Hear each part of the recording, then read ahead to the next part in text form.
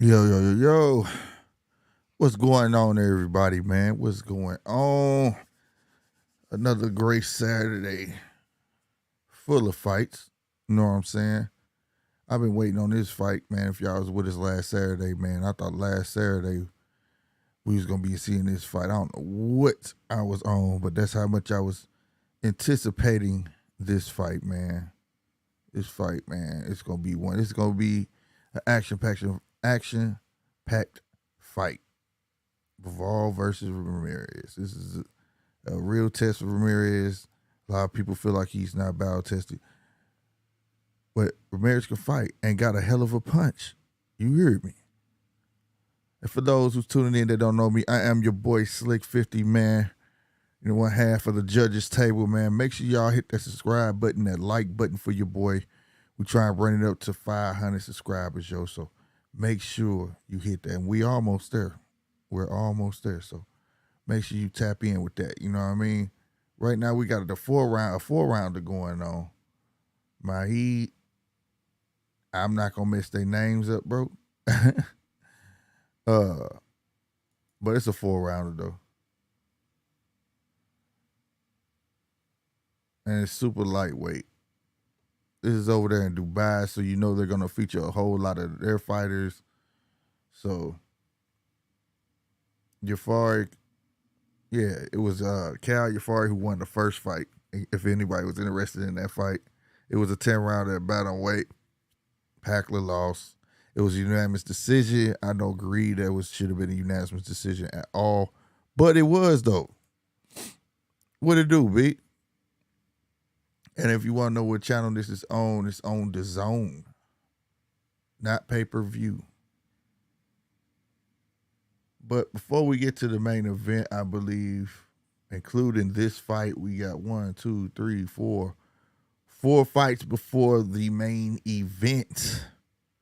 So we're going to be doing a lot of talking about current events and everything else. As you see this banner right here, you can call in and voice your opinion.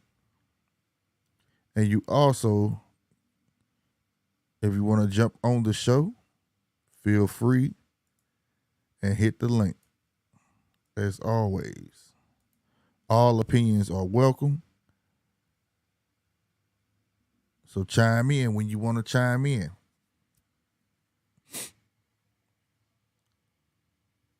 Yeah, I don't know how to pronounce it. I want to say his name even after I unmuted it to hear their names, but I'm not finna crucify him, man. I'm not finna crucify their names. I just know these are two guys I definitely don't know, never heard of. But again, this is over there in Dubai. If you didn't know, they're trying to promote boxing in Dubai. A lot of matches will be probably from the zone side will be happening in Dubai. Big matches. So I think it's pretty dope. We need more boxers from all around the world to be showcased. Ordino came out swinging, and that is his name, Ordino. But you know, the bantamweights though, they no, this ain't bantamweight. My bad. It's like either way, super lightweights. They come out banging. You know what I'm saying? They gonna come out swinging hard, and I'm with it. I mean, that's all we want anyway. Some action, right? Instead of a standing match.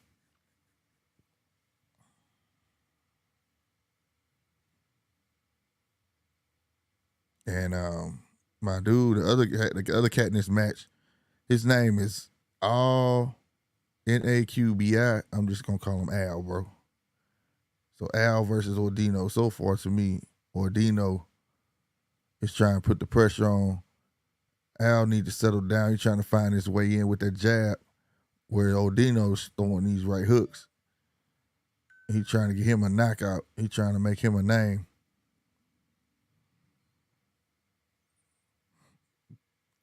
But one can't help but to feel like this is just to showcase their fighters, man.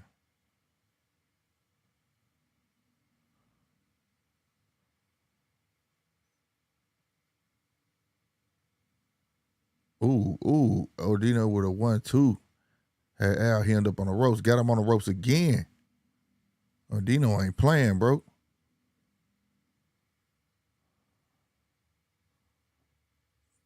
Two good shots downstairs. Yeah, Odino with it. He said, come on, quit running backwards. He's a fighter. He is a fighter for real, for real.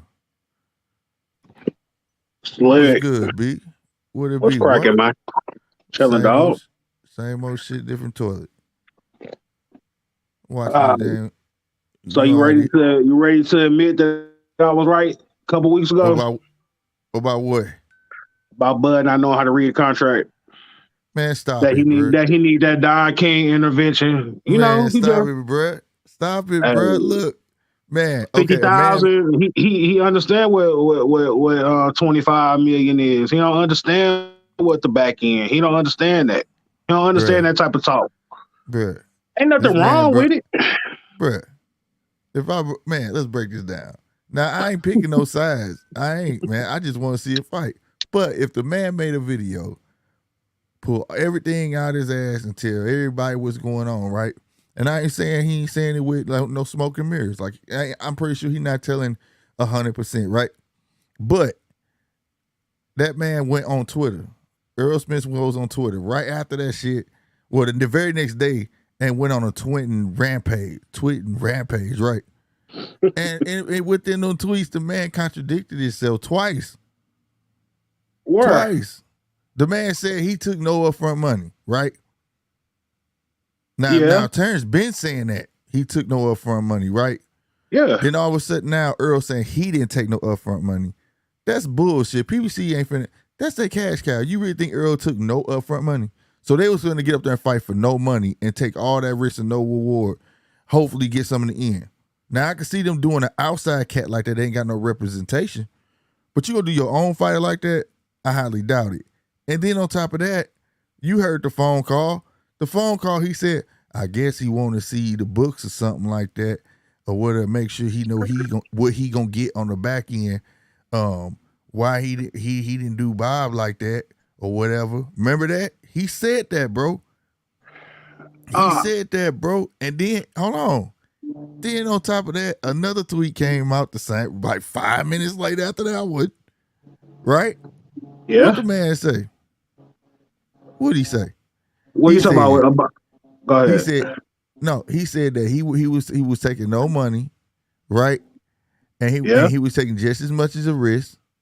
Then he said he got the contract, show the contract. Now, if you want me to show why do I gotta show it? I'd have said what I said. Dude, you talking like you holding the big joker in the spades game. I'm hoping you jump froggy. Go ahead. So I bust your head with it. Why he ain't showed it? Because where he messed up at was the conversation, that phone call conversation for me. This is for me. The phone call conversation don't match up with what he talked about on them tweets. He said that, goddamn me, that in the tweet, they agreed. Now you can go back and look at the tweets. He said they had agreed to show it. Okay, first off, the phone call conversations, we can't really that's that evidence right there. We don't even know when that was taped. You know what I mean? So we gotta put that out the evidence pile right there. Well, okay, we going off of what Bud said, and we going off the tweets. I get that. We don't even know when that happened. No, I agree with you on the phone call thing, right? Mm-hmm. But who you think released it though? I ain't put too much thought into that. Exactly. It was just perfect timing to release it. Errol released that, bro. He didn't have no gripe. When that phone call came out, that man didn't tweet about that phone call. That man didn't say nothing like that's old. That phone call, man. He didn't say none of that. Man, that's some whole ass shit. Somebody released the phone call I was on. He didn't say none of that. None of that. He didn't only say something till Bud made that video, bro. So I agree with you wholeheartedly that it may be old. It's just the point of release that when it's released, it's just like perfect time, like it's a smear campaign because it didn't go the way it was supposed to go. Now, it's deserving of a smear campaign. They both, I feel you, man. They both got issues, man. And they both need to really sit down and get this fight together. But at the same time, man, I really feel like Bud just don't really understand business like that. I mean, it's one thing, this is first go around to being his own boss, as he say. You know what I mean? So I do get that. And sometimes you don't really totally understand the rhetoric and understand what's going on. Things may seem a little fuzzy to you, when you're talking to people who've been, how long have been doing this? He got a lawyer, but at the same time, who is advisor? Nah, man, a lawyer is one thing, bro. Right, to look at the contracts and see if I'm satisfied with it. But being as a businessman and all that, I get all that. I get that, bro. So I just think it's a lot lost in the translation. And to be honest, I really wish that I think the next go around a talk's gonna be a little bit better. I think this fight gonna get done. I think this fight gonna get done spring of next year. I'm gonna give my real honest opinion, bro.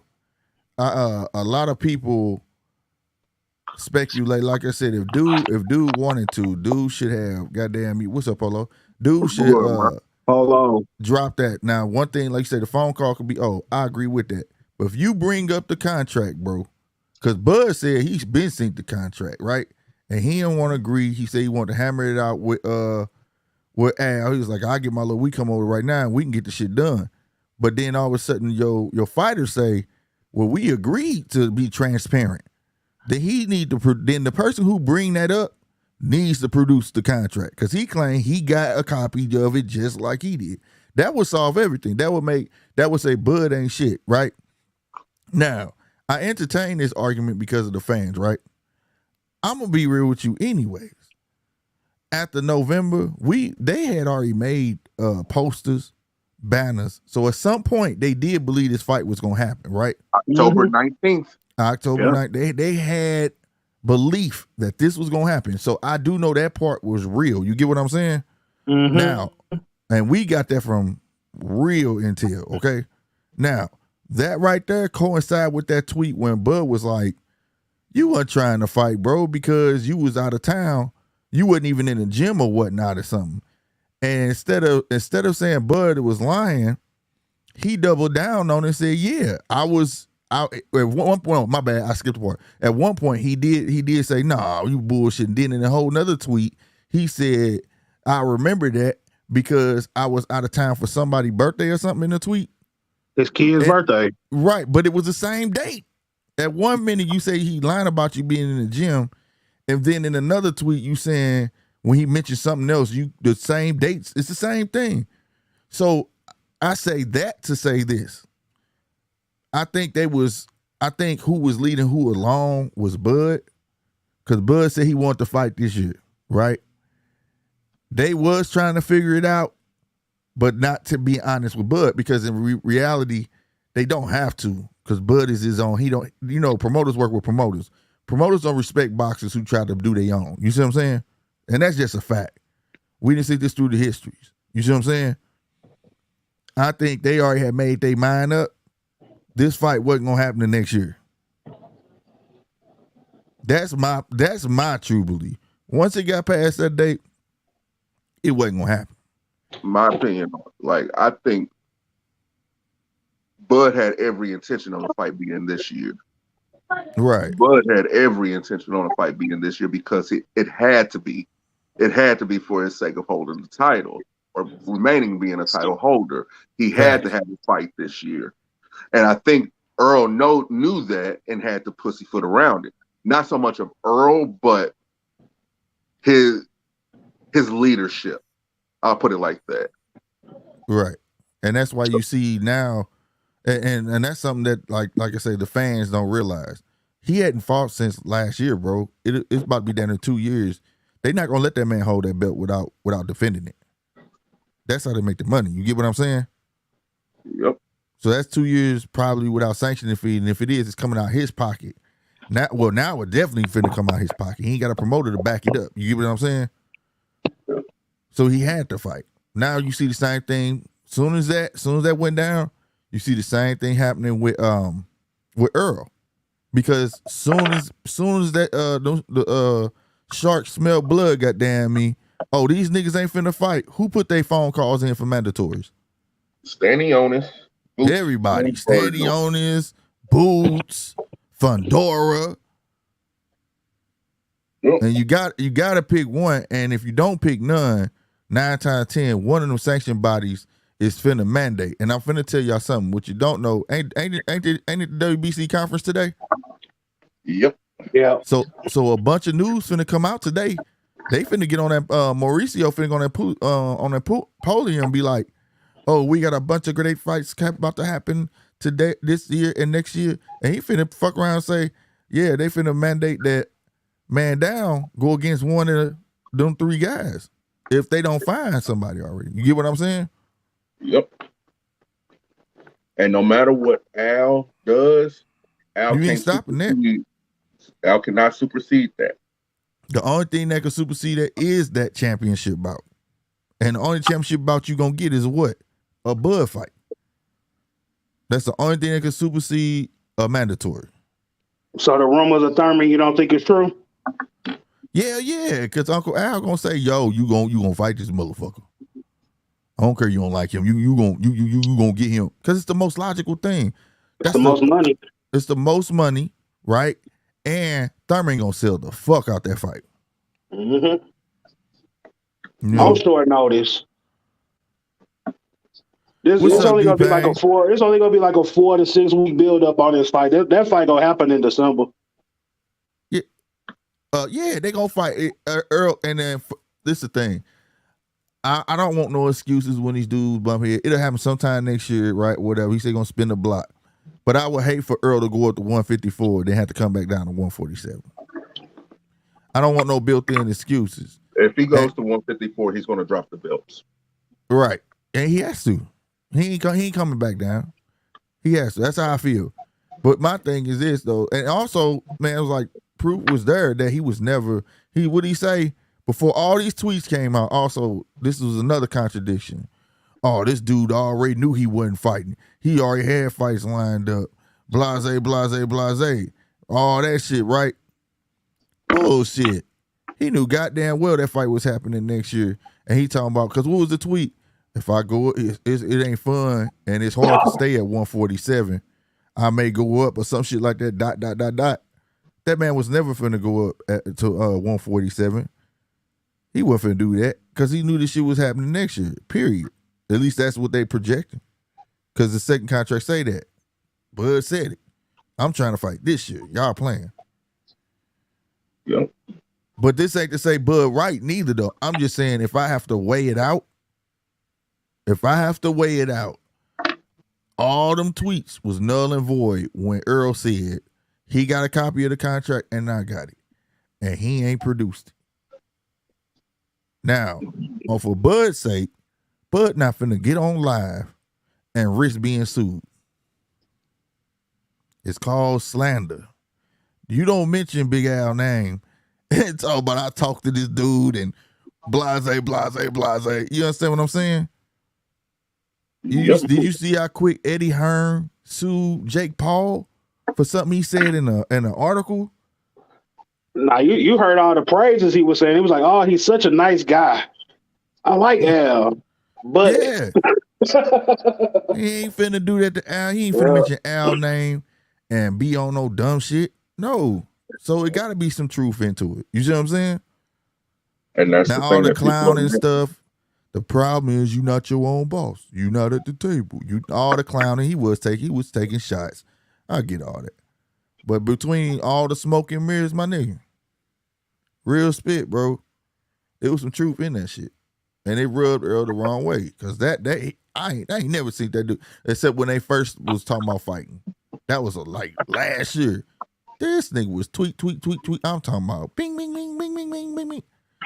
Yeah, he ain't like that. I feel like he didn't. I feel like what Bud said. Maybe some stuff I'm saying he knew or he may not knew. He may not don't understand the contracts, I'm telling you. You know? He don't understand that back end talk. Well, you still taking a risk. If you taking it because the back end is the overall. You get what I'm saying? It's your back end is ticket sales, pay-per-views, all of that. But I do get what he's saying though, because the company don't have to open their books. Because see, if it's like me, if you say, well, I'll do some work with you and take some shit out the back end, but I want to see the books. once you open the books, it's not cool because you get to see what the undercards made. You get to see all these other people's business. You get what I'm saying? Mm-hmm. You also get to see how much all that stuff costs. Well, yeah. How much really coming out your pocket? You know what I mean? You get to see, all them limos and the how much the ring girls made. No, you get to see all that's coming out too. Right, but Al ain't trying to see that because as a promoter, you may have made relationships with people. You may get little discounts with people, and like he said, I want you saw Bud was smiling. I want to get a little bit of write-offs and stuff like that because he's acting as his own promoter. You understand what I'm saying? I heard you acting as your own promoter. 35% is pretty goddamn big because goddamn me, I don't have to pay nobody else out of it but me. You see what I'm saying? And also the part I felt like he wasn't slighting on Al when I think he was telling the truth. He said Al said straight up, ain't in history 2 fighters sat at no table got no fight done. Nope. Al not finna do that. Nope. If you start promoting that, letting fighters get fights done, what do we need promoters for? If we can actually do that, besides just having a promoter, all we need y'all to do is just get the arena. You get what I'm saying? But in all actuality, the promoter's job entails, what it used to be, they're doing a lot of extra shit nowadays. Because really, the promoter job is to promote, to get the arenas, all that stuff, networks, blase. But that would be really them doing just the base of their job. Because 2 fights and get the rest of it done. You get what I'm saying? Because think about it. Bud kind of did it. He went and found $25 million. Now the part that people didn't catch that I didn't understand was it was $25 million. It was $25 million a piece, right? Mm-hmm. But there was a back end. He said it was an 80-20 split. Errol was gonna take 80 and he still was gonna take 20. He was just happy he was gonna get the $25 million up front. So think about it like this. If the fight for some reason did not happen and was not on their part, guess what? They still got their $25 million. Because it was 100% guaranteed. So for him to call that man with that opportunity, I respect him for that. You get what I'm saying? Because ain't nobody made that type of money since Floyd, bro. You know what I'm saying? For PBC, do you know how many pay-per-views you got to sell alone for PBC to be able to say we can give y'all $25 million guaranteed? And that's about 700,000 buys. There you go. Probably more than that, depending on the price.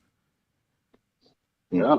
So I mean, I think that the $25 million guaranteed was justified because at the end of the day, the 820 was gonna come out the back end. But hell, we got $25 million. If we get $3 million piece off the back end, we just got $28 million. Now, but that's a hard sell. That's a hard sell when you're talking about a new company. You know what I mean? They have no track record. That's a hard sell. Nah, look, man. People got to learn. Shout out to the 49 Earl gonna make more money than that. Earl gonna make more money than that fighting Terence Crawford on PBC. With a PBC production. Over time. After that back end pay, he gonna make more than $25 million. There's no way that this fight not gonna sell. Bro, do your research, bro. Did you know Bud on Top Rank was the highest paid welterweight? He was guaranteed. Why? Because he wasn't an attraction. No, he wasn't, but he was guaranteed. He was making the most out of all welterweights. He was making $4 million guaranteed. So what does that tell you? Earl's on PBC. He probably was making $4 million. He probably was making under $4 million and the rest off the back end. So you talking about different walks of life. You got a guy who's risking taking $2 million up front, right? And then he makes a lot on the back end. That's a risk. That may not happen all the time, right?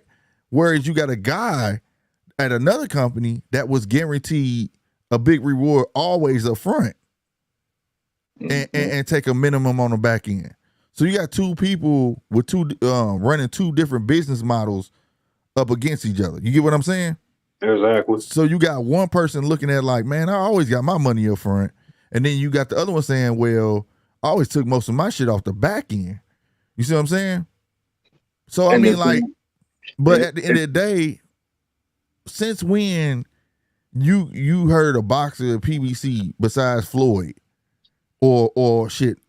Yeah, my bad. I'm about to say, oh boy, Fury, but that's Top Rank. So since Floyd making that type of dollar, nobody makes that. Nobody. And what's fucked up, he found money. They found money to pay Canelo up front. Yep. You get what I'm saying? I don't think Al see this fight ready as to be big as it is. I think that's why he want to take his time with it. Now they're getting serious with it. Like, okay, well, let's go on and build it up now. When they could have been building this shit up since last year. You get what I'm saying? To be this big. All right? Because like people act like other fights don't happen. They gave Canelo, what was it, 300-something million? Yep. To fight Caleb Plant. And guess what? That man is his own boss. No promotion.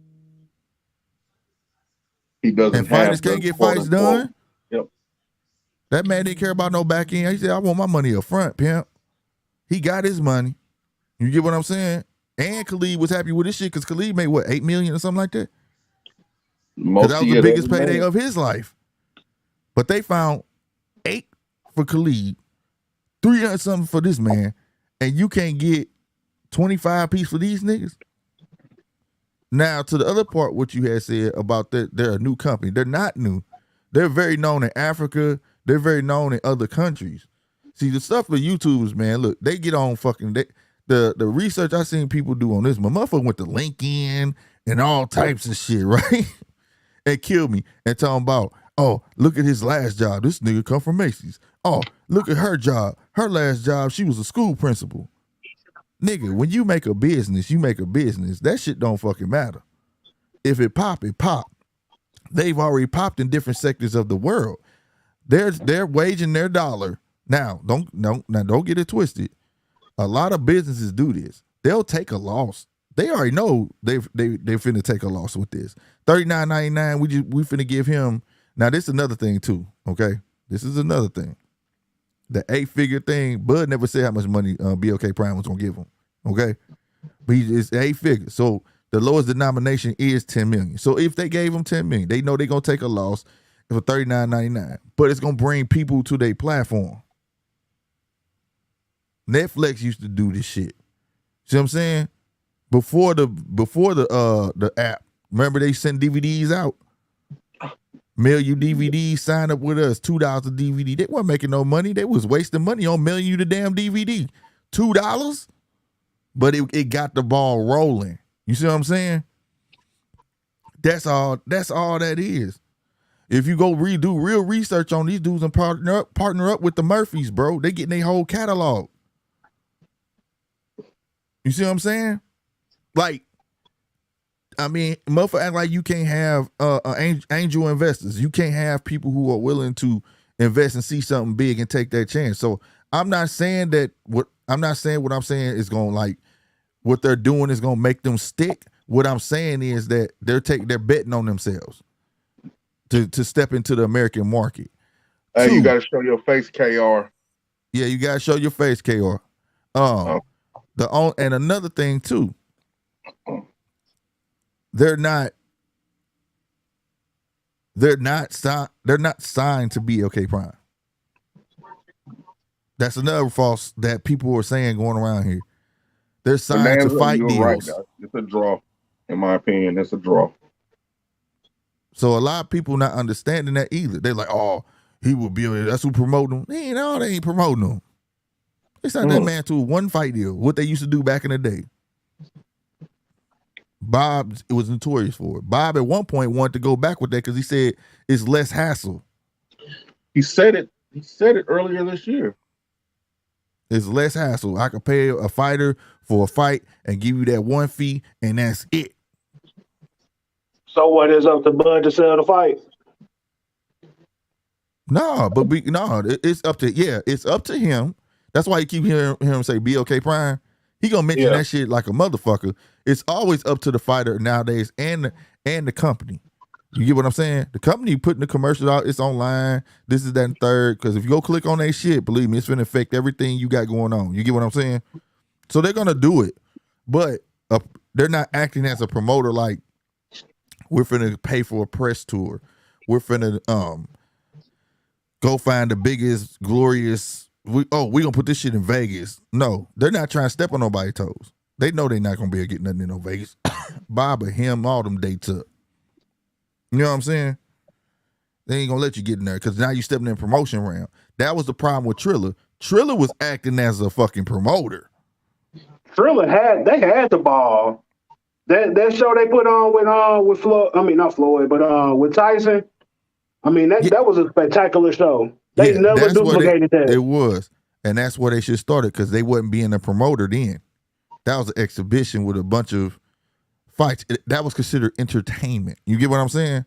When they got Teofimo and dropped $7 million on that nigga head, fucked it all up. Fucked it up. They jumped in that purse bid. Bob was like, "Fuck that."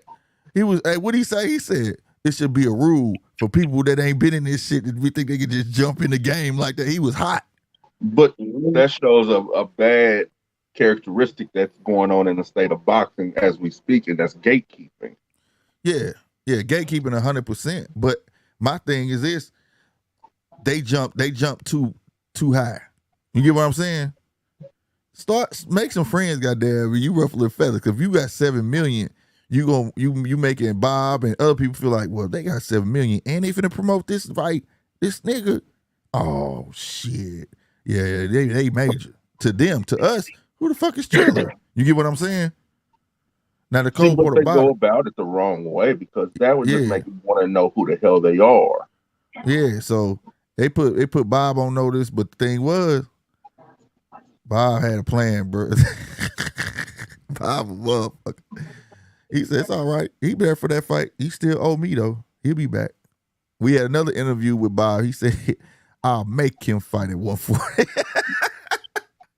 Boy, Bob was mad at T.O. for a minute. You hear me? Mm-hmm. He said, I'll make him fight. He used to talk like that. He said, well, maybe we'll go, or I'll ask to see if he want to fight Nakatani, or I ask, no, I'll make him. You don't do that shit, bro. He stunned him. Yeah, that shit. You know, but the thing BOK Prime, they trying to put on shows. That's basically what they is. Can we rent you for this fight? You know what I'm saying? Mm-hmm. And the thing is, it get done all the time. It just get done behind closed doors, and it don't make news like this. Like I said, they did with Mikey Garcia, Charles Martin. You know what I'm saying? PBC loaned Charles Martin out to go to fucking England and lose the belt to fucking AJ, right? Why he can't loan Errol out and say, Errol, go get that bag real quick and come back? Oh no, I'm not finna do that. That might taste too good. You might not come back home. The person who left the last two comments, could you please translate that? But you get what I'm saying? So hey, and the biggest thing in that video, I commend Bud, because Bud could have got mad at Al. He could have been like, fuck you, fuck this, fuck that type shit. But the most beautiful thing that Bud said out the whole thing, he said, you know what? I respect Al. I like Al. He said, but bottom line, he told me, no, I'm not going to let nobody touch this fight. I mean, and like that said it right there. Who blocking the fight? Like I said, that if I was Errol, I would feel some type of way. He said, no, I ain't letting nobody touch this fight. Now, the crazy part is this. Is Al a promoter or is he a manager and advisor? Errol can do what he want to do. Errol signed to a contract, bro. Do what he wants to do. Errol the promoter, believe it or not. Errol can go do what he want to do if he wants to. No, he can't. No, he on contract. How long he tied up to Al? He got like goddamn years, don't he? He signed. See, the thing with PBC fighters, they sign year contracts, instead of fight contracts. Fight contracts. So what's Man Down Production? No, A that's shell that's his company of promote. PBC. Well, it's really it's a little simpler than that. It's really this how it is. It's this how I see it. It's like a loophole. Look, PBC is not a promotion company, okay? Because that would be against the law. It'd be a conflict of interest to be your manager and promotion company, right? Exactly. Now, therefore, I need you to go get a business. Say you're a promotion company. Call it whatever you want. Man Down Promotions, right? I'm going to be signed to you, right? As your manager and advisor. But you're going to be listening to me because I got the connections. I set this shit up. And so not therefore, they're that, not breaking no laws in that matter. Have you ever noticed every fighter on PBC has a promotion company? You never noticed that? That's not good. I mean, it don't sound that bad to me, though. It don't sound bad? I don't think it does. Your manager making more than you. And so what you saying double dipping? You saying he getting 10% for being a manager, 10% for being an advisor? You saying he double dipping? Is that what you're saying? He's triple dipping. He's not He double can do dipping. that. He could do it because it's legal, because he signed as a manager and advisor, but he's not a promoter. Being a promoter will get you in trouble because then it's a conflict of interest. Technically, the boxer is the promoter. I guess I got a better understanding. Look up the Ali Act. It tell you right there. That was put in place so you couldn't get done like that. But that's the man. This man been, look, Al been doing this shit before I was born.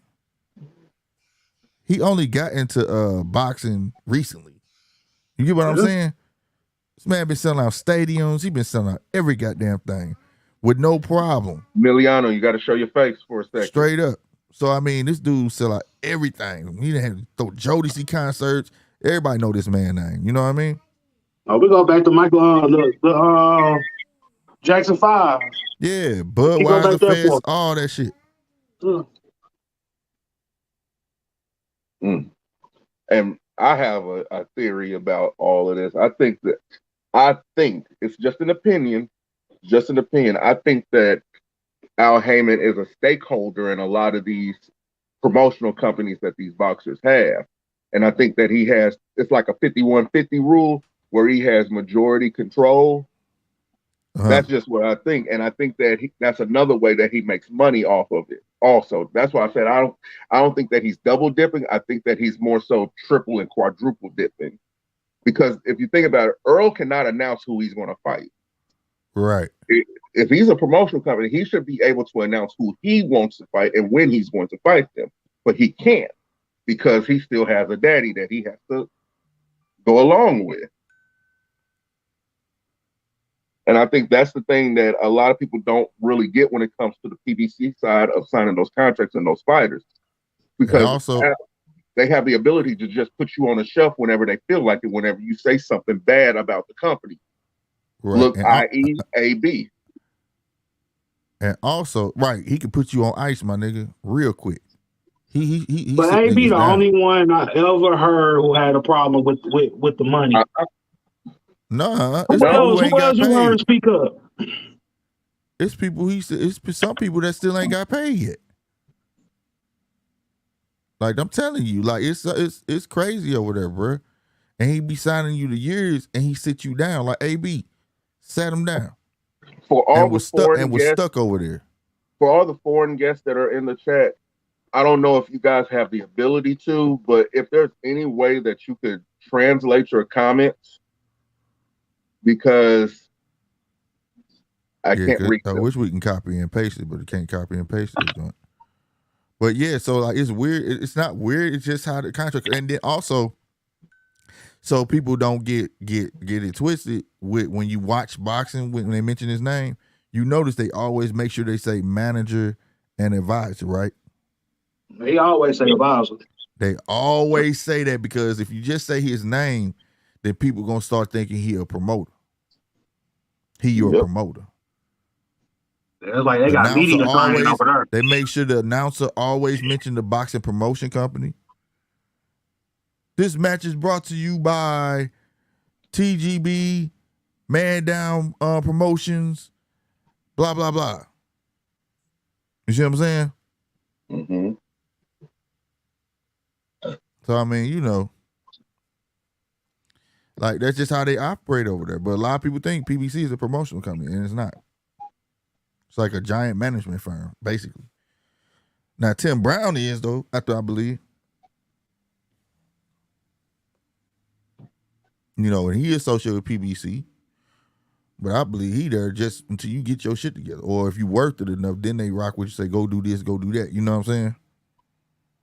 It's just kind of sad, man, because PBC, it just looked like they had it all.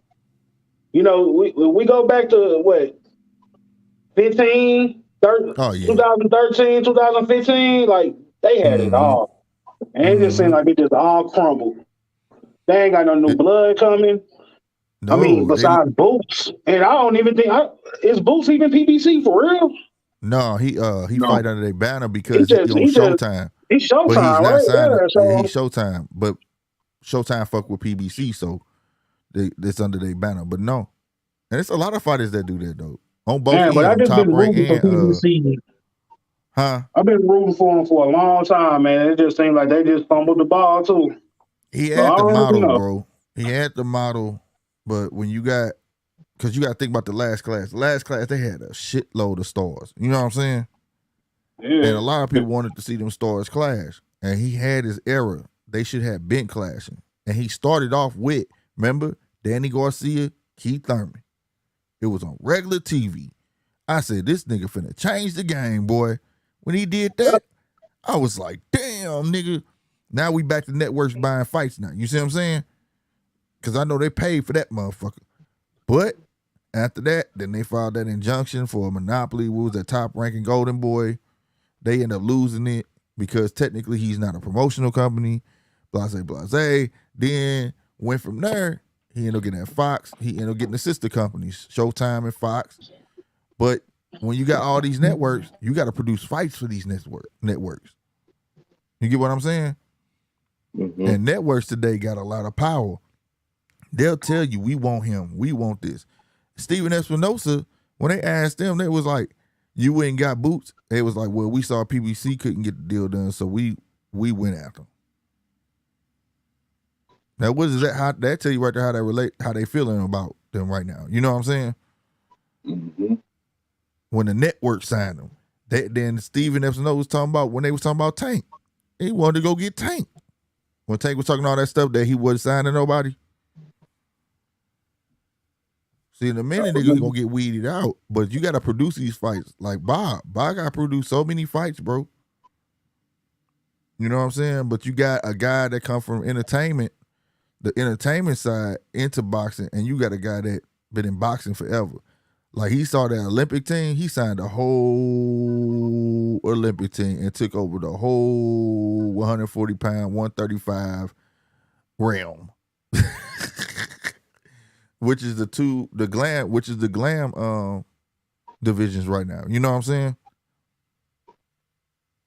Everybody looking at them divisions. You trying to decipher the code. That's what you doing? Yeah, that's what I'm doing. Hey, shout out to the 70 man in here, man. I'm trying to I was taught if you don't a closed mouth don't get fed, man. If y'all don't mind hitting that like button for me, please.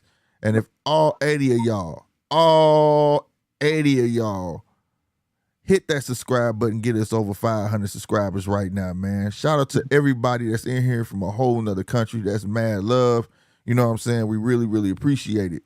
Feel me? But we got 80 people in here. We got at least get we can at least get up to 50 likes. At least. You know what I'm saying?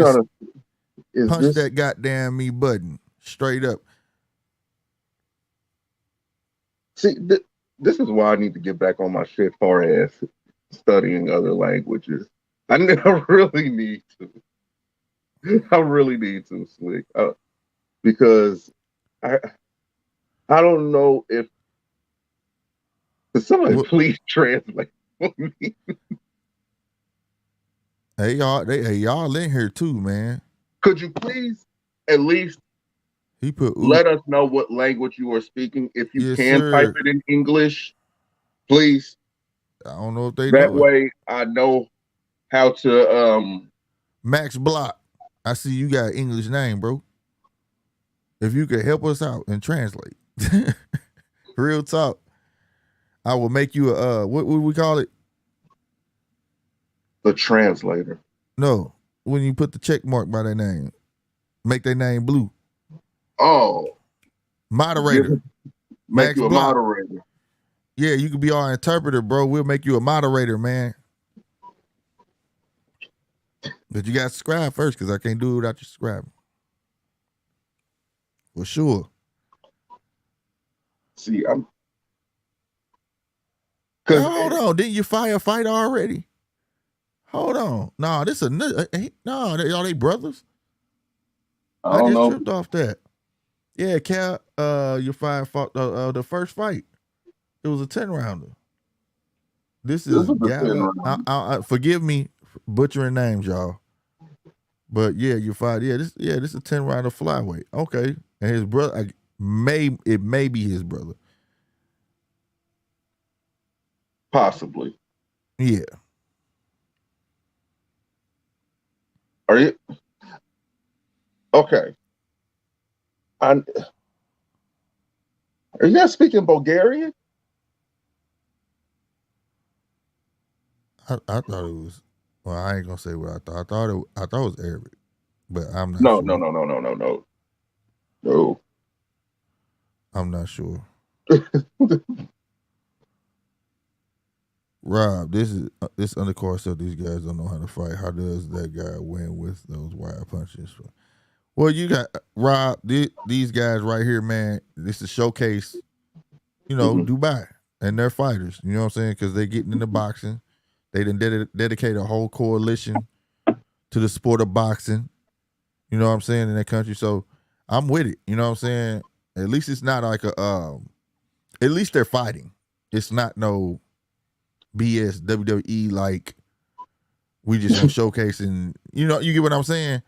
They're actually trying to fight. So I love it. I love it. You know what I mean? Mm-hmm. They're newbies. They're newbies, bro. You know what I'm saying? That's what you're watching. This is almost like it's not amateur, but you might as well say it's the amateur hour before the real fight. You know what I'm saying? I wouldn't say that either, because a lot of these gentlemen we have probably never been formally introduced to. You get what I'm saying? So in their respective countries, in their respective part of the world, they might be. I agree. You get what I'm saying? Yeah, yeah. In their country, they may be the ish. I feel they may be the shit. I feel the biasness of media and boxing, we don't necessarily know who these guys are.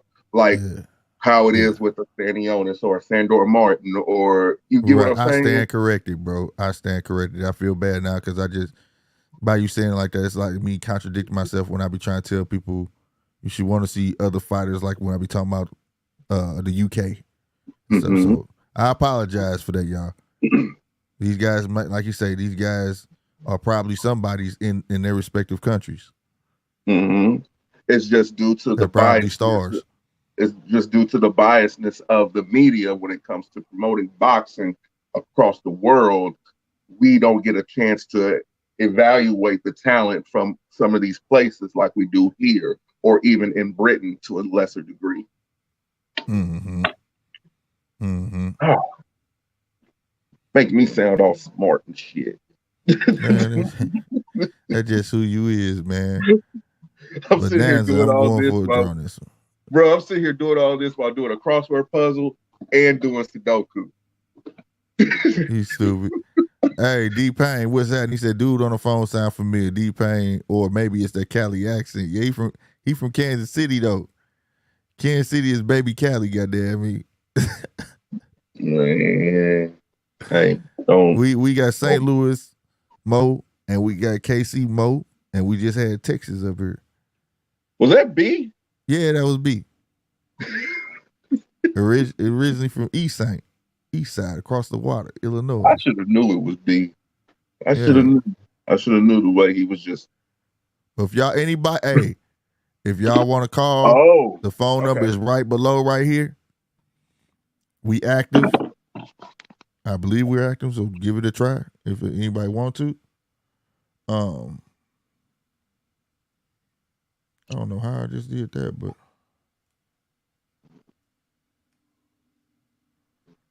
okay, get out. Thank you. Again, or hit the link. I should Sierra pin that Leone? link. I should peer that link. See, Sierra Leone. Who is that? That Is sound that like the Sierra Leone flag? that sound like something off a Bond movie. Wasn't that? Didn't he go there in a Bond movie?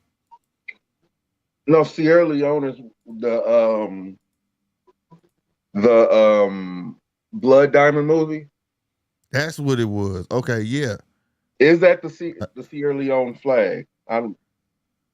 Because the way it looks, it's tiny to me. So if I'm wrong, I'm sorry.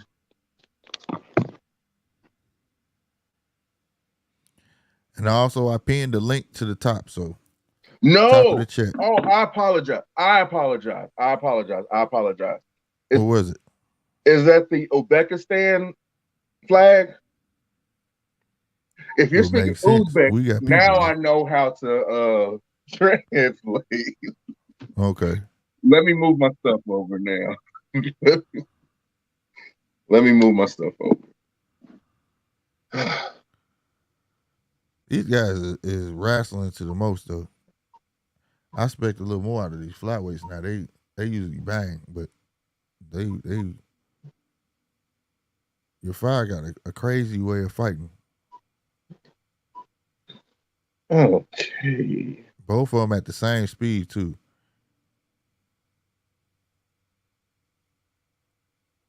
Like they need to.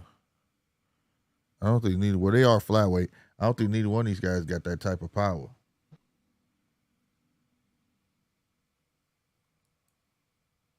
Let me see.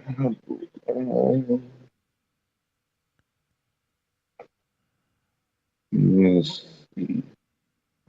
Let's go. Let's go.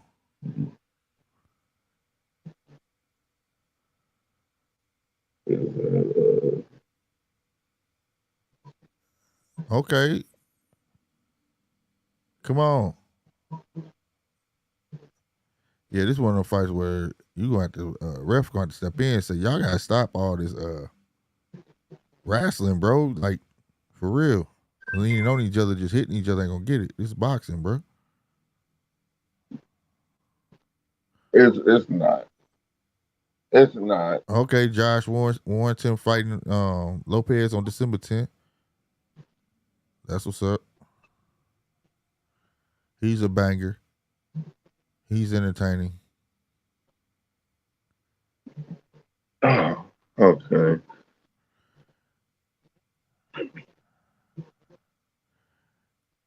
Zelfa Barrett. That's what's up. And he next. That's what's up. I didn't even realize he was on here. That's because they got his name last. All right, that's what's up.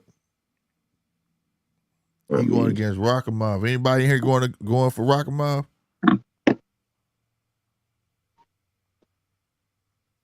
Is he a banger? But my girl fighting today, not Polo girl, Jessica McCaskill. I can't wait to see her fight. She's fighting. Yep. 10 round. Yep. Miss Undisputed. Yep. Get her. Mm-hmm. Nothing special. That's what I'm talking about. I've seen it plenty of times before. Oh, whatever. Co-main event. Can't wait for that. Man, I fell asleep watching the Khalid Plant and the real fight, right? Mm-hmm. Man, that man had so much faith in himself, bro. This man had a shirt on You know, they wear their shirts to the ring, right? Mm-hmm. Yeah, I didn't realize. I'm peeping all stuff. It said, now I watched the build up and everything where he was like, "You're not gonna beat me." He was on some Calzaghe and what's the old boy from what's my dude with the gap teeth? Golden boy. He retired though. I couldn't tell you. Yeah, the X-Man. What's his name? He started calling himself an alien. Nickname was Alien. Then X. You know what I'm talking about? No. The Executioner. Man, come on, bro. You know what I'm talking about, bro.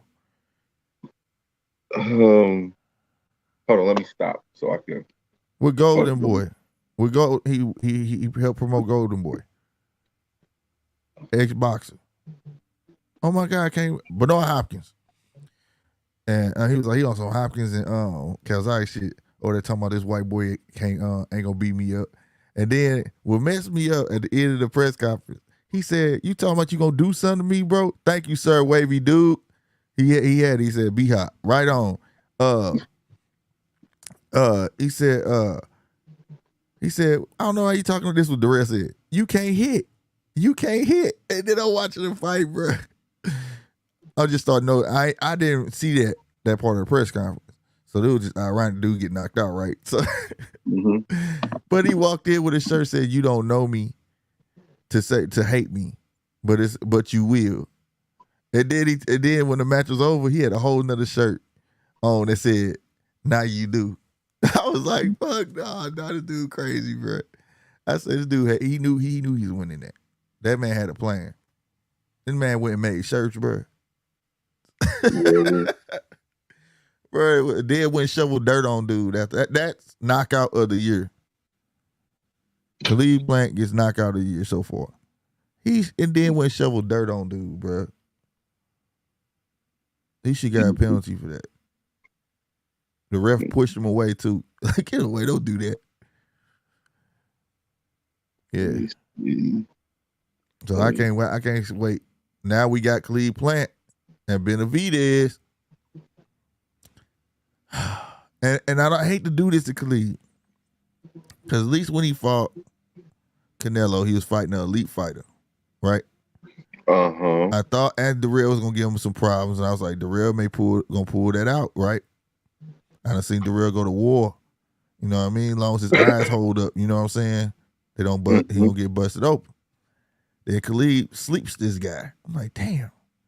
But now I'm right back torn again because I ain't finna fight Benavidez. I'm like, I don't know if Khalid gonna win this shit. And then Khalid gonna fuck around and win. I believe in Plant. Oh man, even though Plant showed me he got some power now, like he knocked that dude out cold. And you don't knock out Darrell like that. You don't, you know what I'm saying? Slept that dude, made him eat his words, said, "You can't even hit. You can't hit. You got no pop." And then went there and slept him. So I don't know. He taking it personally. He took that fight personal. What? But that's gonna be a fight right there. The height, hell, how heavy that man gonna come in. Hey man, Khalid, that's gonna be some stuff right there. I done cracked the fucking. No, you did. Shout out to Sir Wavy Dude for coming through, man. I don't mean to toot my own horn or anything like that, but I can honestly say that with the right tools, I can be a very dangerous person. Lord, this cat right here. Y'all make sure y'all hit that like button, bro. Carl, what's going on, man? Hey, I'm torn because I like both guys. You know I like Bivol. I like Bivol, but I like Gilberto too, man. I like both of them. I'm rolling. That's why I know this gonna be a good fight. I'm rolling with the chat. I'm going with Bivol. You going with Bivol? I'm going with Bivol, but I've been championing for Bivol for the past 2 damn years. Me too, but you know I like Gilberto, and people don't watch Gilberto, but Gilberto is Ramirez. Hey, Zurdo ain't no joke either, fam. He got all the height. He got just as much power, but I will say this. This ain't Bivol first time fighting somebody taller. One thing that brand can do, he could box. He don't have to go for the knockout. He knows how to box, you feel me? Yeah. Rooting for Bivol. I'm Remember rooting how for he fucked Bivol. up Joe Smith? Right, exactly. He could box the shit out of a motherfucker. That's what I'm saying. He could box the shit out of a motherfucker. That boy got some boxing skills. That, you know. Exactly. People saying, well, shoot, you see the height difference? I'm telling you, that made. You know what I'm saying? And Gene Pascal, Gene thought because he was big, he was going to do him dirty. You know what I'm saying? Gene Pascal is a huge cat. You know what I'm saying? But he made light work of that man. Yep. So yeah, I agree with you, man. I agree with you. But I'm still torn though. Cause I like them both. I like their style. I like what they bring to the table. I like they could be relentless when they need to be. And it's like they believe in that military saying. You probably know it, Polo. Slow is smooth and smooth is fast. Slow is smooth and smooth. Yes. You know what I'm saying? Yeah. It's like they believe in that. You know what I mean? They know when to turn it down, and they know when to turn it up. You know what I'm saying? Mm-hmm. And that's an art in itself. You gotta be a contain the beast. You know what I'm saying? Know when to become the monster. You know? So I'm out here fucking translating. Polo the translator here. You know what I'm saying? I literally have my syllabus up right now. Oh, wow. Oh, I enjoy this. I wish this fight right here was 4 rounds, bro. Why that other one was 4 rounds? This one should have been 4 rounds. These guys about to fall over. Like, your fire like leans in. Instead of a Philly shit. You're right. I agree.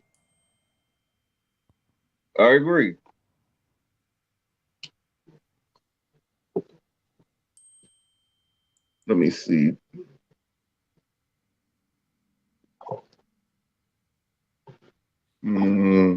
Georgia playing Tennessee right now? They're playing Tennessee today, yeah.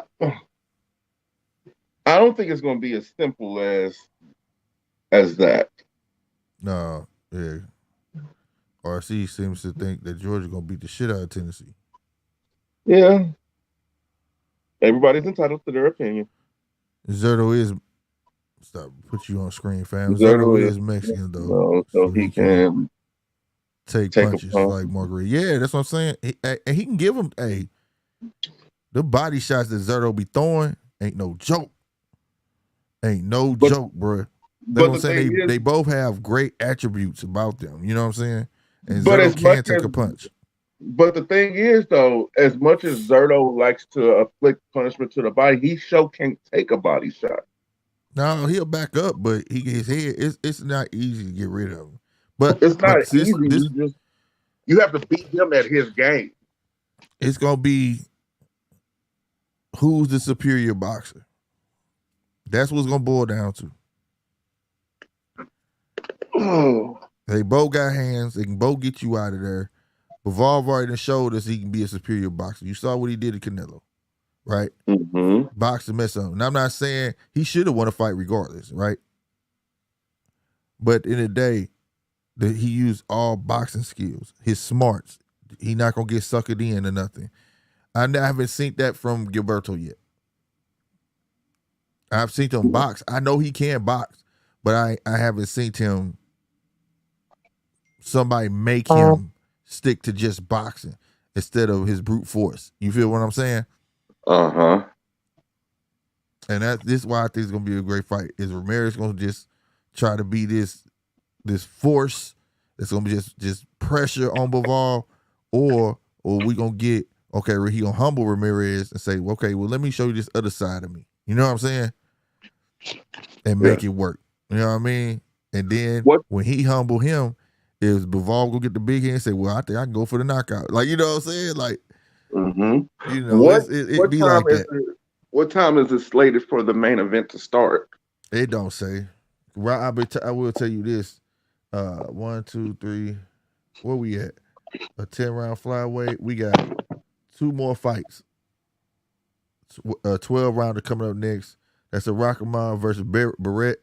That's gonna be a good fight. Then we got McCaskill after that, and that's a 10-rounder. Man, she fighting Chantelle Cameron. Oh shit! Sound like somebody who just came straight off the block. No, this is the funny thing, bro. It's not that. Trust me. It's another one, bro. This shit crazy overseas, bro. And she got her hair braided. And her name Chantelle, nigga. Oh, okay. She's Chantelle got Cameron. that action. That shit fucked me up. I'm like, what? It's like they name should be swapped. You hear me? Yeah. I mean, I've ran into a few half breeds that were named. Oh man. Am I wrong for saying it like that? Half breed? Yeah, a little bit. It's kind of harsh. It's not wrong, but it's harsh. Well, it's not, if you from here, it's not. You know what I'm saying? To other people, they be like, "What?" You know what I mean? I can see how. I think Bivol did not use his full strength when he fought Canelo. No, he did not. And I said he just that. Boxing. Yeah, he just boxed. He didn't have to. Yeah, he just boxed the shit out of him because he knew Canelo wanted to just land the heavy punches. You know what I'm saying? So I'm just gonna box the shit out of you. And then the thing that Canelo fans don't understand is the fact that Canelo actually gave him his best shot, and he just rolled it off. Right, and it frustrated the hell out of Canelo. He used Canelo against himself. Yeah, it was that simple. When it comes to Dmitry Bivol, I give him all the credit in the world because he actually did something that only one other fighter has actually done. Well, if you want to be technical, two other fighters did, but one of them just didn't get the decision. Oh, that's what's up. Hey, we at 460 now, bro. Hey, we need 40 more to hit 500, man. Hit that subscribe button, bro. Get us to 500 subscribers, bro. And make sure y'all hit that like button. Who are in here that are from another country, we cover other countries' boxing. We're not just like these regular YouTubers who cover just the stuff that comes on in the States. Right, we watch all boxing. And if you're into mixed martial arts, facts. We cover that also. I'm trying to get into cricket. I'm trying to. I just don't know where to begin, but I'm trying to get into cricket. I was watching something the other day. Boy, I was watching this rugby. Boy, this big old dude. They had this dude that was like big as Anthony Joshua running. He was running like a workhorse, bro, breaking tackles. Wow. I was like, this dude's unstoppable. Why the NFL don't draft from these guys? I was like, it was crazy, bro. When it comes to rugby, I have to go with the All Blacks. I don't know nothing about them, but I know it's crazy. That's my team, the All Blacks. Out of Australia. That's crazy, bro. Because the Australian team gets a lot of those guys from Polynesia, the big, the Samoans and the things like that. And when I tell you they dominate the sport, they do. Man, that's crazy. Shout out to 27 that's in here. I'm also into competitive weightlifting and bodybuilding. I watch it. I don't participate, but I do watch it. Oh no, I'm not saying that I participate. Oh, it said after this, Bivol should fight Better be raw strength versus pure technique, also to unify the belts. Yeah, we trust me. Better Beef said he wants Bivol, but they finna make him fight Anthony Yarde. Mm-hmm. So, and Better Beef is with Top Rank, and we don't know if Top Rank gonna let him fight a DAZN fighter, which sucks ass because that's what everybody wants. Bivol versus Better Beef, the two best in the division. But it's not about what we want. So, and that boy better be hit. He cracking heads, and he get his head cracked. He don't care. That's some pressure that I don't think Bivol seen yet. Do you think you can manage? It's and I like the way you put that, Carl. Raw strength versus pure technique. I couldn't have said it better. I couldn't say that better than myself. That's what it is. Of course, it won't happen. Look at Crawford and Spence. Right? No, you know what? I can't even agree with that. I can't agree with that. I can't. Oh man. Because I think that fight has a better chance of happening than the Crawford versus Spence. Yeah. Because it's less politics involved. As of now, well, I don't know. What Bob say, going over there to the dead zone. Like, I don't know, man. As we call the zone, and it's gonna be a fight. But I don't see a reason. I would see Eddie letting Bivol go. It'll be on ESPN. Cause it could be on what is that? Sky Sports?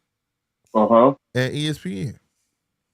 Yeah. A dual broadcast. You know what I'm saying? I can see that. Because at the end of the day, that's a win-win for everybody at that point. I promise you, that's a huge fight. Not as huge here in the States, but both of their respective countries, that's huge. Mm-hmm.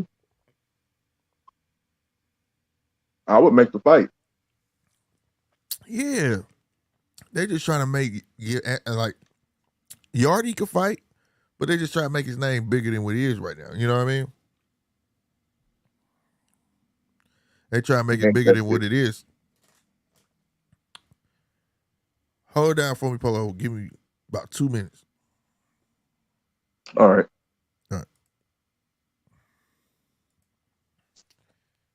But yeah, I'm not gonna say that I'm disappointed in a Yarde fight.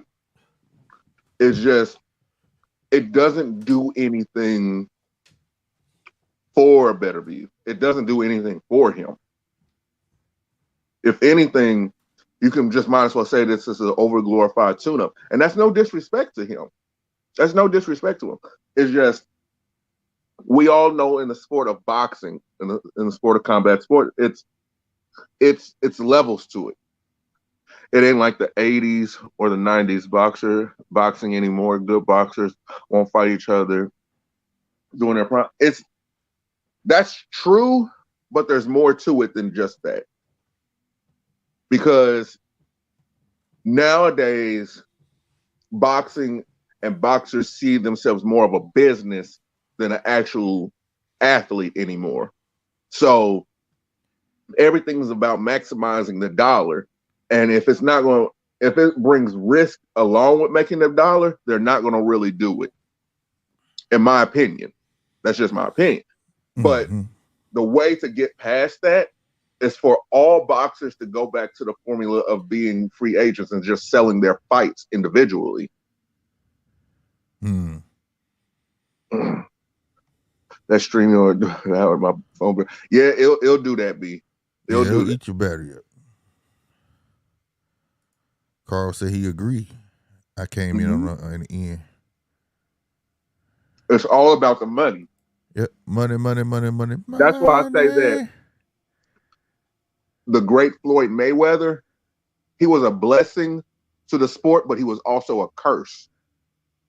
Because everybody tries to follow the format that was laid down and the pathway that was laid down by Floyd Mayweather. But the only issue is a lot of these boxers today don't have the work that he put in. Right. And then the ones who have the work that was put in are not considered marketable. Mm-hmm. It just took a decade for the roles to flip like that, because me personally, I would like to see well-established boxers, 27, 28, 30 wins or 30 fights in the ring with each other. But for some people, there's no excitement, there's no glam to it, so they don't want to watch it. So they need these guys who are only fighting once a year and are good for a good Twitter quote every month or something, or every 2 months, to keep the excitement going. Because boxing now is more about the excitement than it is about the actual fight. Mm-hmm.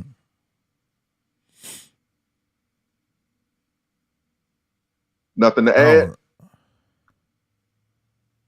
No, I mean, no. I think where the states lack at versus other countries is the balance. You know what I'm saying? G Fish in the house, what's happening? Is the balance. You feel what I'm saying? Of the entertainment side and the actual fight side. So it'll produce. You feel me? The only person that figured it's only a couple of boxers that figured it out, where it was Ali, and all of them did the same thing too. It was Ali, Roy Jones, and Floyd. Either you was there because you wanted to see him win, or you wanted to see him get their ass whooped. You see what I'm saying? Whereas, what'd you say? No, I was about to address one of his comments, but go ahead, finish. Okay, and whereas in the UK, their balance of the entertainment side is not necessarily like the words that come out the boxer's mouth. You're gonna get theatrics, the ring walk is nice, the pyrotechnics, you get what I'm saying? It's interactive. They playing songs that they know the people in the arena like, so they can sing along and get loud. You know what I'm saying? They make a big event, extravaganza out of it. You know what I mean? It's an event instead of a show. Yeah, so I feel like they figured the balance out to work the crowd up to and be able to enjoy, almost like a comedian does. He tells small jokes. He's basically tenderizing the crowd, with these little jokes, getting them to giggle, and then everything else come out of his mouth is just gonna be funny to you. You get what I'm saying? They figured it out. The states haven't figured it out yet, bro. We haven't figured it out. They put it all on the boxer, all on the boxer's charisma. And this is the last thing I'm gonna say. Like rappers, they can have a dope album, right? But rappers don't make all their money off the album. They make their money off the show. But if your shows are crap, nobody's gonna come, right? Because I don't need to come there to hear your song, right? People come there because of the showmanship. True. Right? Take 9, hell of a show. You see what I'm saying? They come there for that. But I don't have to go see him to hear his songs. So that's what the UK has figured out. And that's why you see their stadiums filled up. I would say Europe proper. Huh? I would say Europe proper. Just all of Europe has figured that out. Yeah. And it's a beautiful thing, because I be into it. Just watching it on TV, I'm like, this is lit. You know what I'm saying? Like, whoa, hold on. This dude's name was Gohan, and he lost? Oh. I'm sorry. I'm disappointed now. He got me fucked up. How you all have the name Gohan and lose? You sorry son of a bitch. Oh, shit. You deserve to lose that. You deserve it. You deserve it. How you gonna have the name Gohan and lose? He ain't hit the Ultra Instinct. Damn, kind of shit. Ooh. Oh, man. Ooh. Americans are so serious these days. People go to clubs and concerts and hug the wall. That's us, bro. Not Americans. I know you know that beat. That's us. It's a fashion show with us. We too cool. We just too cool. You feel me? He didn't have a damn. You right, Carl. He didn't have a damn sensu bean. He needed. He needed the Pataras. He needed the fuse with something. Follow. He should have tapped in with his corner. Where's Piccolo when you need him? Oh shit! He got his ass full. That nigga didn't tap in. He should have went over. That would be my thing, though. I ain't gonna stunt. My name was Gohan and I box, nigga. Before I come out the corner, me and my trainer gonna go,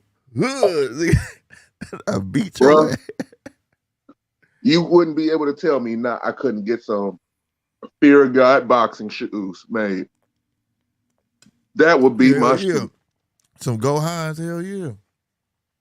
This message has been brought to you by Dollar. And then be on some. Get your shit together and make better decisions. Thank you. Yes. I agree. I agree. Dollar steaks. Get your. How stupid.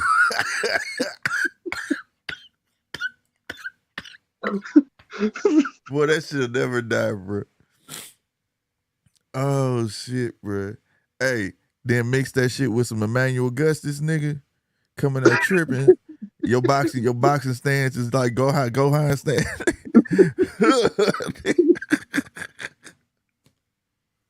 Bro, everything will be I'm telling you, everything will be an event with me. Everything. That should be crazy, motherfucker. With some, mix yourself with Emmanuel Augustus and MVP and be tripping, bro. Bro, every time I walk to the damn ring, I'm gonna have gold hair. I'm gonna have blonde hair. And I'm gonna fight in blue contacts. He said, where you guys from anyway? Just found your channel. We are from St. Louis, Missouri, and my partner right here is from KC, Missouri. Yes. Kansas City, to be exact. Home of the greatest barbecue. I don't care who's going to say anything. It's not up for debate. That's not real. They ain't got no ribs named after them, so it is what it is. We have all the greatest barbecue competitions. No, not all of them. Not all of them. Okay, yeah. Look, man, you had to cut the shit on. And give me look. Y'all do look, but we got some barbecue champions over here though, so it's all good. I mean, I don't see y'all as competition. I mean, our only competition is Texas. I mean, Memphis. He said Memphis has what? Hey, they got some good barbecue, but you know what I'm saying? Tell him B. He didn't even know what it was. He said, what? I told him what a snoot was. He said, what? We do make snoots. No, that was RC that said what, wasn't it? When I told him what I was eating, he said, what? You eating what? But not every barbecue place here has snoot. And Memphis does not have the best barbecue. I'm going to be real with you. Memphis is just all about the sauce. That's it. Snap. You from Philippines. You just got here in Memphis. Like, that's what's up, man. That's what's up. They boil them. No, some people boil them to make them soft and then throw them on the grill. Boil them. And then you got some people who deep fry them. They'll fry them and then throw them on the grill. And then here, a lot of places here, they just put them on the grill, just to grill them. That's an all-day thing. And if you don't pull them off at the right time, them will be gummy. Like that one I had, I was like, this shit here is rubber. Yeah. How do you like the state so far, Carl? Because I'm familiar with the Philippines. I did training there.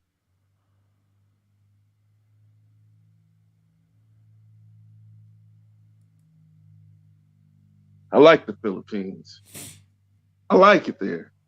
Gotta be careful what you do there, but I like it there. I really do.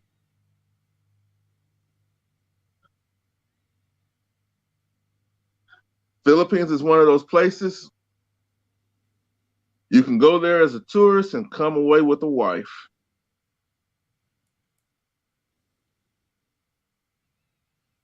Not bad, really. Last Barrett. There that boy is. We got 314-816 to the 618. Goddamn me. All on one screen. Hey, what up, dog? Well, you consider a Texan right now, ain't you? I am, man. You know, low key, man. I've Hold been here 12 years, man. It's the Right. longest I've ever been in one place. You Yeah. know what I mean? It's kind of weird. But where's home? Where's home? East St. Hey, Louis. East St. Louis. You Yes, sir. exactly. You will Yes, forever sir. be a Missourian. No, Yeah. that's Hillside. That's Hillside. Illinois, but you know, Yeah. adjacent. It's Same. Missouri. It's Missouri. Oh But no, shit! man, I just I know we with the Bivol fight about to start in a minute, man. But what y'all take on this Kyrie shit? Oh, this I'm gonna answer that on the other channel. I feel Can it's I not a answer? right way to say it, man. It's not. Can I answer? Can I? And because I have a way with words, so Yeah, I'm be going right to, with it on this channel. Be right with it. I'm really interested in your perspective, Polo, because I just wonder what angle you go hit. I believe wholeheartedly that the situation that has arrived with Mr. Kyrie Irving is nothing more than a modern day example of buck breaking. Yeah. That's the way that I see it. It's stay on code. If you do not stay on code, we have a way of making you get on code. Now, they made him say Toby by having him issue an apology. Brandon did this shit on purpose, bro. He know he did. And Dude. I believe wholeheartedly that him, along with Mr. West, are examples not to the regular black man, but to the black men with affluent and income. Watch what you say, because you don't own anything. Exactly. That's what I believe. Now, I could have took it on a whole nother way, but I'm being respectable for the airwaves. And I believe that these affluent so-called Negroes that we have representing us on these platforms, as far as television and other types of media, are resembling the good house Negro,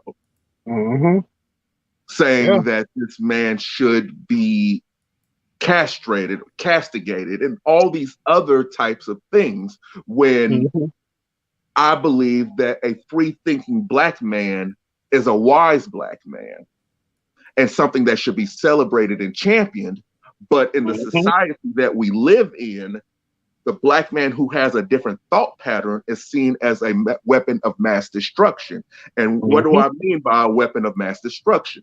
When I'm thinking about WMDs in this way and shape, it's anybody who has the ability to not only touch the mind, but somebody who has the ability to touch the heart.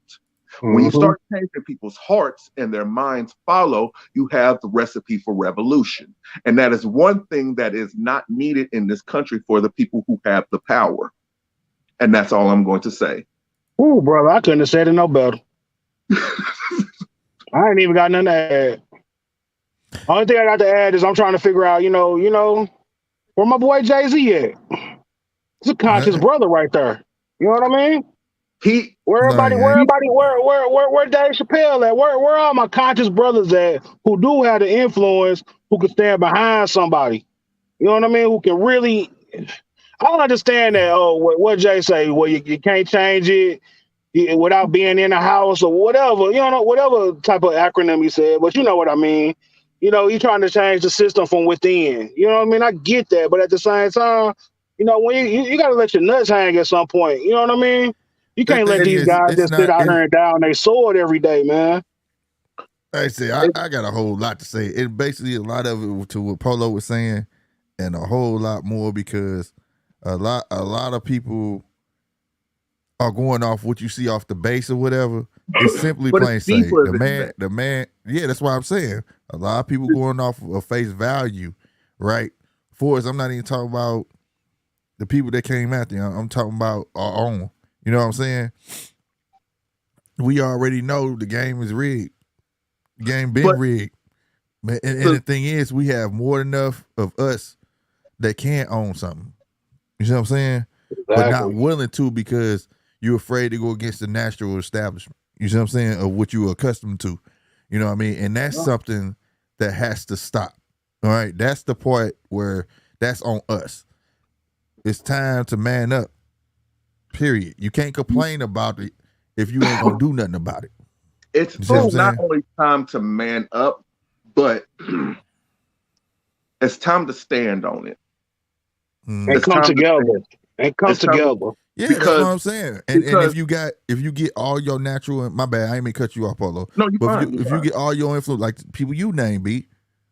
If you hear Jay-Z, like I saw this picture, I think I told you this, Polo. It was a picture that was black and white. It had Fat Joe, Jay-Z, Rick Ross, all the top earners and stuff like that. They had like Bentley trucks behind them. It was a cold picture. You know what I'm saying? And somebody asked me, what you see when you see this picture? I said, a bunch of niggas that don't give a fuck about us. Carl, I agree. I'm being real, bro. I'm being real. All these rich dudes got together to take a picture, but ain't none of them doing nothing for nobody else. See, my thing is, if you took that same group of dudes and just like how they got the ADL and we formed our own shit, you see what I'm saying? We wouldn't be talking about had that same type of energy when it come to us. You see what I'm saying? They got a whole coalition. See, they took the proper measurements to create the paradigm of anti-Semitic. They made that word powerful. They took those steps. You see what I'm saying? To get to that point, we haven't. We got the Negro League, which was founded by a white woman. You get me now? Nothing that everything that we think is ours has never been ours. And for me, we never had no ownership. We've always been owned. And everything that we say we put our face on is always owned by somebody else. True. That's true.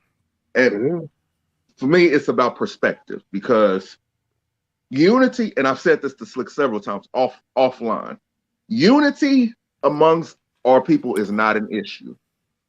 It's never been an issue because we can unify over sneakers. We can unify over sports.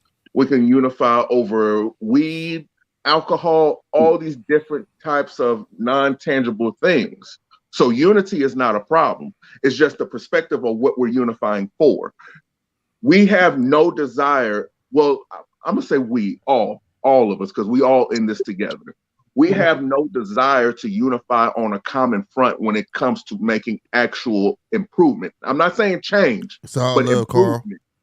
Carl. Improvement, because to improve, you have to put one foot in front of the other and take step by step by step by step. We're not doing that. And we venerate with the things that we venerate, the things that we celebrate, the things that we champion are all detrimental to our community as a whole. The music that we listen to, the music is garbage. Internet. Okay, the things that we champion as far as growing up in the hood. I grew up in the hood too. No neighborhood dope dealer. That was the hero. That's not a fucking hero. That's not a hero. That's not, but see, the thing is, that's a whole, I mean, I get what that person was doing was wrong. No, because that's past shit. Because today, I'm going to be real with you. That's still the case.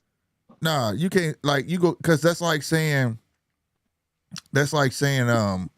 you don't believe a beautiful person can come from the hood. Like, no, there's gonna be bad people every which way in shape, form, or fashion. You're looking at it from a personal standpoint instead of a macro standpoint, because not everybody is going to have that mindset. Not everybody's going to have that drive or that want to fix the situation or use the situation that they grew up in to make better changes in their life. Not everybody's going to do that. Some people are just monkey see, monkey do. No, not necessarily, because like, and you catch a person like that, then the person that's walking along with that person is like kind of just as wrong. Like if you take a person of that walk that lifestyle, I almost said something, but I'm not gonna say that. But look, that walked that lifestyle, you know, they just didn't have that right person to say, you know, in his mind, to say I can't run no business. I don't know nothing about no business.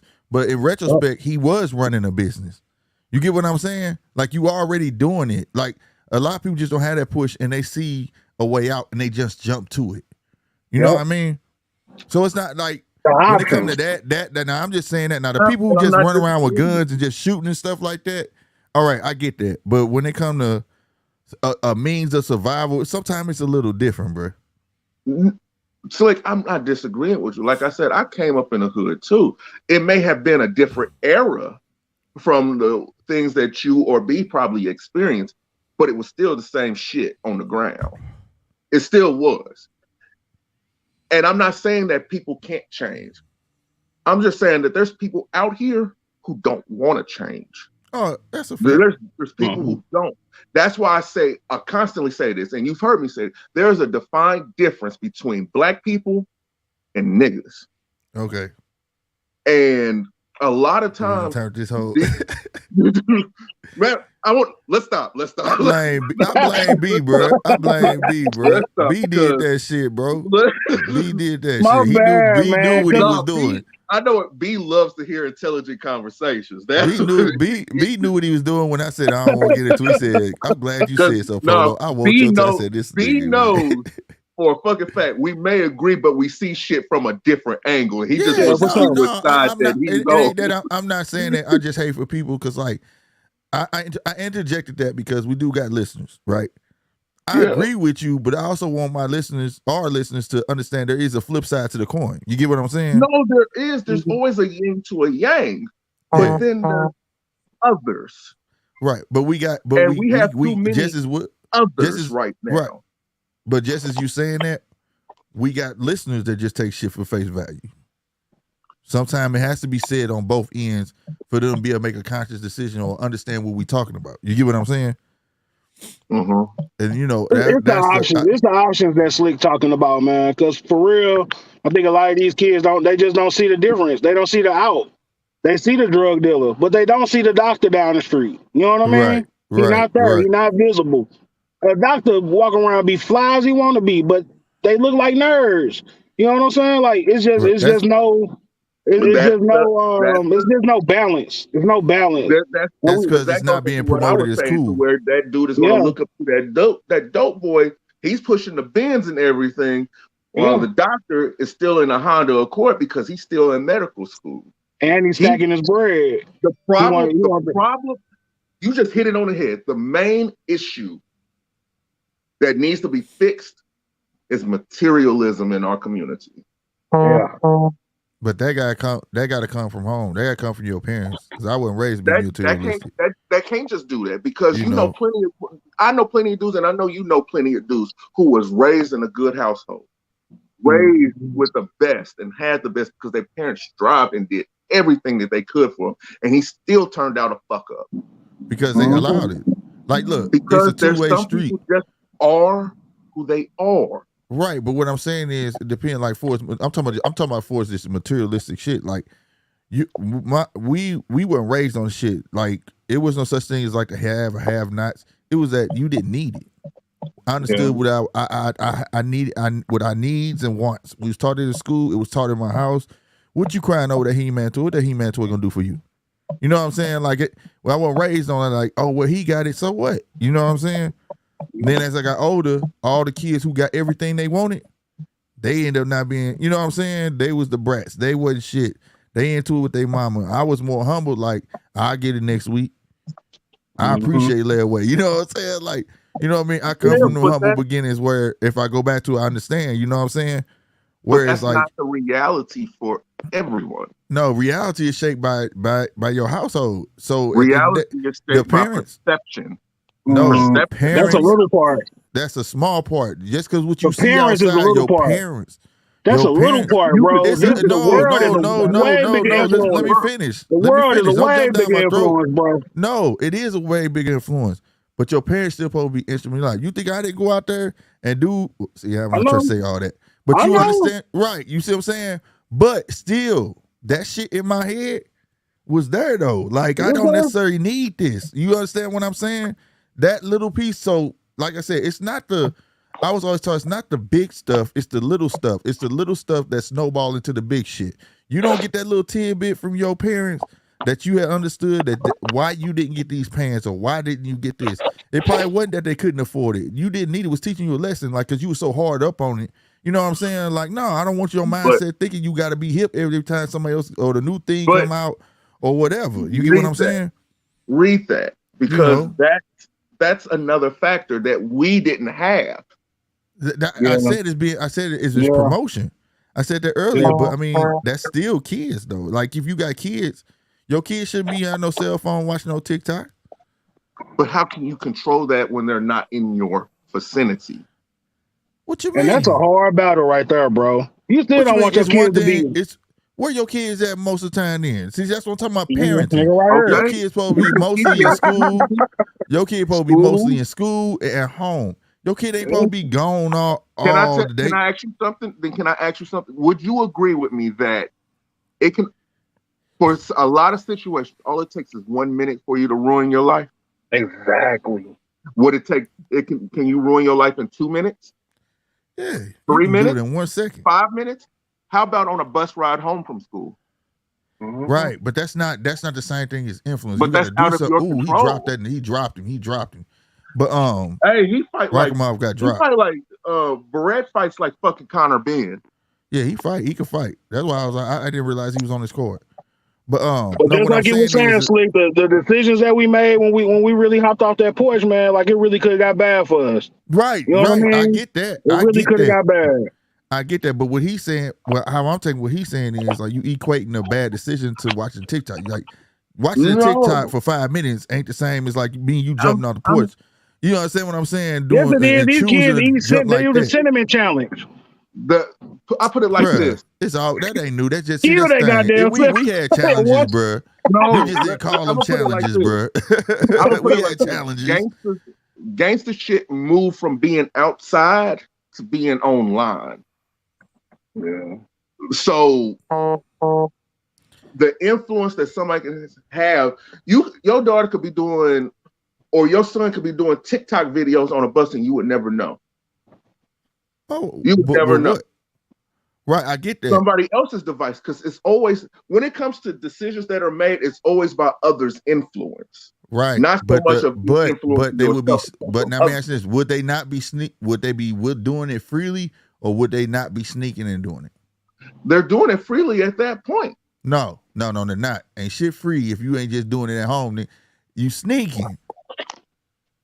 Then every child is. So sneaking. you can't control the world, but you still start at home, bro. You can't not say fuck it at home, and then because you feel like they're gonna see it outside anyways. You still gotta put that in their mind. Okay, you know how bad shit I used to do though, but I still had that fear in my head. My daddy come out this house, he about to fuck me up. But you still did it. You understand me? It made me smarter. And if I got too annoyed about it, I fuck it. I ain't with it. You still have to give them that. You still have to implant that in their mind. If you don't do that, then you just raising a kid raising themselves. But at 40 years old, he's still in the back of your head. For real. For real. You're still giving them a choice. No, I'm not giving no kid no kid right there. That's that new age obey shit. Or disobey. Those are choices. Oh shit, that's not a choice, bro. It is what it is. Look, how would you know? Because you sneaking, right? That's the point. Ain't no choice. You sneaking. Peer pressure is a real thing, choice is freedom. Peer pressure is real. No, I didn't say. No, I ain't talking about peer pressure. You said it's a choice to obey or disobey. If you sneaking, you made your choice. You know you're not supposed to be doing. They share a bedroom. I didn't say they not. No, I'm talking about. But you saying basically because they're gonna be influenced outside, it don't matter about what happens in the home. No, it does. I'm not saying that it doesn't matter. I'm just saying that some people, because most of these little just who they are, bruh. No, some people are. I refuse to believe that at the influence of mine. You are influenced between the age of 6 and birth, bro. On everything I love, a lot of these little cats get this shit at home. They grow up seeing their mama calling their sister bitches. They grow up seeing daddy do whatever the fuck they want to do, and they carry that shit on their goddamn self, bro. Because that's what they see. They think it's regular, bro. You don't see how these kids, they do it like it's regular. Like this is just how it is. And then you go to their house, it really, their environment, their world is like that. An environment plays a part. That's what I'm saying, bro. At home, mean, like these little dudes not even, they environment. smoking weed with their mamas. They smoking weed with their daddies. They cursing in front of their mom. They doing this shit all in-house. And this is their reality. Yes. I just think that's a small percentage, Slick. That's not an overwhelming percentage. What I'm saying is this. This is what I'm saying. Stats don't lie. More kids are dying today than when we came up, bro. Yeah, but they're dying. You know why? You know why? Because that little tidbit that you say is little was so drummed in our head, it made us smarter. Even though we was doing dumb shit, at least we was smarter while we was doing dumb shit. These little dudes and little girls ain't even getting that little bit at home, fam. That's why it's so easy just to go outside. They not sneaking. That's a respect value, though. I think you learn a respect value at home. You definitely learn a respect value at home. And that's the easiest way to get killed is by disrespecting. You know what I mean? Like you right. You be hearing these dudes.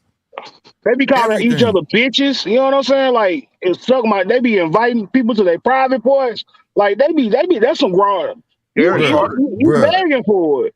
All of us on this panel could agree. Amongst men, we didn't call each other bitches. Nah. No, that was we fighting. We didn't do that, bruh. We had these little dudes that got no respect for each other or none of that stuff. And when you go, like I say, they be right. I hear it. They be right in front of their doorway, and they be killing me. They right there cursing, 13, 14. You know what I'm saying? And then they mama come walk between them, going to the car, and talking about, watch your mouth, y'all too loud. What? What? Are you serious? You just heard this dude say, motherfucker, fuck this bitch. This motherfucker. You know what I'm saying? So, of course, when he go outside and then he get in front of another grown person, you think he finna respect that grown person? He ain't respecting his own mama. Mm-hmm. Hey, my dad. Look, I told you, overseas, they whoop their kids. Carl just said he needed a good whooping. Exactly, bro. I remember being grown, bro. I'm grown. Of course, remember being grown. Me and my daddy on the porch, you know, I can curse a little bit around my daddy, but when I got saying motherfucker and shit like that, they be like, hold on, nigga, I ain't your friend now. I can say shit, damn, you know what I'm saying? But even though my grandma be outside hanging clothes on the clothesline, carrying the basket and shit like that, for one, I better ask her did she need help. Two, if I curse, then he slap shit out of me back of my head. Boy, you don't see your grandma right there? Have some respect. You know what I'm saying? Like that little shit. Like I said, we wouldn't curse in front of a church, grown people, and I'm grown myself. We wouldn't even drink our bottle. If we was drinking, we'd put it down like this. If a lady came, we put that motherfucker down. It was just behind your respect, back. But we learned that at home. Even though we was out here doing wrong. But we learned that at home. And that little bit saved a lot of our lives. A lot of our lives, bro. That's true. That's true. And it's just, it baffles me, bro. But I know why it is what it is when your grandma 35. I mean. But this is like, I mean, just going back to the little TikTok thing, man, you have to understand most of these people working 60 hours a week. You know what I'm saying? And then your wife working 40 hours a week on top of that. You know what I mean? No, these kids they really are being raised by social media. You know, so that's why I say it's a hell of an influence. It's a way bigger influence than anything that we can't even put a equation on it yet. Because the studies ain't even there yet. I agree in that aspect. Yeah. Like I said, it's sad, bro. Because at one point you wanna just knock the shit out these little motherfuckers, but in another sense, I feel bad for them. You know what I'm saying? No, fuck. You know, we was forced to go outside, bro. We had Nintendo. We was at the brink of video games. I wanted to stay in the house and play Mario all day, but my parents didn't. Nope, go outside. Go outside. It wasn't no, you know what I'm saying, stuff like that, and you know, and they so wired. It's like they tethered to these devices. You know what I'm saying? They're tethered. I mean, to the point where, bruh, I done told little dudes, I said, you might as well get a YouTube where you be on your phone. You making Facebook money. Go live on YouTube and get some files, make some money. You know what I'm saying? Man, I ain't finna do that. I'm like, you doing it anyways. You live on Facebook. Like, you know what I'm saying? Like, and you on this next door dude all day. He just. But it's not constant. just them. It's us too, bro. Our generation just as tethered to these things as they are. Like for real. I know. I'm not. I'm either on the phone talking because I hate texting. Right? He'll tell you I don't care to text, bro. That shit stupid. Then like, it is, bro. I'm not finna write a whole book. You feel me? Like I'm just that shit retarded to me. Like, I can't even tell you the last time I played a game on my phone, fam. I got an iPad right here that's old, and I only use it so the phone calls can come through the show. I'm more into, I don't know, I guess I just elevated, bro. Like I like big toys. Like I'd rather spend $400 some on a mic. I'd rather spend, you know what I'm saying? Productive shit. I'd rather go buy something for my car and or whatever. I don't know. I just But not everybody's been through that phase. I've been through that phase. You feel what I'm just saying? talking about the average person, bro. You ain't the average person. Yeah, I got an iPhone, but I don't like it. I got it for business purpose. For some people gravitated more. They trusted more. Games on my phone because nigga. But So occasionally I'll play the Nintendo Switch or something like that. You know what I'm saying? But I do keep in a loop because I do know I got girls. Oh, they done figured out how to find. They don't like kids YouTube. They'll find a way to get the grown up YouTube, and you can't. And they done figured out like if I go to kid YouTube, scroll to the bottom where it say where it got the little words in print, and they hit the. Let me be quiet. I don't know if your little man. Yeah, my son in the back, man. Hold on, man. Your little man to the call giving instructions. He like, yeah, keep talking. Was sucking up that guy real quick. But no, they done figured it out. I have to watch them. So, but I try to make sure, I'm like my dad. I sneak up. I let them get good. When they get good and quiet, I sneak, what y'all doing? And I snatch, get here. You know what I'm saying? Like, I let them know, like, nah, it's not going to be going down like that. You feel me?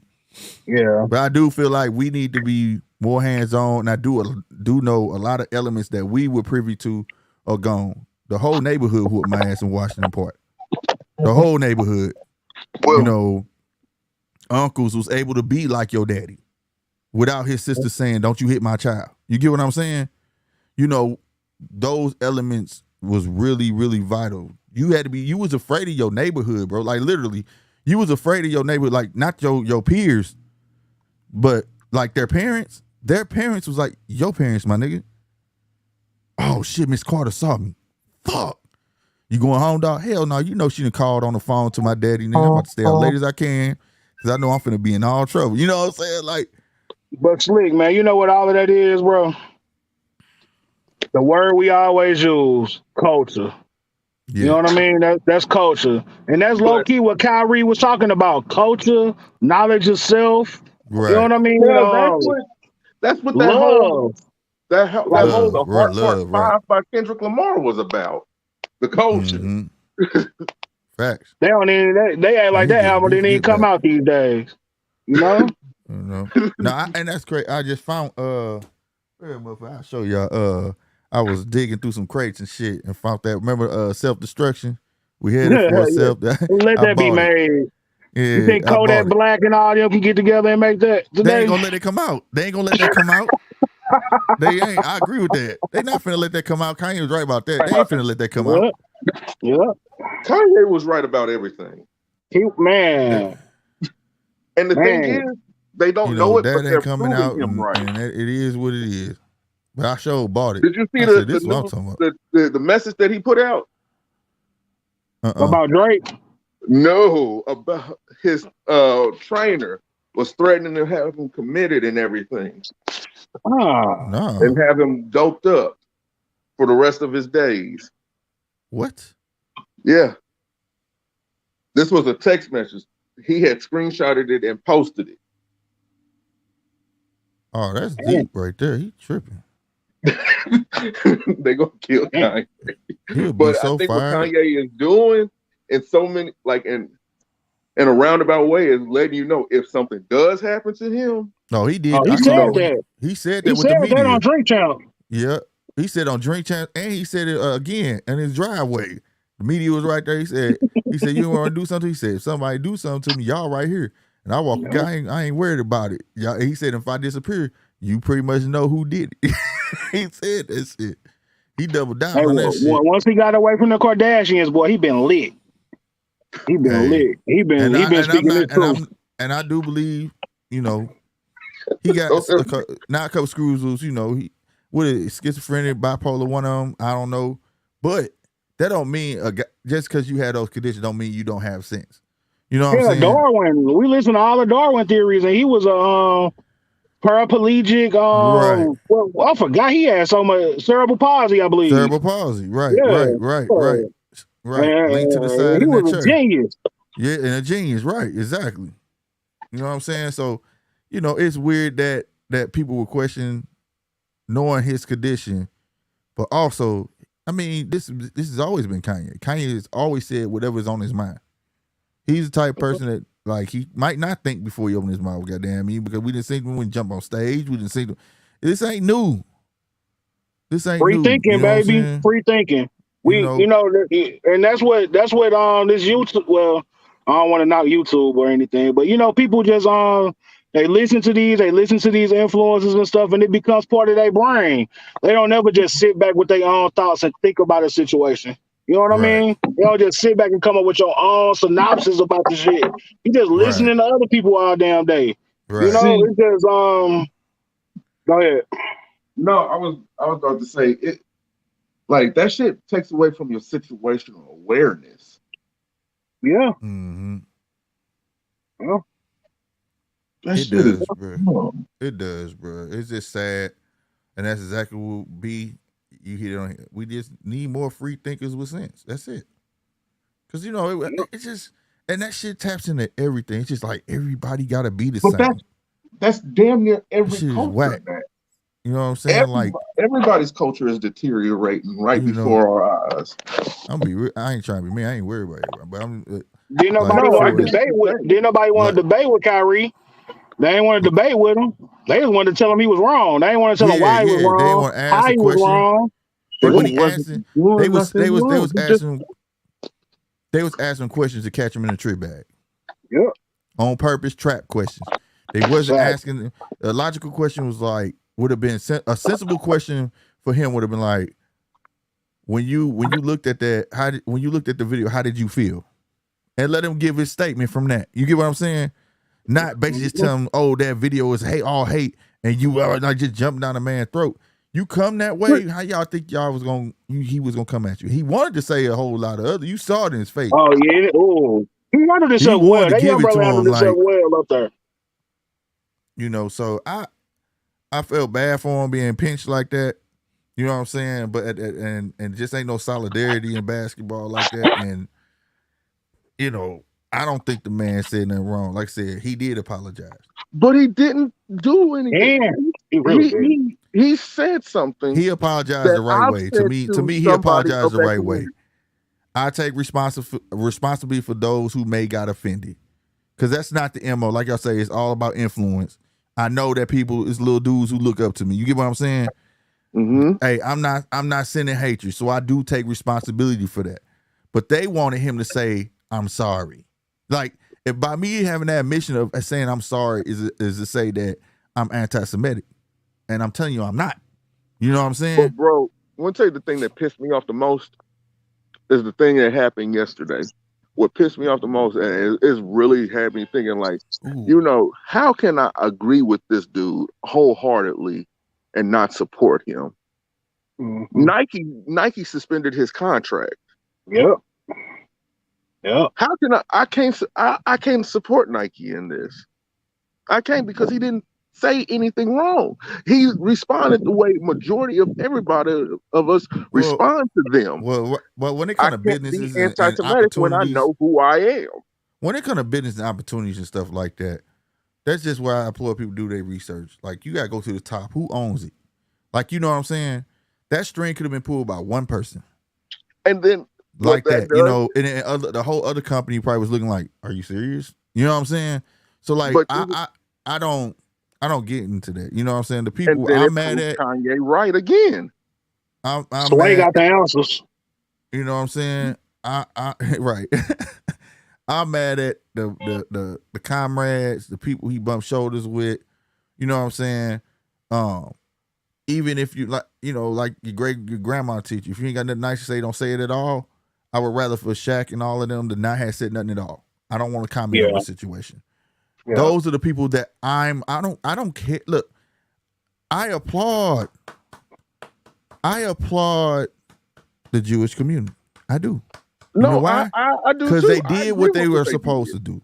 They stuck together. Even if I disagree on what's going on, but at least they showed something that I don't get to see here today. They stuck together. And we had our opportunity to stick by his side too as well. And didn't none of them do it. Yeah. None of them. Every one of those people that's on that same status with that man, black folks, did not have his back. Now, even LeBron released a statement today. You know what I'm saying? It makes no sense. Yeah. So it just, you know what I'm saying? Something like it sounded corporate. It didn't even sound corporate. It sounded like he was just stepping away from it. I guess they did an episode of The Shop together and he scrapped that interview. Because it's a bad look now. But if that never happened, he would have aired it. Well, he said it was some anti-Semitic stuff in that too, so. Oh, he's trying to jump. No, you can't say that without letting people look at it. See, that's what I'm saying. Mm-hmm. He just as wrong. He's just as wrong by saying that comment. He's just as wrong as everybody else is saying what he said anti-Semitic because he just passed judgment. That didn't come from LeBron. Man, guess what? No, LeBron name on it. That came from Maverick Carter. I don't care. LeBron's name is on it. It's LeBron's account. Them little kids is not finna say, oh, the Maverick whatever dude did that. No, they gonna say LeBron said. LeBron should say don't put that on. No, I don't have no parts because quiet as kept. He had to say nothing. He had to put out nothing. You don't play with that man. Everybody's scared because of Kanye. You see what I'm saying? Like on me. You know what I'm saying? Kanye was up $4 billion. Next day he worth 400,000. You know what I'm saying? Hey. You know how quick it can be taken. So everybody just aligning themselves. But I mean, that's all smoke and mirrors. Nigga was never a billionaire anyways. I'm sorry. Stock options, baby. Okay? He was never a billionaire. Go look at what real billionaires are. Go look at Jeff Bezos. That's his. You ain't taking his. He can say whatever you want to say right now. Nigga, make a whole song out of it. And it'll go viral. Oh my God, fuck him. And fuck Amazon. Guess what? I'm still a billionaire, bitch. Can't nobody take it. That nigga never was a billionaire. Never. All right, that was imaginary money. That's called borrowed. Long as you pop in, we'll fund you. You get what I'm saying? That's it. That's it, bro. I mean, that's imaginary money. That's the problem. Give you imaginary money. Hey, hell yeah. B, you rock with us, goddamn me, man. BB on every commercial. He boosting our stocks up, goddamn me. Now we are goddamn, our company worth 50 million. Now your shit done went up, you worth 10 million. As soon as my shit dropped, your shit dropped. That shit was imaginary. You get what I'm saying? It's imaginary. But when you look at all these other billionaires though, it's theirs. It's theirs. Because they own it. You ain't taking it. I'm sorry, you ain't taking it. So that's another aspect of life. Like we gotta look at it like that. Like you as much as Kanye talking, he still had this. His hand was still out at the end of the day. He didn't even realize it. Mm-hmm. See what I'm saying? You can't shit on people when you doing this. Right? Yep. What they say? Don't bite the hand that's doing what? Feeding you. So we have to the name of the game, like my dad told me, he said, if you know you're not meant to win the game, you should know how to play it then. The game is rigged. You got to even the playing field. That's what you got to do. It's time to start owning shit. Ownership is important. Own it. Nobody wants to own it. See what I'm saying? It is what it is. The one thing Kanye say, go look. Follow the rabbit hole and see who actually own it.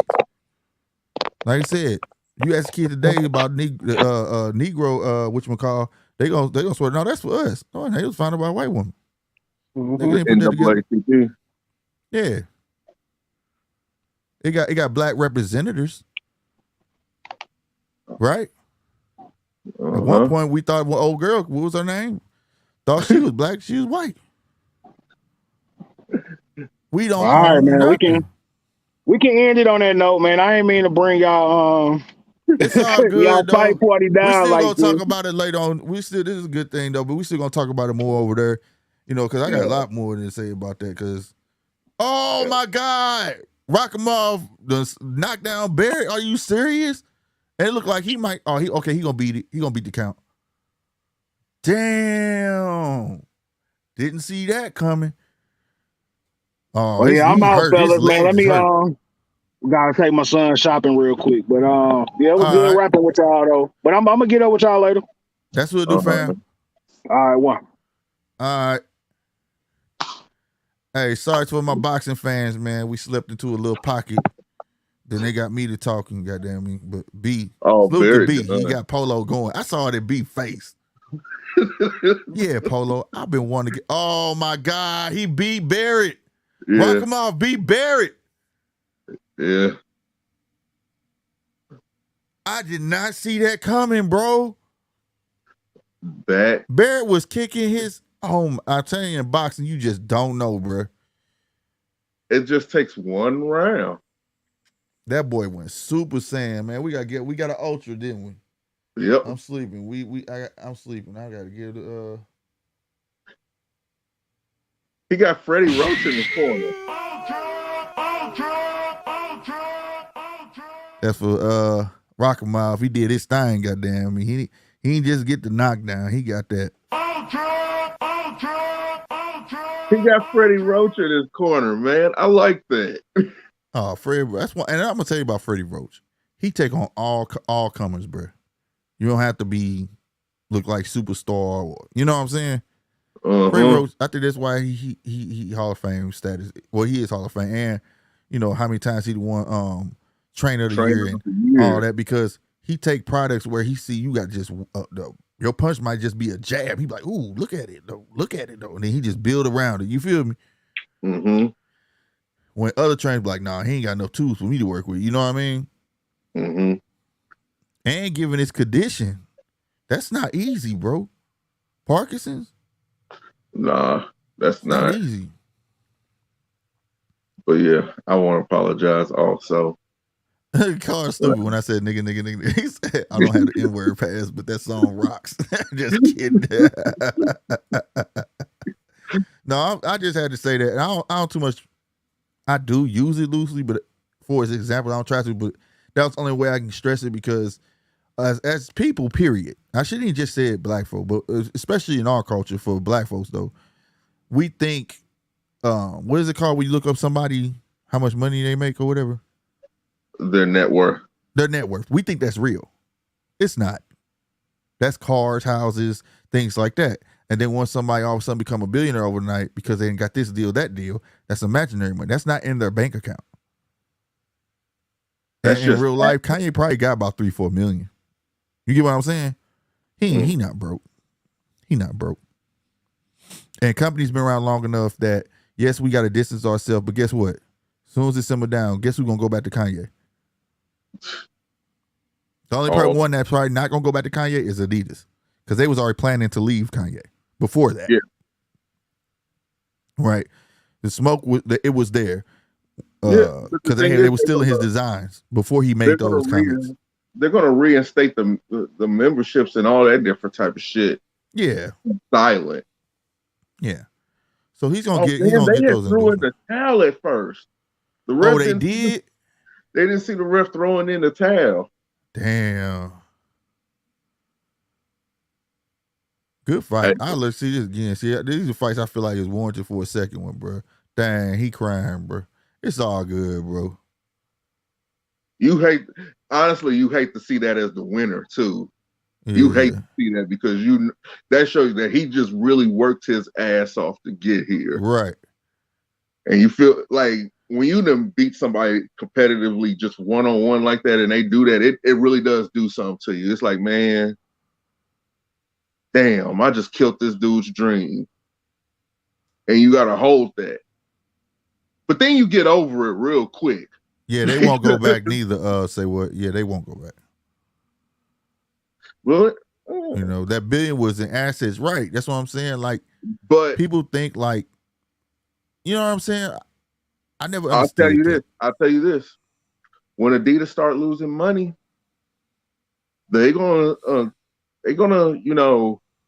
come back silently, Right. and they're just gonna rebrand it as something else. Right. That's all they're gonna do. Right. Money does not define who you are. That's facts, because it come and go, bro. It come and go, bro. But that's something that other countries don't really have a problem with. Mm-hmm. Status. Like, you know what I'm saying? Status. You know, people so fixated on it, you know? Yeah. But you can't achieve greatness without growth. That's a big problem. You can't. What good is it to be stagnant? I don't know, man. And you know, it is what it is. But I just, yeah, Gap gonna go back, man. Gap gonna go back, bro. A lot of them. It was a whole list of people. I ain't heard of it. If you really want to be real, Gap was keeping. Kanye was keeping Gap alive. Oh, you know, money just makes your life easier. That's about it. It don't make you happier though. Trust me, I done had it. It don't. Bruh, I've been some of the most bored in my life with large sums of money, because you just sit there and a lot of times you just look at it. You don't even want to touch it. I done had money, bro, and once you do everything, what is there to fucking do? What is there to do? Being real. Nothing to do, bro. All you turn into is just somebody with some money. Yep. That's it. That's all you are. That's why the only fun game for a rich man is to make more. Let me fuck this money. Oh, I fucked up $2 million yesterday. It become fun to lose it rather than flip it. Well, if you lose it, it's fine. If you gain it, it's like cool. That's why I think they play that game with it. You get what I'm saying? But then go ahead. They'll go flat fucking broke. Some of them go flat fucking broke. Because like if you got 75 million, why are you trying? Like I'm good, bro. Like you get what I'm saying? I'm good, man. I'm not gonna invest 2,000 on this damn market share and that shit go down and lose my money. But they don't have shit else to do though. You get what I'm saying? They don't have nothing to do. See, the thing is, a problem that I'm noticing. Everybody has a problem with being regular because of the negative indication that comes with the word regular. It sounds routine, but like I said, I've had money, and everything just becomes routine. Everything. At that point, it becomes a calculated routine to where you can mark it on a calendar exactly what the hell you're going to do on that day and everything. That's routine to me. And it's not special. It's not special at all. My thing is this. Like I said, I was glad that I was able to be with my dad. Because like, individuality is what people don't understand is everything, right? Mm-hmm. Because when you practice individuality, you have your circle, but you also got to maintain self. And when you maintain self, you don't become infatuated with everybody else is doing. You get what I'm saying? Therefore, it gives birth to originality. You see what I'm saying? And if I'm being original, there's no way you can call me regular. You understand what I'm saying? Because I'm not like everybody else. I'm me.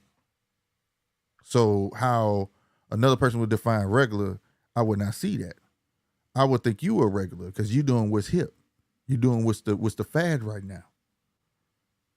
It gives me that outlook. And when you have that outlook, then that gives birth to your own confidence, because that's what the females like mainly. That's what businessmen like. That's what, you get what I'm saying? Mm-hmm. But when you follow that norm, that regular, those people are blind, because the people who are regular is the people who go run out just to dress up and look alike. You get what I'm saying? Those are the regular people. You are the standout. How the hell can I be regular and I'm the only one different in the room, nigga? That's true. I You mean, know what I'm saying? yeah. And my dad taught me that. So like a whole, you know, but the world is topsy-turvy right now. You feel me? Mm-hmm. They feel like they're the in crowd. How are you? You may be in, but you No, regular. the fight hasn't started yet. No, yeah, I see. No, yeah, no, it hasn't. Hey, to the 20 that's in here, man, we having a whole variety type of talk, man. We got boxing, And you know what I'm saying, if regular anybody talk. wants to hop in on any of these conversations and give, like, say for instance, you from another culture or whatnot, another walk of life, feel free to let us in on how it is. Teach us something, man, because we love talking to people from other countries, fam.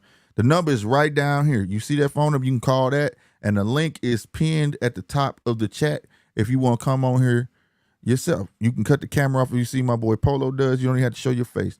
You know what I mean? So at the end of the day, it's all about learning experience, sports, all that good stuff. But we don't typically get into this stuff over here. But you know what I'm saying? I will say we had some matches that was kind of no, but I'm gonna say it does translate into sports. Well, yeah, for as the Kyrie situation and all that, yeah. Not even just that, but the way that these athletes move nowadays. All athletes. I remember a time when the athlete, you've seen them on cereal boxes, you've seen them doing appearances on these little cartoons and stuff like that, and everything like that, to where the athlete was looked at as a hero. True shit. Now the athlete is just as selfish as the motherfucker that lives right next door to you. Mm-hmm. There's no difference. Damn. Facts. But Preach. We do need heroes. We actually do. Yeah. I used to be of the belief that you don't need a hero. You just need you and focus. But inspiration also comes along with that for success. Mm-hmm. You need something. You really do need something to aspire to. Something to look forward. And what comes with that, we have to be able to install that confidence, extinguish the word regular, and be our own up to the point. You know, the reference Tupac. If you saw a rose growing through the concrete, it might be leaning through the side. It may got a broken leaf, but you will marvel at, like, damn, this rose grew through the concrete. You get what I'm saying? Like, that don't happen. So because when you see a little black kid or a poor kid grow up and he dirty, but he can make you laugh, he charismatic, he's smart as hell, and you see all these great characteristics, but you still shit on him. Why is that? I don't know. Exactly. So what I'm saying is we need to be able to install all the confidence we can in our kids and push them to the right thing. And that way they don't have their hand out. They don't look to others to be accepted. You get what I'm saying? Uh-huh. You know, and that will definitely help translate into what you're saying. You get what I'm saying? They won't have to worry about being regular. They'll have a problem saying, you ain't me. Why you worried about it? You get what I'm saying? I'm moving forward. But what we do, and I'm talking about us, we preach all the negatives. Yeah. Right? We don't even tell our kids that that's entertainment. Nope. Grandma, mama, sister with the young man all bobbing their head to some future. But ain't nobody telling the youngster, y'all know this, and this ain't real. This is entertainment. You get what I'm saying? Yeah. There's a duty that we have as grown people to translate down to the young people. And that gap is gone. But I wish we can just get back to the essence of wanting to see each other do great. You know what I'm saying? Let go.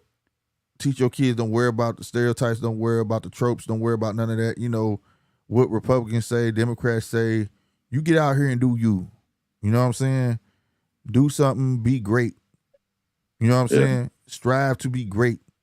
Don't be that stereotype. Don't be a statistic. Don't cater to those tropes. Don't do that. You know what I'm saying? because you're greater than that. Tell them that you're the commodity, you're the asset, you're not the liability, because without you, there's no them. You feel me? Yeah. And it will definitely translate to that. You know what I'm saying? Well, say what? I agree with you on that right there. How can we do that? It start at home first. And then you gotta believe, like my boy Polo. He talking to the children. Polo been knowing me long. I told him I talk to kids all the time. You know what I'm saying? The first story I told Polo about the boy that was playing basketball and he stopped playing because there wasn't nobody out there with him. I said, but you want to go to the NBA, right? He was like, yeah. I said, then you should be out there by yourself too. And this boy still be out there. You get what I'm saying? It don't hurt to live by that, man. Each one, teach one. Bro, don't live by pull yourself up by the bootstraps, because the people who said that, they saying that now, but goddamn me, they was the people who came up. Well, I'm sorry, the people who came up with that slogan, they didn't have to do that because all the hard work was already done. You see what I'm saying? Those people don't know what that term would mean if you came from where I come from. You see what I'm saying? Well, that what you're saying is true, because it made me smile earlier today. I seen this little kid. He was on the diamond, right? And he had his little target thing set up for the strike zone and was hitting it. I'm like, bro, that made me smile, because he's sitting there practicing on a beautiful Saturday. A beautiful Saturday.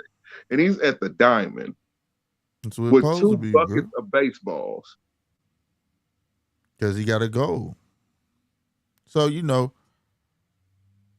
it starts there, bro. And you got to appreciate shit. Not just me saying this on here. I say this stuff, bro.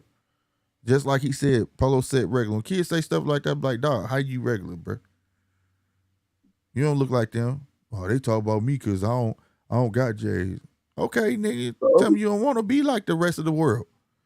That don't make you a regular person. They're regular. Everybody looks like you're the regular one. If anything, you the eyeball. You can't be regular if you the eyeball. Everybody who started a trend, guess what were they? An eyeball. The eyeball. Because it had to start first with somebody, right? Yep. And at first they was like, what this nigga doing? Huh? And then somebody else started doing it. Then it caught on. And then the followers like, well, I guess it's hip. I'm going to do it too. You see what I'm saying? Be yourself. Be a trendsetter. That's what it's about. A trailblazer. That's where I'm at. I told y'all, Frederick Douglass is my favorite. You can't fix broken men. But we can guide these kids in the right way. But we got this McCaskill match from the start. She look kind of soft in the belly right now. I don't know if that's the guard though, making her look like that, but she's 38 years old, Slick. Yeah, I know. I mean, she still look good though. Now is 38 too young for you? Well, no, hell no. No. 5 years is 5 years. I try to stay in the 4 or 5 year range. You know what I'm saying? Would you go 4 or 5 years older? Nah. You can't be my mama and shit. Nah, I had the fun when I was in my 20s, man. You know what I'm saying? That type of fun in my 20s. It was cool when I wanted a new Madden and shit, you know? But new Xbox coming out. It was cool then, you know, but not now. Would this be upset of the year? Oh, yeah. She get this off. You see her name? Uh-huh. Told you. Oh, dude on the back got a phone on. Oh, a herringbone? Who got a herringbone? Oh, he do. Uh-oh. You know that's what I'm looking for, right? Yeah. Everybody's looking for him. I'm looking for a herringbone, fam. I'm sorry, but some of these grannies got to go and let their jewelry go up. Look, right. They hold on to herringbones. They would not let it out. I'm gonna be real with y'all. I was gonna buy a fake one because I want one so bad. They got on Amazon, and that mug was what is it? How wide it is? Is it millimeters? When it's how wide it is? Yeah, that mug was 10 millimeters. It was like almost an inch. I want that motherfucker. And it was only like almost $100 supposed to be like not be able to fade and stuff like that. I almost bought it because I want that bad, bro. Bruh. But again, that's being the eyeball. Ain't nobody wearing that shit. You get what I'm saying? Like, I don't like being the same. You know what I'm saying? Bruh, because I remember when I was in high school, those thick, cheap white t-shirts that got the thick collar on them and it's kind of tight or whatever. Uh-huh. I used to have my hair bone on with that. And just walking around in my uniform pants or whatever from the school and my blazer over it. Bruh, I used to be hitting it. Oh, she stole. Hey, I ain't gonna lie. Cameron got a nice pop with that left jab, bro. And McCaskill was eating them motherfuckers. She don't look into it. No.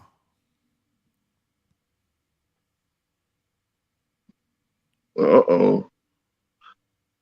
Is she looking past her? I don't know. Oh, here we go. You gotta go.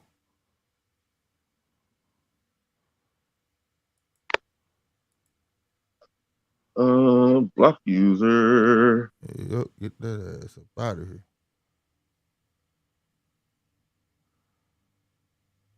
She's beating McCaskill to the punch. Yeah, for real. Her jab is got pop on it too, boy. And everything McCaskill is throwing is missing wide. I like Cameron. She's using her feet too. Using well. She's staying well out of distance where she got to come leaning forward in. You know what I'm saying? McCaskill, like right there, she called it. I mean, McCaskill landed running in, but she catching a lot she eating a lot. You know what I'm saying? That's the most ugliest punch I've ever seen her throw. Leaning in like that, wide ass shots. Yeah. Because it's like she trying to run and chase her ass down at the same time, you know? Girl better have because you saw her throw her hands up, like, why you keep backing up? Like, you know what I'm saying?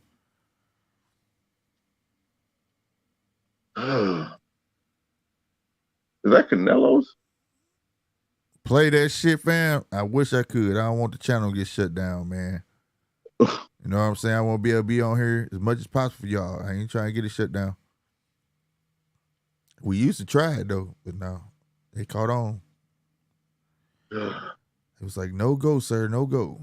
They'll shut it down. But it's on the zone. I don't know if that's available where you is, but it's on the zone. It's not a pay-per-view. Shout out to the 16 people in here, man. Make sure y'all hit that like button, bro. Hit the like. But I don't even know how many likes we got, bro. I don't even know. We got 18 likes, man. We need 18 more likes, bro. Hit that like button and hit that subscribe button, bro. We're trying to get to 500 subscribers. We need 40 more subscribers to reach 500. Oh, snap. We at 473. Hey, keep it moving, man. Appreciate that, bro. We need 27 more to hit 500, bro. Straight up, man. And I'll be giving away my Michael Jordan, mint condition Michael Jordan Funko Pop, encased.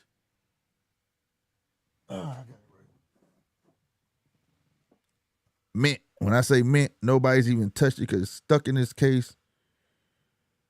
You see it? Certified. Where the bottom sticker? So, 5 subscribers and giving this away. The number 12 Jordan, which is considered a Valentine's Day Jordan. Look up the story as to why he wore 12. You'll see. Certified by Upper Deck. Y'all know how that go. Anything to do with Michael Jordan is certified by Upper Deck. So hit that subscribe button, man. And hit that like. Ooh, okay, McCaskill came with that one too. But Cameron got hers back though.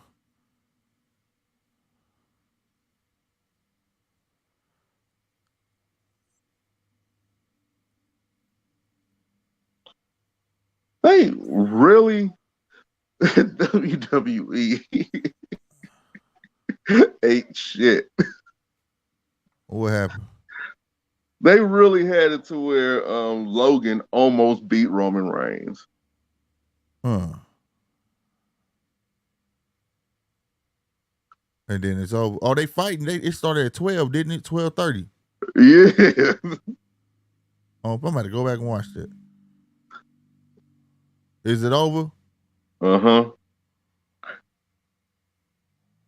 But Logan almost beat him. He almost beat him. Wow. Bro, that's crazy.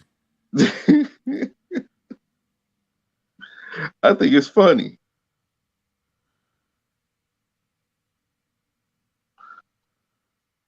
What is that? I don't know. Something ain't up. Did she come in shape, bro? I don't know. She moving a whole lot slower than she normally do, too. I hope she's not pregnant. Mm-hmm. And just don't know it. But no, they would give her a blood test before the fight. Right. I would say they get work that test. They get that blood work. So that's something they would. She just might. I don't know. Now she's trying to smother her. What is she doing? She's going to pick her work rate up. Fighting. Yeah, for real. Like putting her head straight down, not looking at what she's doing, bro.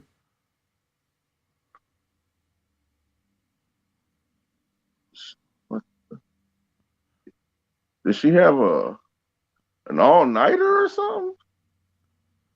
Oh no, I know she's trying to be slick, but it's like she's slow. Like is she moving slow? Yeah, I'm looking at these punches, and as she's throwing them, I'm dodging. Like it's something wrong. She not feeling well, or jet lag maybe, or it's too. Oh no, she been there too long to have jet lag. What is she doing? Cause Chantelle coming to bring the pain. Hey, she punching the girl in the back of the head, right? Yeah, but you see when she's standing, like I don't know. It's just not. I don't know. Something wrong. Is it age? It could. No, I don't know. I don't know, bro. Cause she's a late starter. She started late. You know, yeah, but she's not moving the same, bro. These wide punches she throwing like that, missing the mark. She overshooting the girl head. Like she just walking through that slow ass right hook. Like I'm not understanding. And she's side arming her jab. Yeah, it's weird. Very weird.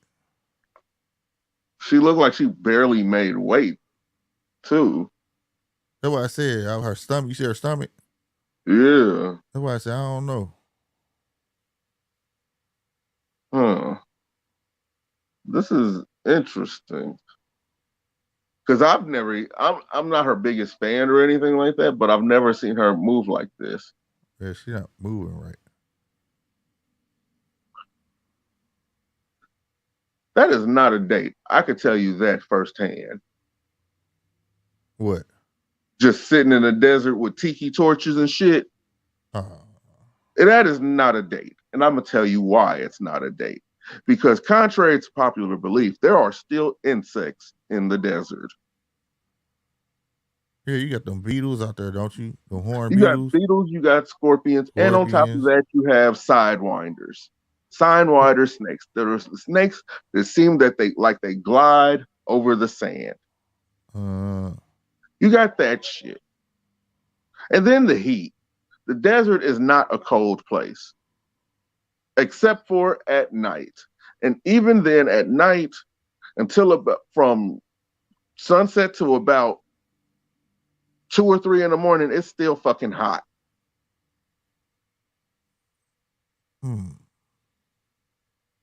But it is beautiful. But it's not a date.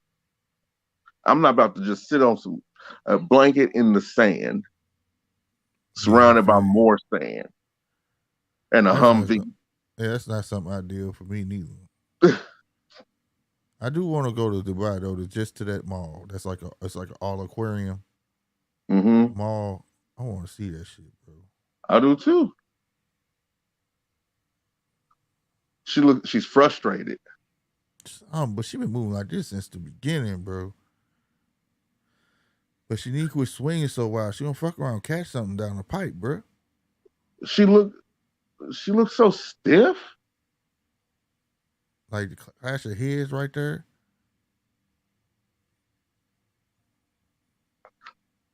They, I don't know. I don't if have her her and old up. girl was if her and old girl was the hit, this McCaskill would be beat. What's her name? Baumgartner. Uh-huh. Yeah, this McCaskill, she would whip her. My imaginary baby mama. Mm-hmm.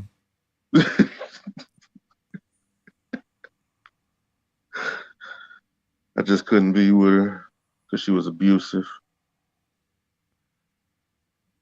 Yeah. She had a better fight. Mm-hmm. Shoot.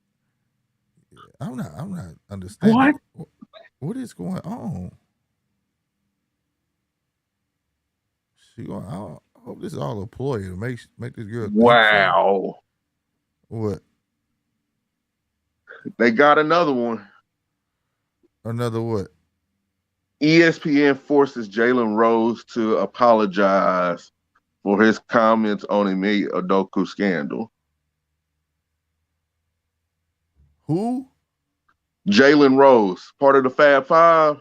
Yeah, I know him, but I'm talking about the scandal. Ime Udoka. He was the former coach of the Boston Celtics. The one who. Okay. Now I know who you're talking about. Yeah. What comment he got to apologize for? What did he say? Because he said he didn't see nothing wrong with, him having another job or anything. Why does he have to apologize for that? Because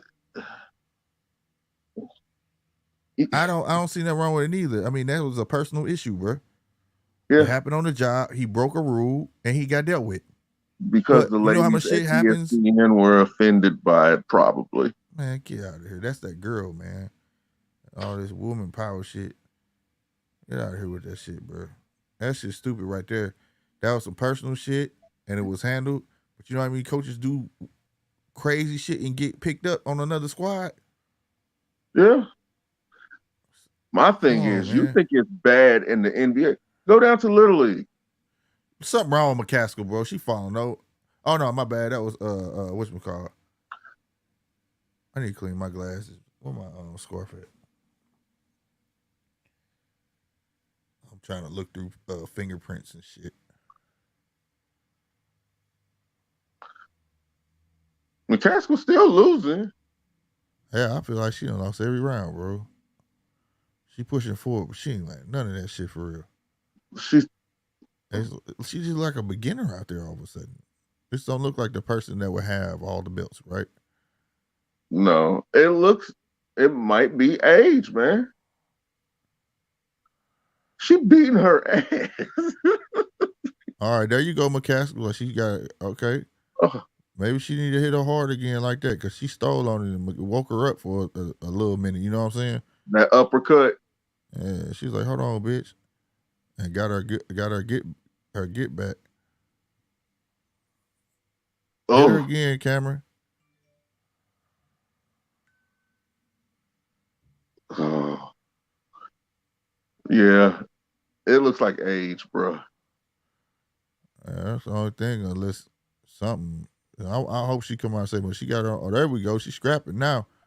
That's what McCaskill wants you. Like she wants you to stand still. But yeah. See, now these are was a better round for her, but these are the fights of why I kind of understand why they're not 3-round fights.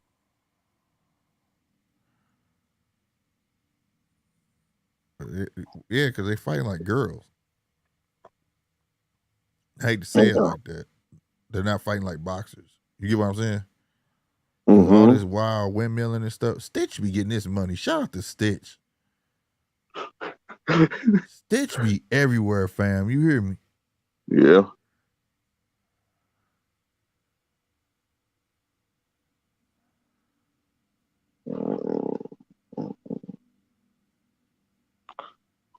Wow. I'm talking about. That cut man getting paid. All right, she came out a little more assertive this round. She trying to land a bomb. She wants to put her down. Yeah. She knows she needs a knockdown to even consider winning.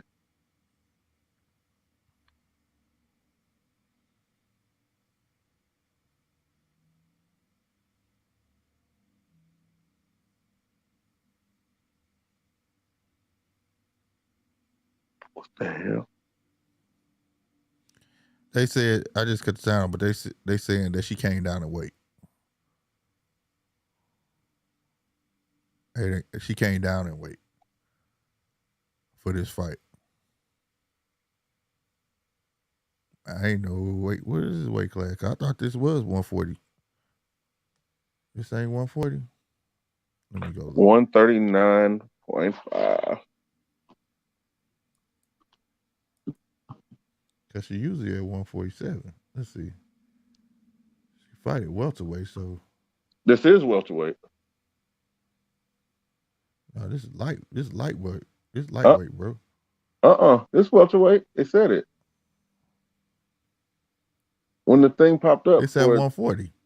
No, it's lightweight. at 139.5. Right, that's lightweight, bro. Light welter. Welterweight is 147. Well, they have welter all here. I don't know why. Yeah, they did wrong. 140 is super lightweight, which is light welterweight. You know what I'm saying? Ooh.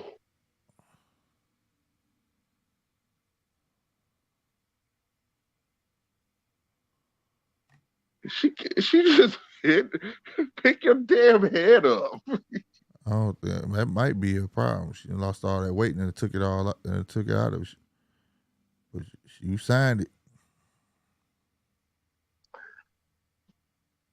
Yeah, she don't look good in that corner.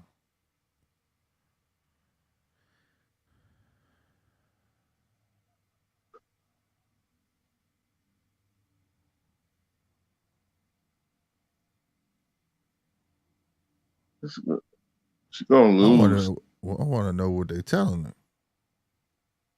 She about to mess around and lose these belts.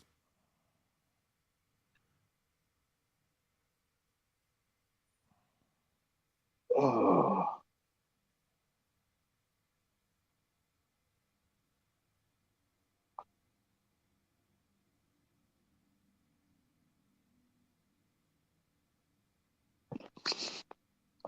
Oh, this ain't even for her belts. It's just for hers? Yeah, this lightweight. This Cameron, I'm reading, it say Cameron's WBC and IBF titles and the vacant WBO and WBA titles. So this is a chance to be undisputed at this weight class. Yeah. That's what I'm reading. I'm reading. Chantelle Cameron versus Jessica McCaskill, 10 rounds, super lightweight, undisputed title. Cameron's WBC, IBF titles, vacant WBO and WBA titles. That's what it say. It's in the description on YouTube, bro. If you go on YouTube, I put it in the description. I didn't put it in there.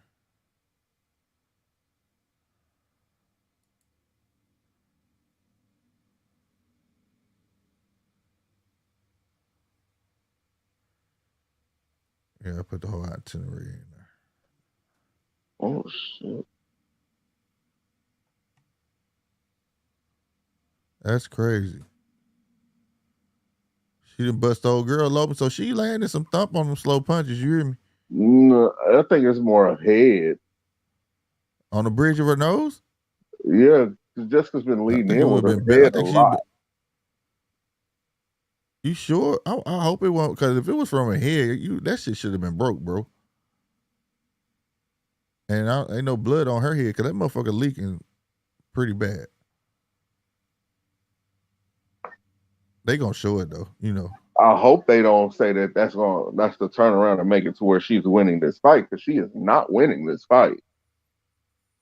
I think that, but that cut bothering old girl because she's trying to protect it. You know how it is when a boxer see blood, it kind of give him like a second wind. So she was moving a lot better that round though. She was in the other round. She was moving like she had a hangover. You know what I'm saying? Mm-hmm. Like tired, like I can't get in. You know what I mean? Like you can't get in your groove for some reason, bro. It's weird. Oh man. The hell? What is that? What on the zone? No, Gilberto. it was something I was seeing in the house. Oh.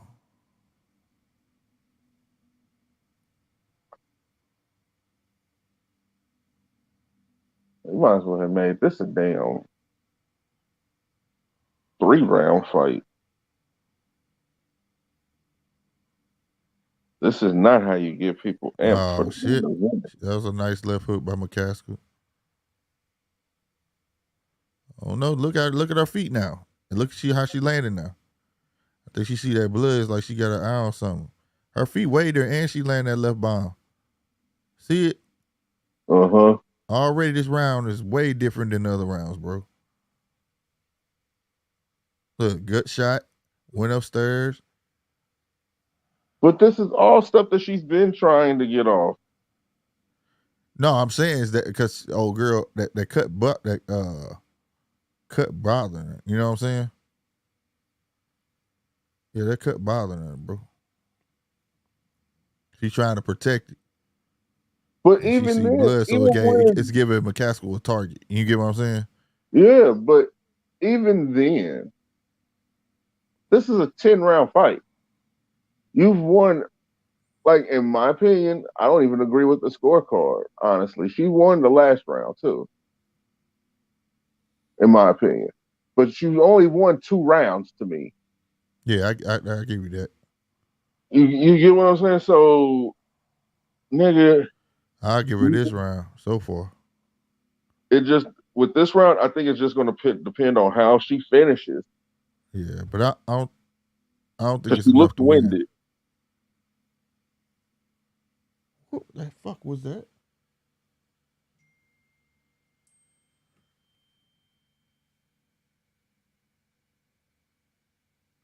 Okay, hey, I'll be right back. All right. Something just happened. Damn. This is the end of this fight. What's going on? What the heck is going on with...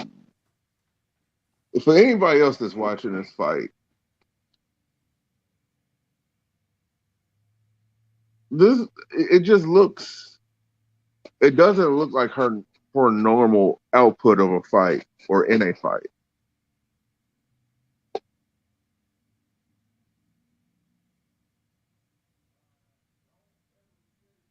Yeah, she's landing.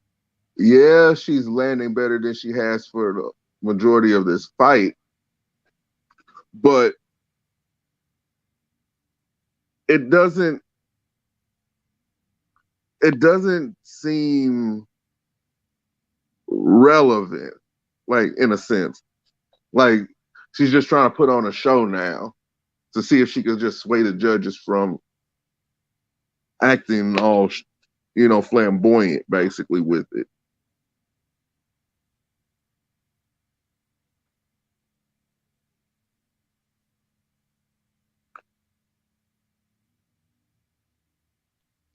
When this fight is over, the fight that's on now,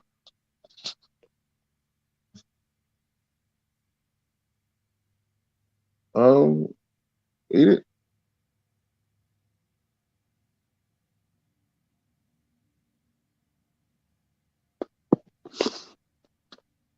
When does it start? It starts directly after this fight that's on now, and this is in the 9th round with about a minute 25 left. So the fight should be starting within the next 10 minutes. Yeah, I'm gonna say that probably in the next 10 to 15 minutes. In case this fight gets over in this round.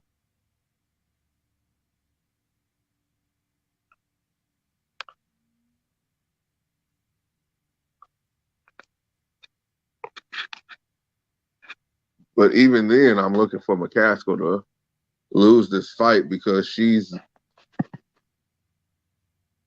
I don't know. It's like she doesn't have any motivation for it. She just tried to break this girl's arm.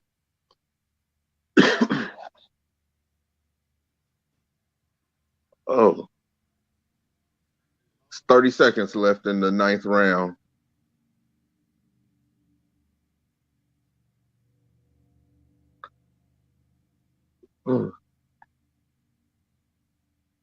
Yeah, she's trying to finish strong in this round.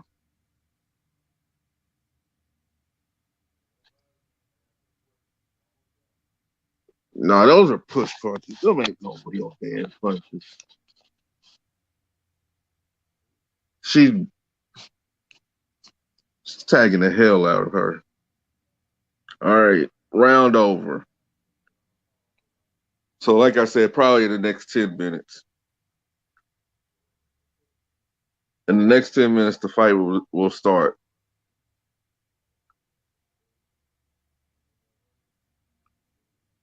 Oh. She looks, she just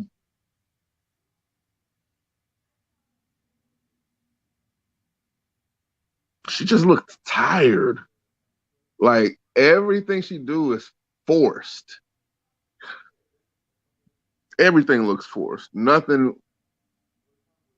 looks like it's just not coming easy, but coming. I don't know. I don't know how to describe it. I just don't. And I think it's age.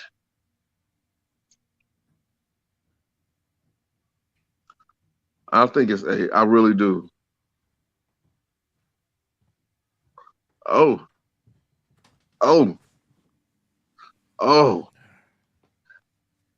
Jessica trying to throw more. She's trying to throw more, but she didn't start it too late. Yeah, see. Huh? I said, I see. Kooky kids down there stacking their chairs, talking about that. We were building a fort. I heard something go boom. I was like, what the hell is that? Oh, somebody he got hurt. Yeah, that's what I was like. Hold on, I'll be right back. That I ain't even gonna lie, as a parent, that shit scares me. You hear a big boom and then silence. Yeah. And I was like, hold on. That ain't Okay, right. nobody's crying. You addressed the comments? Uh-huh. You did? Okay. You saw B and boxing? Uh-huh. Okay. I told him the fight will be starting in the next 10 minutes, at least. Yeah, we're in round 10. This is about to be over. But in these last 2 rounds, her punch has been crisper though. Yeah, but that blood get revitalized or something, and that's I just think it's a real. If she get this knockout, that's gonna be crazy, because she catching Cameron. No, you got 21 seconds. You better get her out of there. But if she don't, it's over. She lost. Shouldn't be up at evening. What are you eating? What happened? Oh, I was talking to London. Oh, okay. Hi, London. Hi. Hello. Hello. She sounds just like you. That's backwards. Oh, okay. As long as you know. God.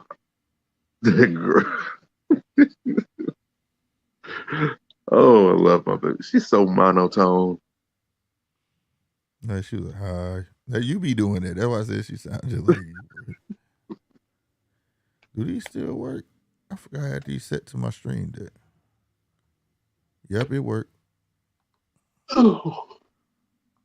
Yep, it worked. Oh shoot.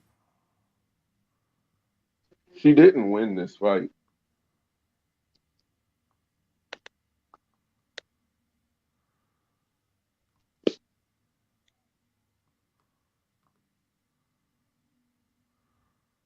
This woman did not win this fight. Nah, Maybe she would have busted her open earlier. She'd have been on it, you know. Yeah, I don't see her coming back down to this weight class. It's too much for her. If that's the reason, if she said, you know what I'm saying, losing all that weight. Hey, I got that mic on that boom on.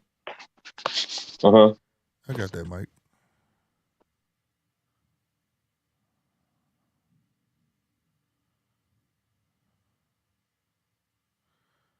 Can't get rattled if your name's Chantelle.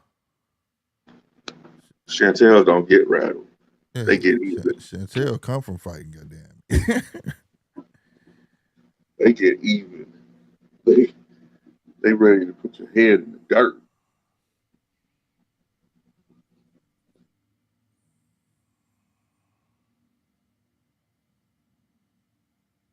That shit crazy.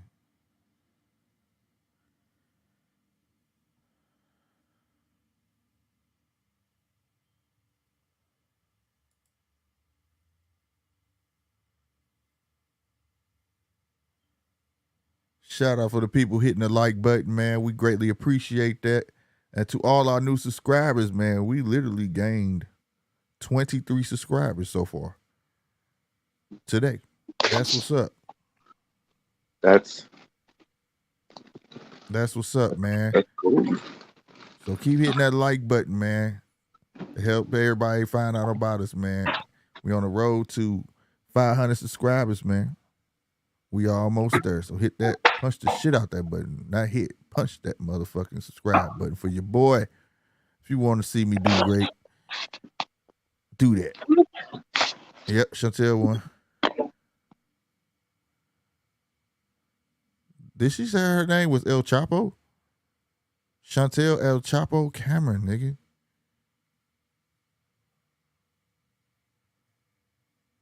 Yeah, they just super lightweight champion.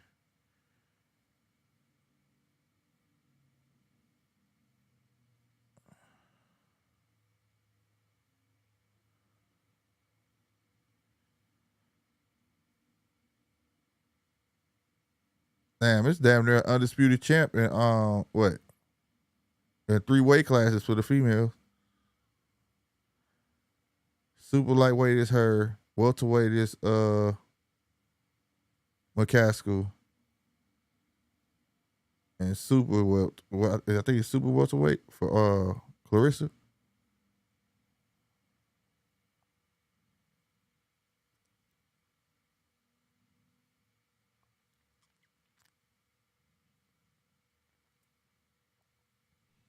That would have been dope. McCaskill could have pulled it off. She'd have been undisputed in 2 weight classes at the same damn time, bro.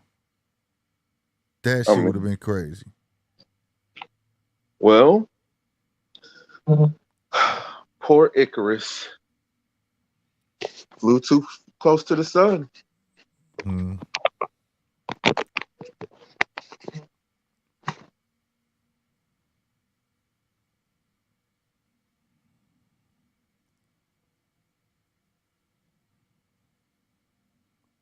I knew she was going to lose from the opening damn bell. Yeah, she didn't look good. That undisputed boxing game looked good. Man, I'm waiting on my email, B. I went to my Steam profile. It said I'm in line for, I just got to keep checking. So I'm in line to get an email. So they didn't give it out to everybody. You get what I'm saying? Right at the same time. Like I thought it was going to happen. They need to. Trust me, I'm waiting. I want to play that shit so bad, bro. Oh, there's going to be people taking off of work to play that. I'm telling you, I already got it in my queue to pay for, automatic pay for on Steam. So as soon as it comes available, it's automatic going to pay for it. Just start downloading. If I'm at work, it's already going to be downloaded. Damn. I ain't playing with that. I want that shit for real.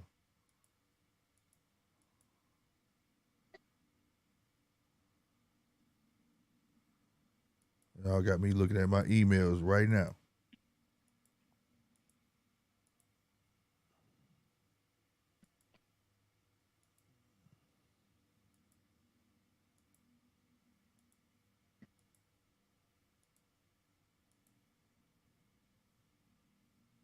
We're all gonna win. I be having to check my spam, bro. If anybody look for good wave brushes, Brush King got a sale out this world, bro. Every day he putting a brush up for like $9.99, and they the good ones too. So if y'all looking, I'm just letting y'all know. Hey, I'm not sponsored. I'm just spreading the word. Hell, talk to him. You know? Oh yeah, for sure. For sure. Yeah, I haven't got an email yet. I done went through my spam and my regular. And I've been keeping up with my spam, emptying this shit.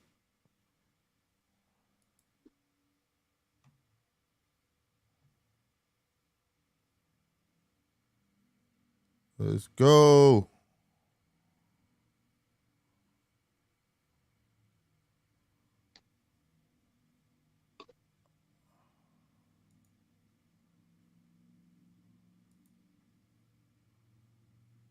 So do you think the ads for the game are going to start coming out after this whole open beta thing? Yeah, they're going to start promoting that mug.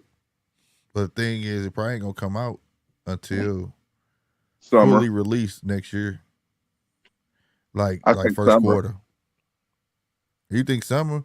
I think summer. I hope so. Because when I was reading, it said it may change. Because some fixes can happen while it's out. You get what I'm saying? Throw patches out. But it say the game that you playing may stay. It's still letting you know it's not in full resolution off the charts. I mean off the rip. But at the same time, they letting you know tweaks can happen or may not happen upon release. So and that's about to be based off our feedback. So I hope people are being honest. Like, yo, you need to tweak this. You need to tweak it because everybody be like, oh, it's dope. They'll release it. And then they'll get them complaints. Then we're going to have to start waiting on patches. You get what I'm saying? Mm-hmm. So I'd rather wait. Comments. Huh? I can't stand those comments when it comes to a game. Yeah. If you want them to fix it, don't just say it sucks. Tell them what's bad about it. What's the problem with it, right? Because I'd rather wait on the release. If I got to wait the summer, at least I know all the glitches that I played during the beta is going to be fixed. You get what I'm saying? Mm-hmm. If that way it's just minor shit. You get what I'm saying? Like, what was the one on Champion? It was like a wall, an invisible wall between you and the fighter. And that was fixed within a week. And it was like you can be so close as you want. You could overshoot a punch. You know what I'm saying? That's minor.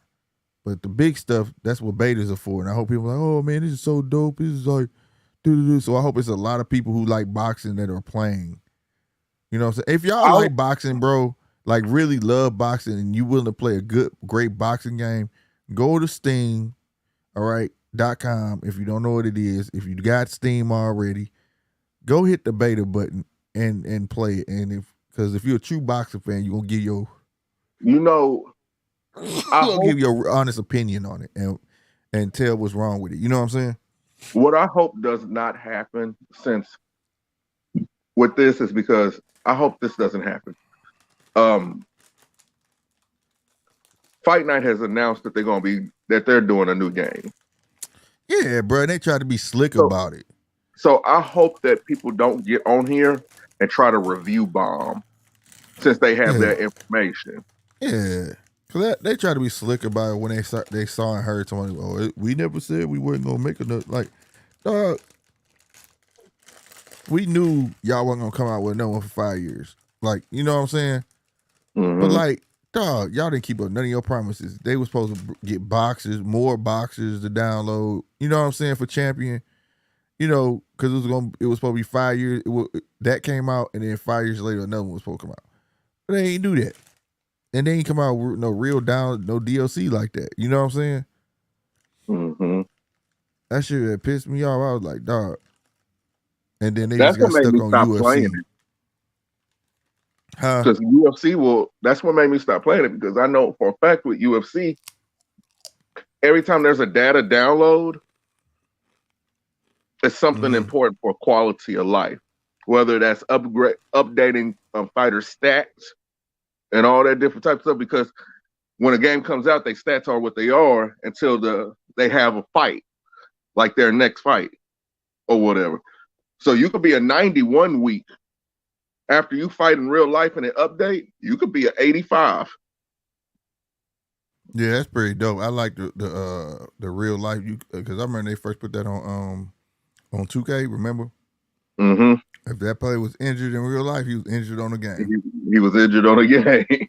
That shit was no hard. matter if you was in the middle of my career or not. Yep.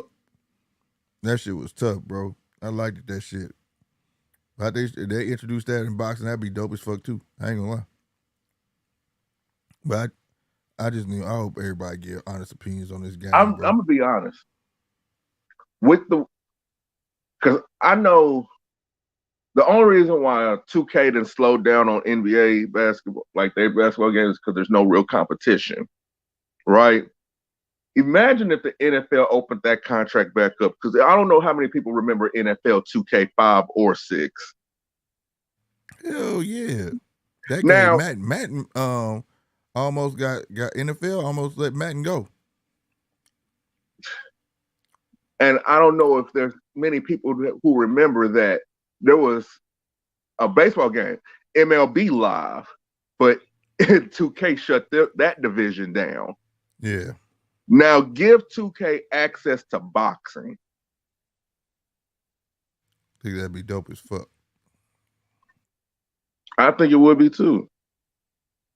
People are still, yeah, they are. There's tournaments still being held. It's still, yeah, obviously you took the word right, my man. They still having tournaments and shit on that motherfucker with they gyms on that bitch. I still got the motherfucker downstairs myself.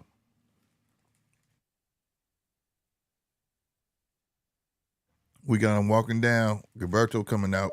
Let's go. He coming out Tupac, bruh. My business as a rider. That's what's up.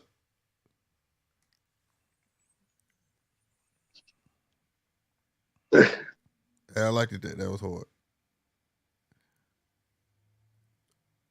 Right. Give me the ride. They fuck their life. I'm seeing people bobbing their heads and stuff. Yeah, right. It's a shit. Me, watch me bleed. That's a classic right there, bro. Damn. You know what? Sometimes I'll be thinking, I want to know what he would be thinking about rap today. He'll be upset.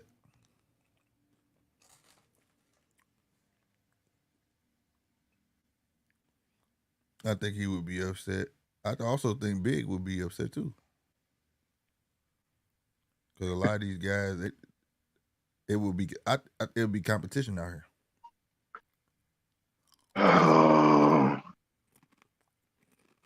Then you will hear all these young dudes. Man, things are always supposed to change. They're always supposed to evolve. Just because we don't rap like that doesn't mean that we can't rap.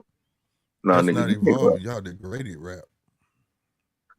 Bruh, it is so hard to listen to the radio. Bruh. The reason them guys sold tapes back then, they act like bootlegs didn't happen back then. If you was dope, dudes, you be like, I don't want the bootleg. I want the real thing.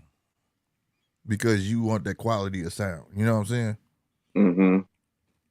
If you had that skill and you had that pop, man, it was like that. You feel me? Plus, I ain't want the bootleg. I ain't want no copy. Even when you did it on CD, it felt like the bass wasn't the same. You know what I'm saying? Mm-hmm. When you burnt the CD. Have you noticed everybody's albums sound like mixtapes now? With 2-minute songs and everything. Yeah. It's easy. It's easy for them because they ain't got to do them put shit together. No writing, punching in and out. Oh no, bro. It's like they don't have to evolve in their craft. You feel me?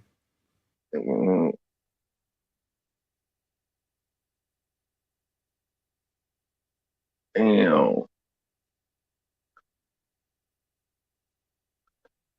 They should have been showing more Bivol fights over here in the States. You shouldn't have to YouTube his fight. True shit. Like, Bivol is a world-class athlete. World-class. And beating Canelo should have did more for him than what it has. Because it turned into, well, he was supposed to beat him. He was the bigger guy. Instead of congratulating the man on what he accomplished that only one other person did. Right.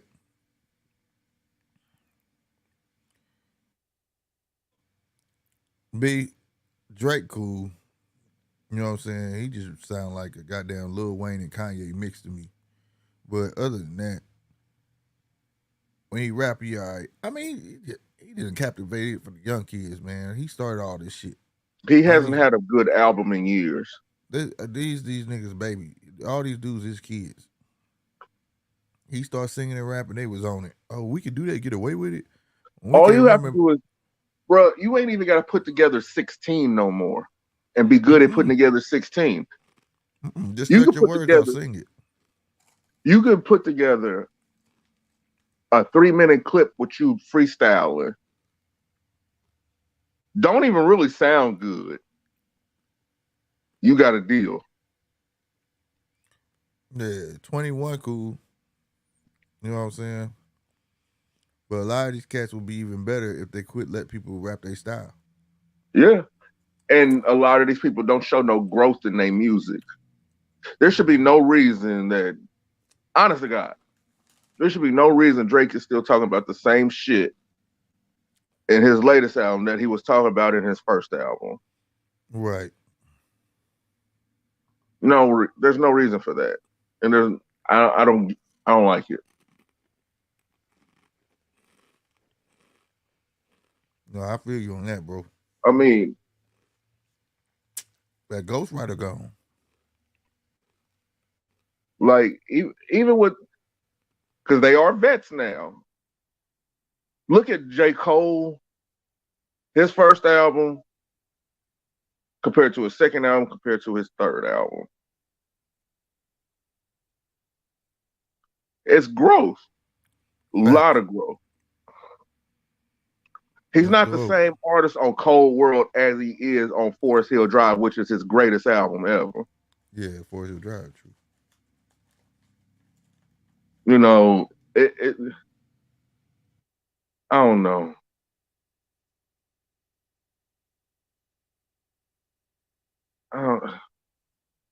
I can't listen to rap music. I just can't listen to it now.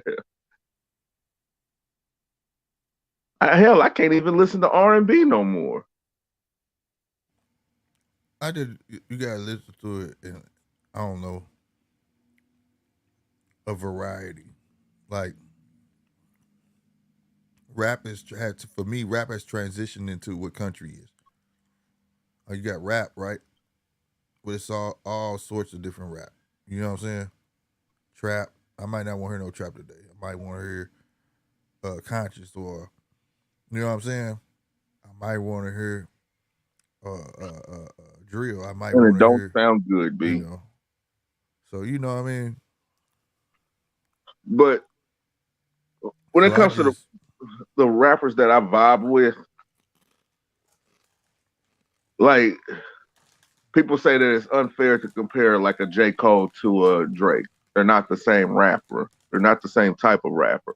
But I thought that was the goal for every rapper to sound unique in his own way.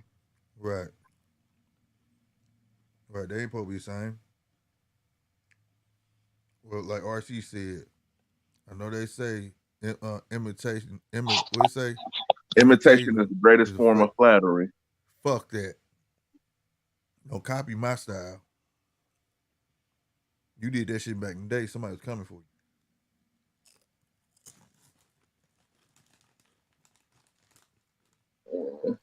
And that say something though. 3 albums in 10 years, and he revered as one of the most talented hip hop artists of today.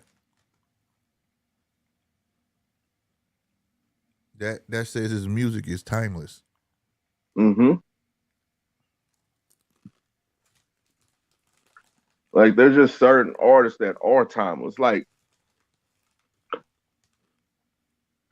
there's certain artists to where you'll take somebody that's hot in a generation now and compare them to that person's first album.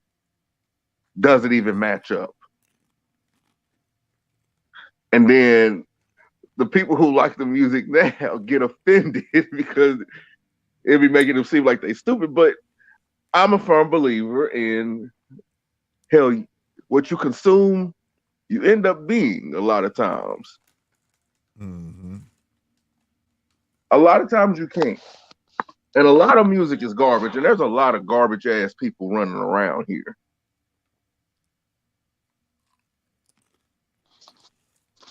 One hit wonder. Like even young off the track. They survive. Even young dude Kodak been switched up. He's sounding more grown in his songs now.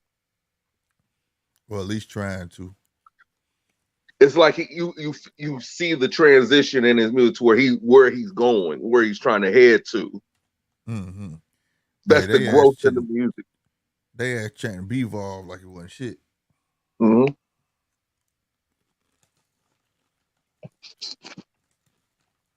Man, that damn nigga Ramirez. You see how big Ramirez is, bruh? That's a big boy.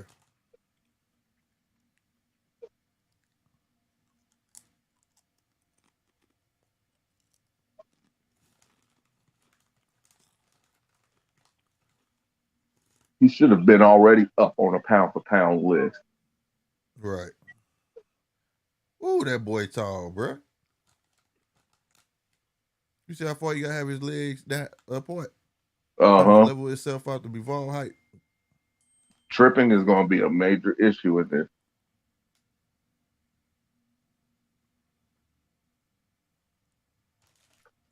You can't see Ramirez. You actually have to be on the attack with Bivol because sitting back waiting to counter him is the mistake that Canelo made.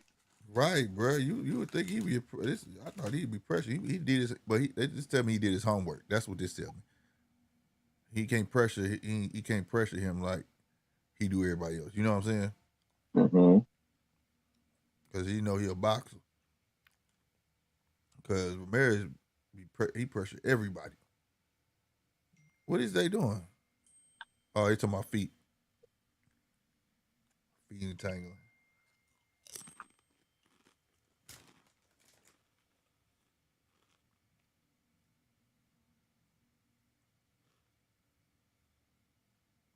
I just thought about something. What?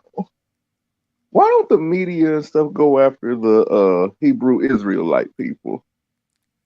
Because they ain't now one of them famous. I got a greater one. Why they ain't went after Bezos? It's still on Amazon. Because you can't go after one of your own. Oh.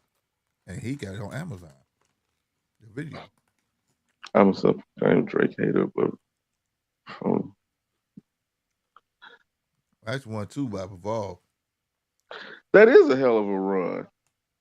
And I still say, in my opinion, he's only had 2 good albums.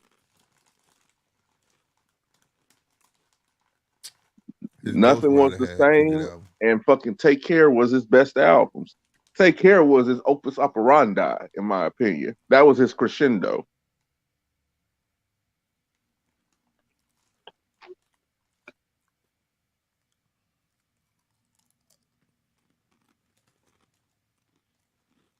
Nice jab from Zurdo.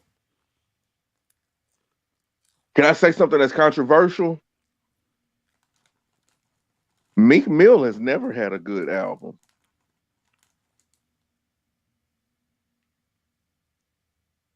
I have to be in the mood for Meek because he just gonna yell.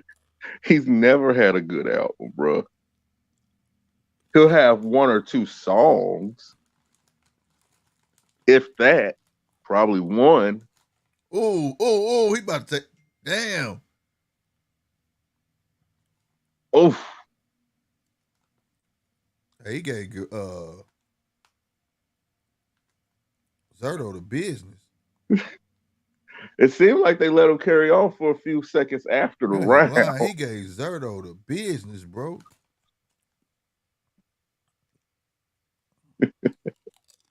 Love it. Should I pick up drinking again? Huh? Should I pick up drinking again? Because that looks good. It really does. It looks like you can mix it. It looks like you can mix it and enjoy it with something. Right. And it looked like it already got the lemon flavor. Just put it in some lemonade. Like you just supposed to sip it all day. Yeah, and just enjoy the taste notes of it. Zurdo felt his power though. Felt Bivol power. Oh, another unpopular opinion. Privilege Hennessy is nasty. I'm not a big Hennessy fan. Only Hennessy I really like is white Hennessy. I don't too much care for regular Hennessy or any of the other Hennessy. I'm saying it because that's the lowest. That's the lowest one, and that's the one that motherfuckers just love to have the bottle of. Mm. That's nasty. I catch somebody with some Hennessy, white Hennessy. I try to work a deal out with you. Because I believe Remy Martin is a better spirit than Hennessy. I like Remy Martin. But I tell you this. A lot of people laugh at me, but I'd rather have Martell than any one of them. Really? Yep. Martell, a couple ice cubes. I like that shit.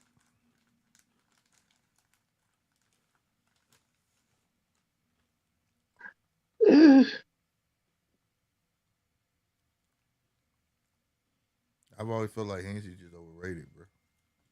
Hennessy is what? Overrated. Ooh. There's so much other shit out here.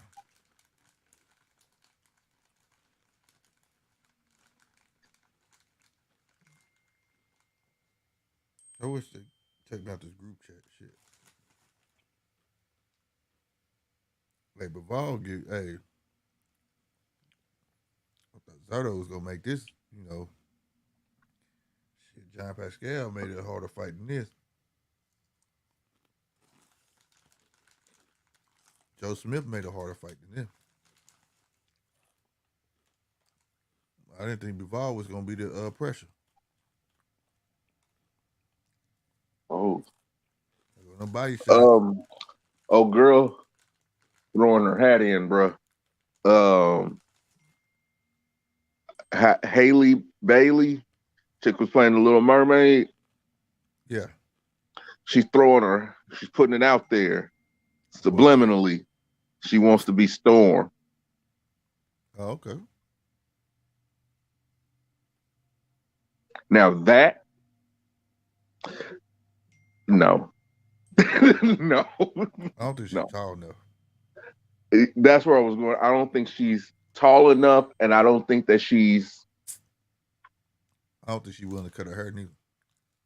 Well, it depends on which Storm you want. You got young Storm with the mohawk. You got in between Storm, where it was like, I don't know the styles. You know what I'm saying? The name of the styles, but the OG with the long hair. And she can't play an OG. She too young. Now, my issue is her height, and I'm gonna be real, she's not figured enough. You seen them girls before, boy? Huh? Them girls got a body. It's not Storm. Her and her sister. I'm like, damn. But it's not Storm. No. It's not. It's not. That's why I was upset when I was younger with old girl from True Blood playing. Young Storm was straight up and down like 6 o'clock. OG Storm was. Yeah. That was a woman. Yeah, that was a woman. Yeah. She was fire. But they are probably going with the younger X-Men cast, so I don't have a problem with it. Mm-hmm. If that's the case. But I don't think she's going to be willing to cut her hair, though. It depends on if they're going to go with Punk Storm. I don't think they're going to do it. They're going to do everything to distinguish themselves from the Fox stuff. So they probably will do long hair Storm.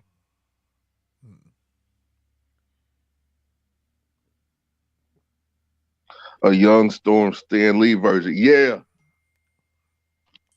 I would prefer that Storm. That girl is nice. Bruh. Yeah, them little girls got bodies, bro. You gotta go look at their videos, bro. That shit fucked me. I was like, little skinny ass, it's got some, hey. They blessed. They blessed, bro. You know. Ain't no booty po be on no small frame like that. That big po be on no frame. And it's real. Some crazy shit, bro. That's fine. That's why motherfucker be on them talking about put some clothes on. I was like, yeah, they saying that shit because they can't get it like that. Motherfucker weigh 120 and it's all booty. How is that possible? That shit fucked me up, bro. But they short though, like they not tall neither. You get what I'm saying? So that helps. Yeah. 120 on a 5-foot frame, 4'9" frame. You know, that look like 120 look like more like 140. You know what I'm saying? I mean, I get all of that. But bruh, she ain't tall enough. No, that's why I said. That's why I'm saying that she not tall enough. She got the body, but she not tall enough. And she doesn't have the body to me. I don't know. Like I said, it depends. They put it in that patent leather. It'll shape. Hey, like it'll show the unless shape. they do some augmentations on set, like they. Well, not Scarlett Johansson's actually shaped like that. Yeah, hell yeah, she always had that. She's natural too. Shit. She's actually shaped like that. I was say, how dare you disrespect her? Shit. And Halle Berry was actually shaped like that. Mm-hmm. But Halle Berry wasn't a good Storm to me, bro. She wasn't, but I don't know. There's I don't who could you, because even with all the other ones, that chick Gal Gadot from where is she from? France or something like that. Who? That's what I expect Wonder Woman to look like. Oh yeah, 100%. That's what I expect with accent and everything. One. Go look at the original younger pictures of the original Wonder Woman. You're gonna be like, damn, she's fine too. Oh, I've seen. As hell. They showed her while she was old in the new movie. You feel me? But that woman was bad. She was real, bro. And I wasn't old enough really to pay attention to the Wonder Woman series. I wasn't even into it. You know what I'm saying?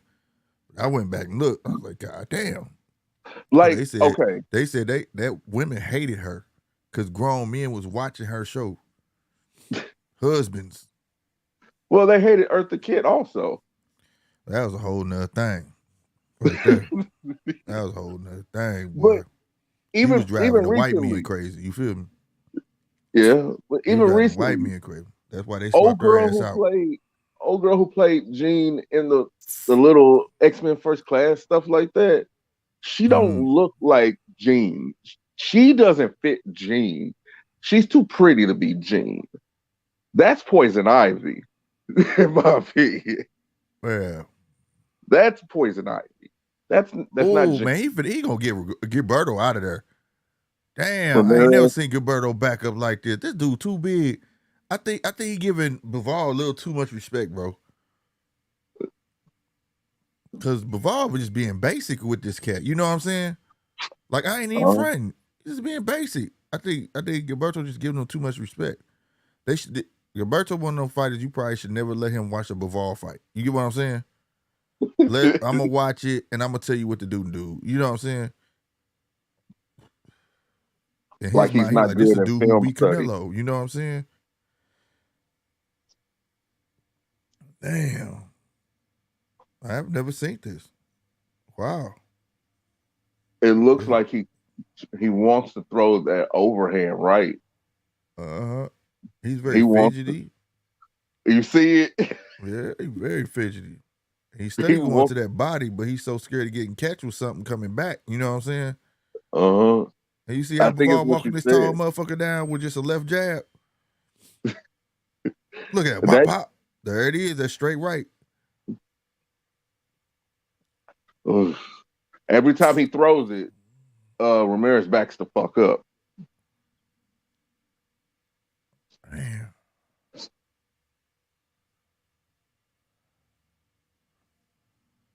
Ooh, wait. In a minute, he keep on being fidgety like this, you're going to start getting to see a lot more straights come down this pipe from Bivol. Watch. Like, all right, watch out. I'm going to jab, bop. Watch. Berto don't know what he want to do.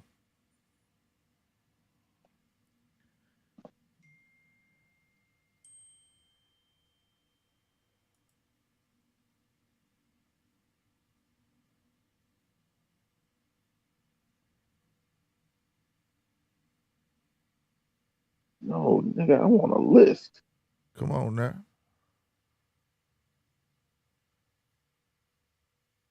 It's like easy work for Bivol. This cornerback tell Gilberto, man, you better go in and just go all out.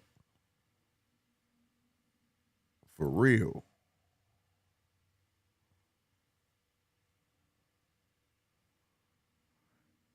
Has that Georgia Tennessee game started? Let me see.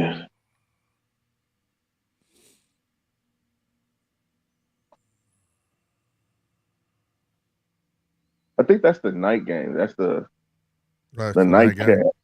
I think that's the nightcap. Got you. It's somebody else boxing tonight, I think. Let me look.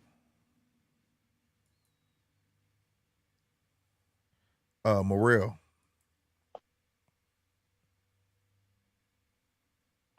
I may be on for that. I'm not sure. Morrell Jr. It's on Showtime. Just if y'all want to check it out, it's on Showtime, 9 p.m. Eastern. Morrell Jr. versus your bossy Nully. I know I'm saying that name wrong, but I never seen this guy. I know we all know who Morrell Jr. is, but the person he fighting I never seen.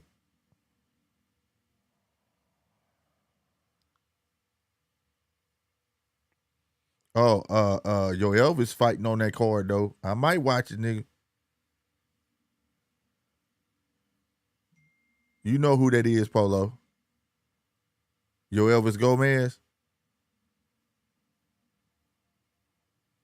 And he fighting Justin Rosario. That'll be a little banger.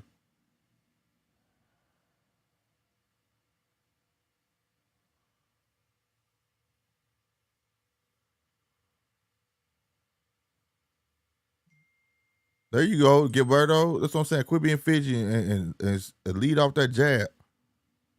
Make Bivol work. Shit. When you get fidgety, that's when he like just start walking you down.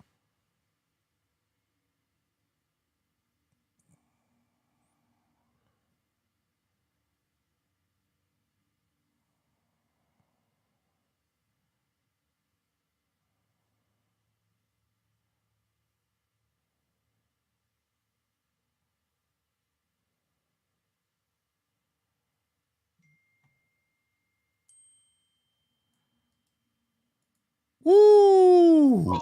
The game is on. It's on. Tennessee, Georgia. It's the third quarter. Who winning? Georgia. Damn, he called it. Yeah. I didn't expect this. Yeah. It's 27-6.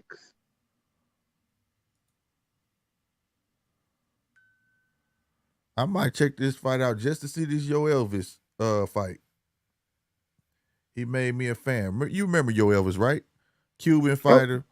Remember he instead of using the Cuban style, he just coming to knock your ass out. Remember that shit? Like it's a different style of fight. Like he could do Cuban style, but he coming to knock you out. Black dude. Yo Elvis Gomez. Look him up. You'll see his face. You gonna be like, oh my God, dog. He lined Zurdo up on the ropes, bro. That's wild.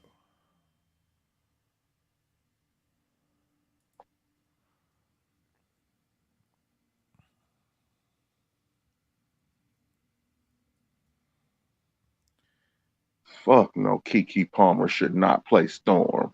Oh, hell no.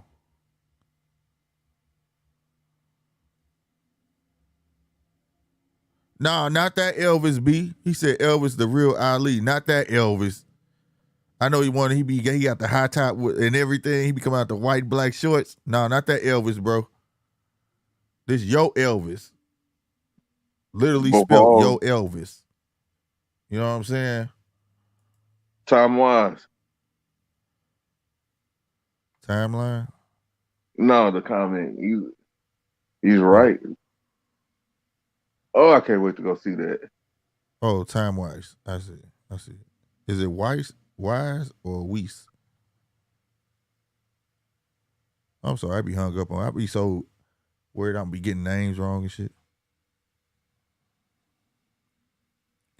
B said, wow, fight on cable network TV. Yep, Showtime. Morrell Jr., he gonna give you a show for sure. I know that, but his opponent, I don't know who he is.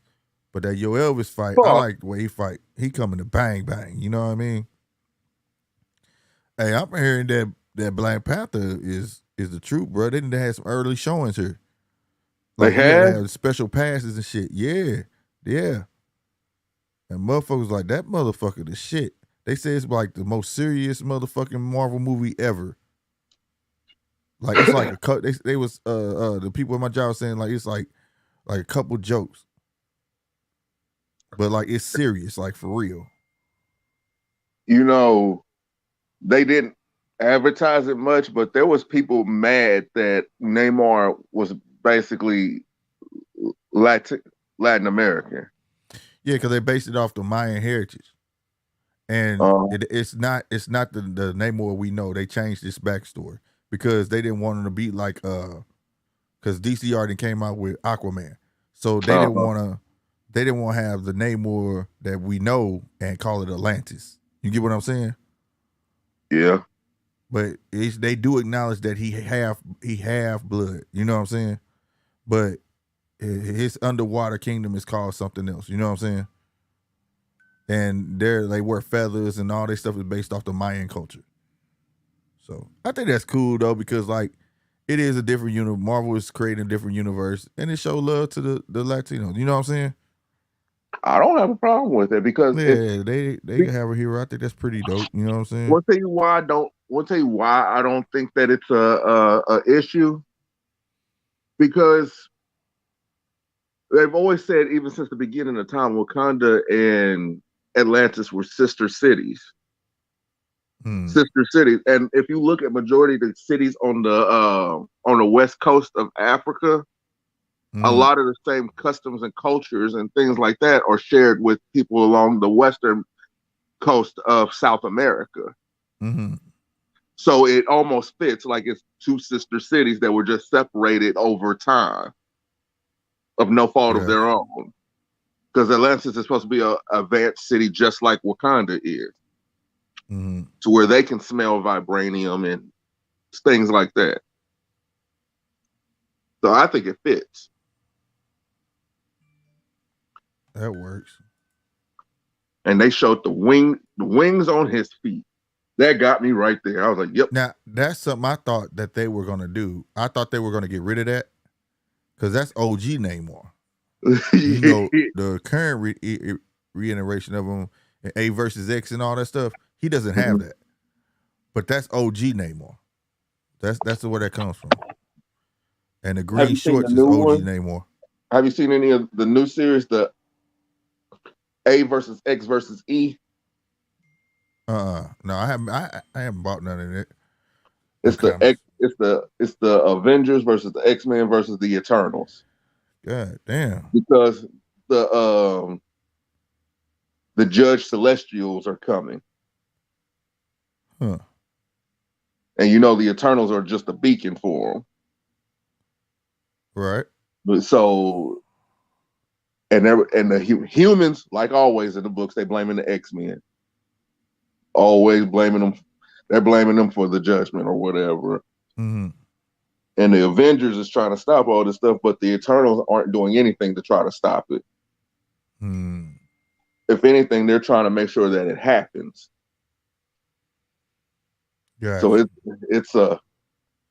it's been very interesting. In the latest issue, Doom has come into play. Stop playing, bro. I'm sorry. What's wrong? Motherfuckers broke into my favorite music store, ran their car in that motherfucker. I'm not bullshit. Somebody just, that's why my phone blowing up. Damn. You see that shit? Trying to steal shit. Damn. This motherfucker, they like, damn. That's my spot. They ain't gonna be open for a while. Like, that's where they sell mics and music equipment and shit. Man, Bivol ain't playing with Zurdo. But Zurdo giving too much respect, I feel like, bro. I ain't lying. I think it's a mental thing. Like, he usually be like I'm God in the ring. You know what I'm saying? Mm-hmm. But there's levels to this. It's levels of competition, but Bivol is being basic, bro. You get what I'm saying? Like, he feel like he ain't got to do nothing extra. Huh? He felt his power. Right. See?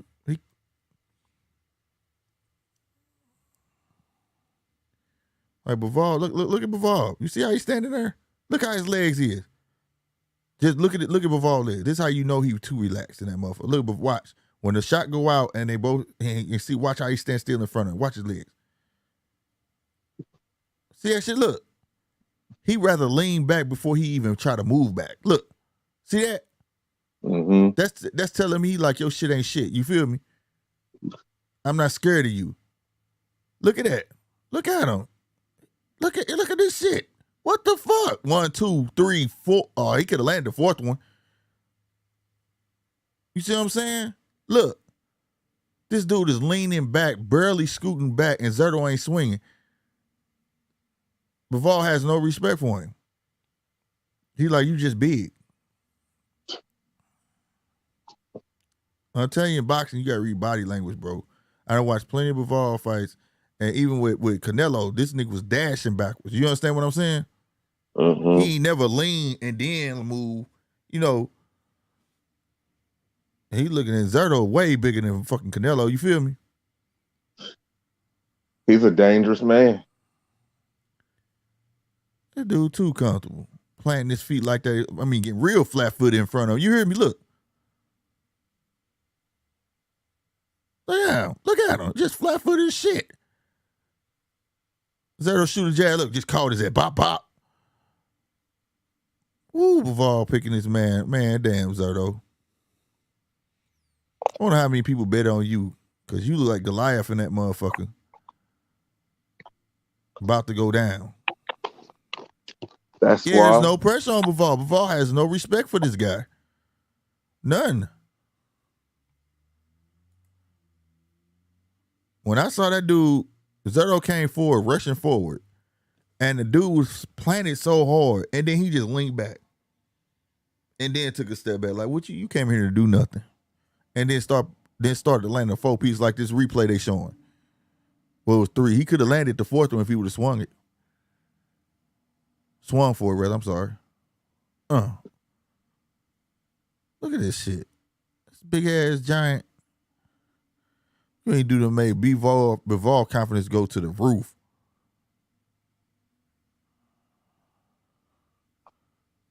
Damn. Again, look at Bivol's feet, y'all. Look at him. Flat-footed as shit. And then he just leaned back when the jab come. Like, I ain't worried about you. Bivol, you know, it looked like, you know, when boxers get in front of the mitts. That's how he's standing. Planting his feet, he don't got to go because he know he don't got to move. You know what I'm saying? Mm-hmm. You know, you probably are supposed to be already ready to move. Like, this dude just too relaxed.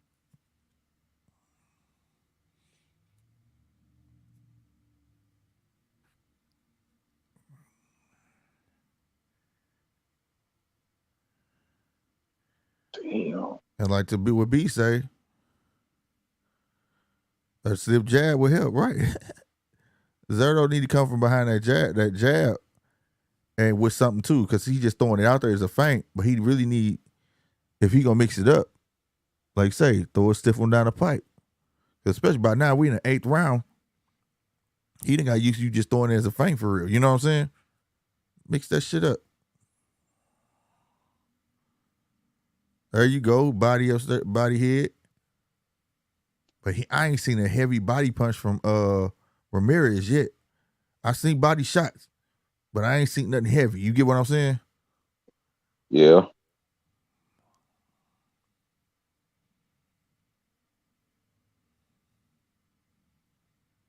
This is another golden boy fighter biting the dust, bro. Beat by Dre. Telling you, because JoJo Diaz got his ass whooped last weekend. Oh, man.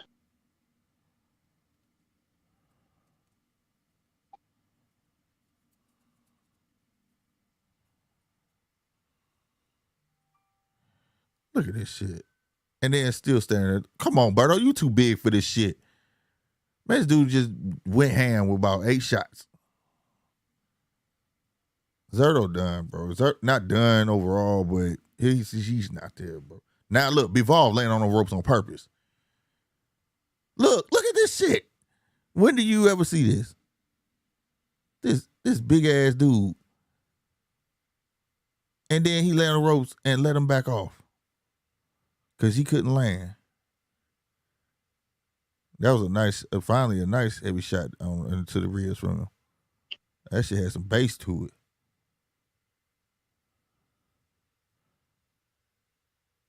Yeah, be hot. And I think he was early tired too. That nigga took a deep ass breath when that bell rang.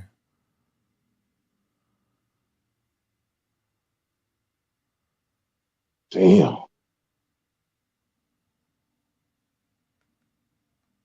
What?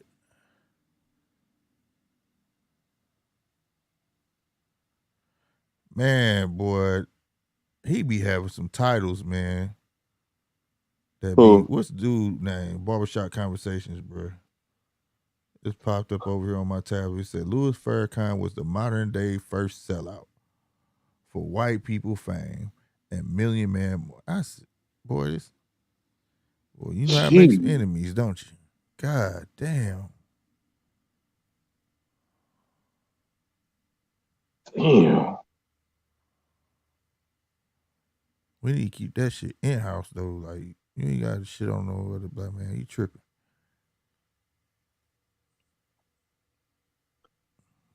Damn. I mean, good. God.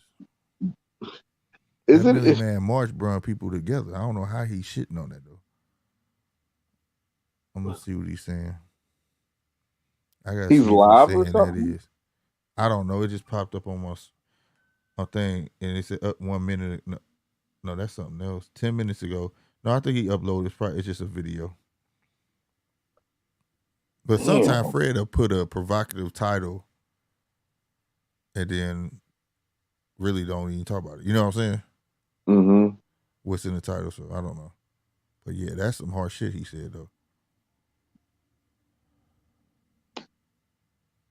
I don't have a problem with provocative stuff. I really don't. But yeah, that was a bit harsh. That's harsh as hell.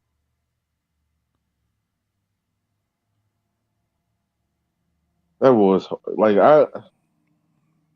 I talk a lot of stuff, but I couldn't do nothing like that unless it was warranted. Right. Hearsay is not always proof. Facts. The hell?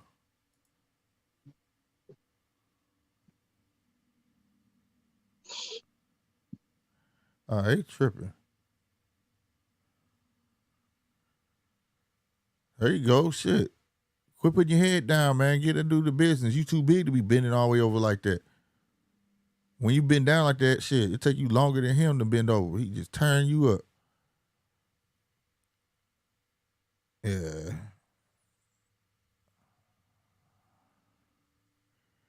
And also, he's not moving as fluid, whereas Bivol just so comfortable. You hear me? Oh, my God. Oh, my God. He done landed 8-piece. Are you seeing this? Mm-hmm. Oh, my God. Additional 4-piece for him.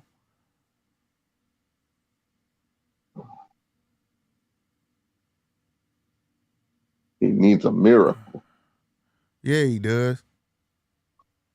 Wow, tattooing that dude up. Oh, my God. The counter right there. Caught him up on the side. Good footwork now.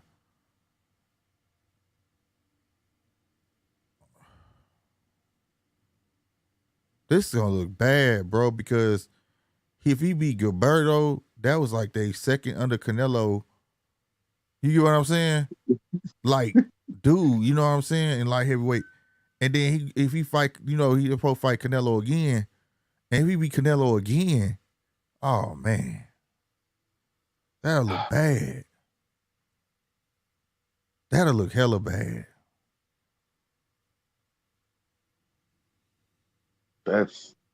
Look at this. Look at this replay. My God. Even I didn't even see the shot to the ribs with it. Look, additional 4-piece after that. Bow, bow, bow. 4 he landed. The additional 4-piece. Then he landed 1, 2. No, he missed the second one. Damn, boy. He having his way with this boy for real. Bivol is winning. For those who just came in, Bivol is dominating, bro. I got this as a unanimous so far. Yeah. This is ridiculous. I did not expect this. But as Polo said, there's levels to this, man. It is. I mean,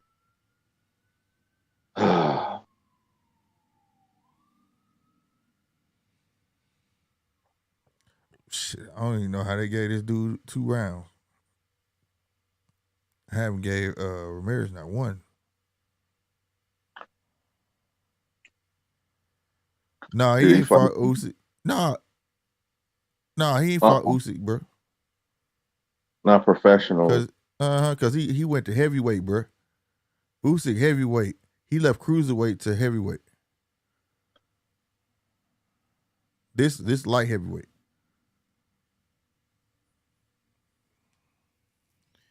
Even though Gilberto know damn well he should be in heavyweight, nigga.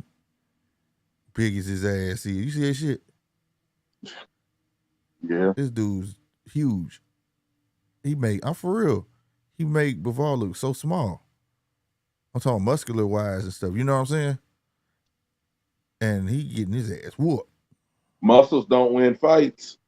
Nope. Anyway, it takes too much oxygen.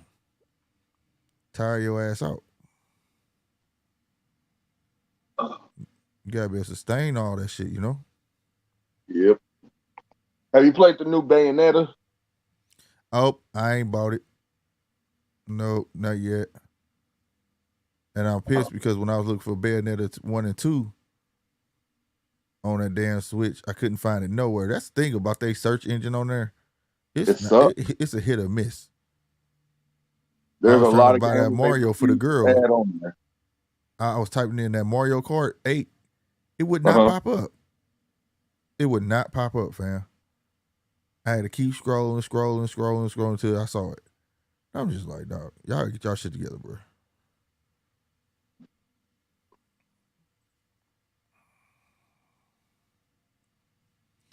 Yeah, they don't know. For Christmas, I'm finna get them the light. Oh, the Switch lights? Yeah, they can get their own. Instead of fighting over the one they got. Because they hip now. You can take it off the cradle. So that's the only way they want to play it now. You know what I'm saying? I hate I bought controllers for the motherfucker. I want to hold it. So I'm buy them their own. I'm just gonna relocate that one to my room. I bet you would. Cause I did. With that light though, I ain't gonna lie, they should have made it where like it's a cord that you can plug in and you can use as a controller and to the TV. On the you know TV. what I'm saying? That shit would have been hard. Like an HDMI out on there. You know, and just use it as your controller while you playing. Or allow mirror casting. Yeah. That would have been dope for that light. Because for the price, to be honest with you, it's a bit expensive.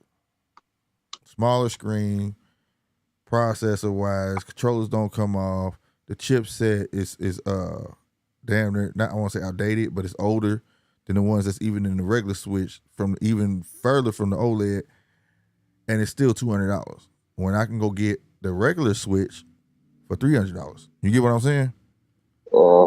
I wait till Black Friday, I can get a Switch for down there $250. You feel me?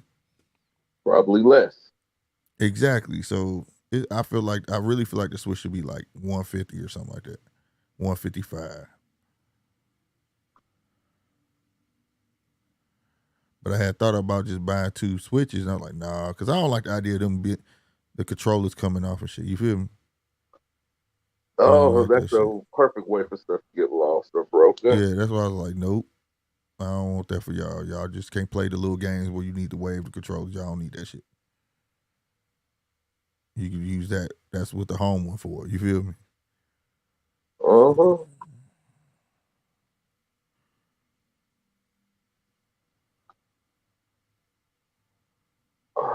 Ooh, okay, but Vol just threw a hook where it looked like he was going to try to knock him down.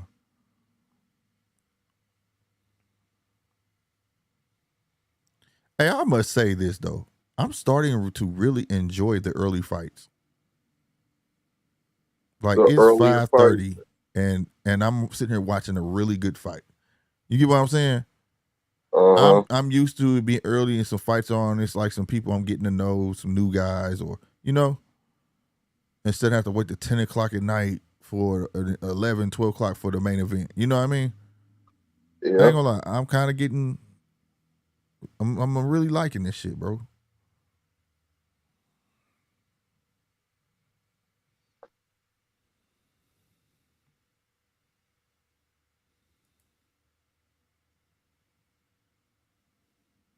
Game Pass still the best deal in gaming. Pretty sure they have tables. What's tables, bro?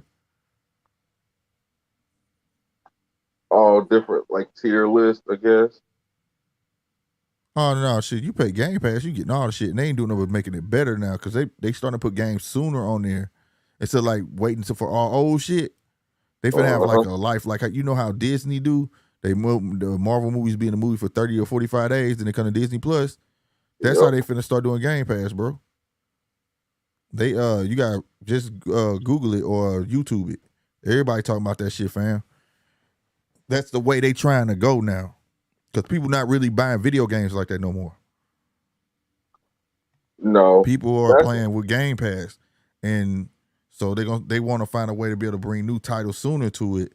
So they're gonna start cycling them in and cycling them out. You get what I'm saying? And the ones that are most played will have the longer shelf life on Game Pass. See, I'm into that. So that's pretty dope. Really and I pay for it. I love it. Y'all know I play on my laptop. I don't even play on console because this laptop the shit, bro. I mean, I implore everybody. You gotta get you a gaming PC. You not gonna wanna. I got my but this is my Xbox streaming machine, everything. Take it with me, and I take my favorite controller, my all burgundy boy. I call it my Iron Man, and I'm out, bro. I got Steam on this motherfucker. Hey, another little fun game. My friend Pedro. That shit fun in the motherfucker, bro. You played that? No. Bruh, play it. I think it's on sale on Switch for like $4 or some shit. I bought that shit. That shit fun in the motherfucker. Side scroller game. That shit go hard. But I got it on this motherfucker too. It was on every console. It's called My Friend Pedro. They yelling at Zurdo. You could do this.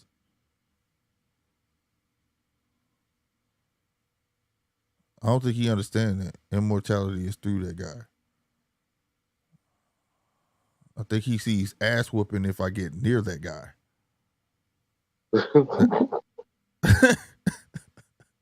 Possibly.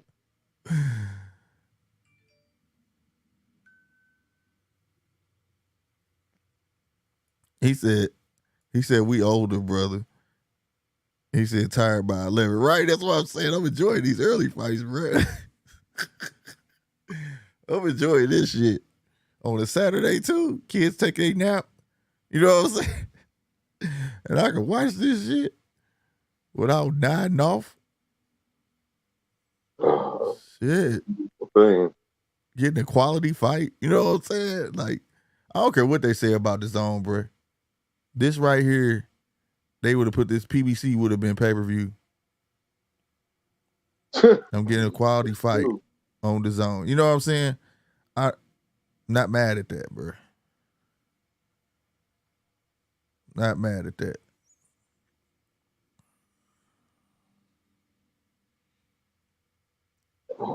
Hey, right. Hey, Bivol hit that dude with a jab and straight right. I told you. He finna start doing when every time he get finished, you watch when he throw down the pipe. You hear me? Because it's like he could tell you don't know what you want to throw because everything he doing ain't fluid. You know what I'm saying? He damn near reneging on what he want to do. And that's why Bivol landed 8-piece punches on this dude. You hear me?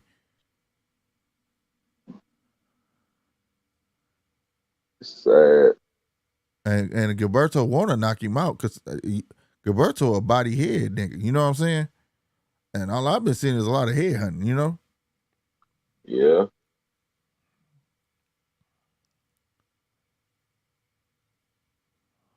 Oh. Don't Bivol look like what Lil Mac would look like when he got older? Yeah. See, there it is. Boom, boom, boom. What I tell you about a tall person? Didn't I tell y'all if you over the height of 6'3" or some shit like that, you shouldn't be bending over? Because it take you longer to come back up. And he just gonna bat the shit out your head. And you can't see none of them punches coming. Bending over all the way down there. You should be leaning back. You tall, lean back. You know what I'm saying? What you gonna go down here for? You gonna go like this? But let me help you up. You know what I'm saying? Every time you bend over, look, bent over, he stole on him again on the side of the left head. Again, 2 more left to the side of the head.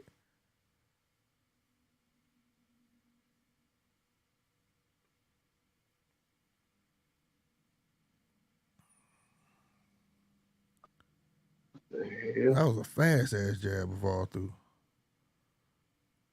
He already quit, but shit, that was pretty quick. That was pretty fast of me.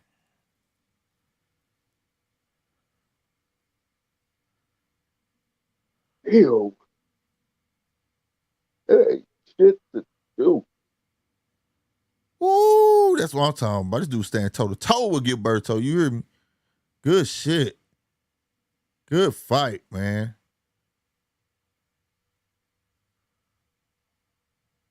That's what's up. Good fight, bro.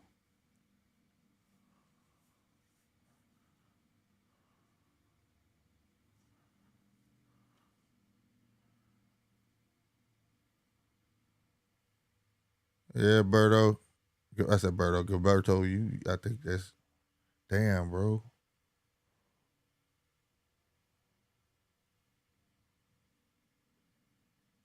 Of all that cat.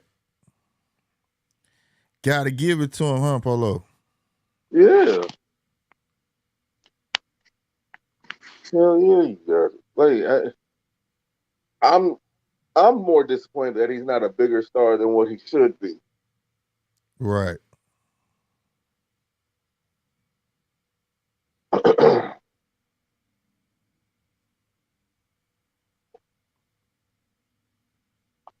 Ooh.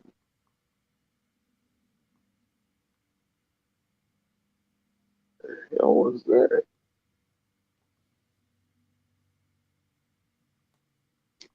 Oh, oh, oh, God.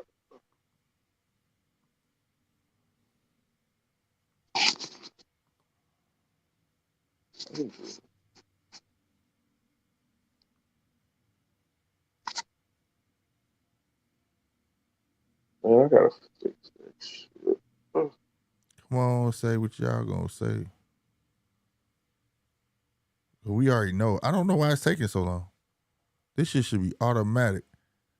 I mean, it's pretty goddamn unanimous at this point. Right. So I don't know what they're waiting on. Damn, Roy Jones there, and Joshua there. I got that same chain, that glitter rope. I want a herringbone. I bet you go there, you find a herringbone. You can find anything you want there. Or they'll be like, we'll come back tomorrow. We have it made. Looking asses. Damn, I'm about to get extremely serious about finding one of them motherfuckers. Yeah, I said I'm finna go on a series of pawn shops, bro. And I'm gonna vlog that shit. So I find me one. That's I'm not telling a you, bad idea. That's probably where I'm gonna find it, in a pawn shop. Probably. I done been to all the jewelry stores, bro. I could find them in white gold, silver, and they skinny. You feel me? Yeah, Like that. I don't want a skinny one. Now the ones you be bending on accident. Yeah. It took that But I long to don't. come to a unanimous decision, bro. Damn. Like heavyweight champ of the world. Let that fight happen, man. Fuck. Better be Bivol.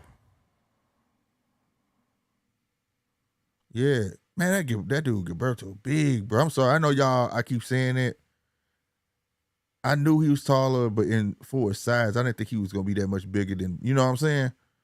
Than Bivol. But damn, that dude was big. And he made that dude like shit, bro. I mean, that seems like it's pretty easy But to do. what my boy say, man, what was his name? What he had put had definitely described what he said him Bivol and whatchamacallit fight would be like. Technique Think versus Carl. raw power. What'd you say? Precision? Technique versus raw power. Yeah. That's basically what this fight was, bro. And that technique, boy, it negated everything. You hear me?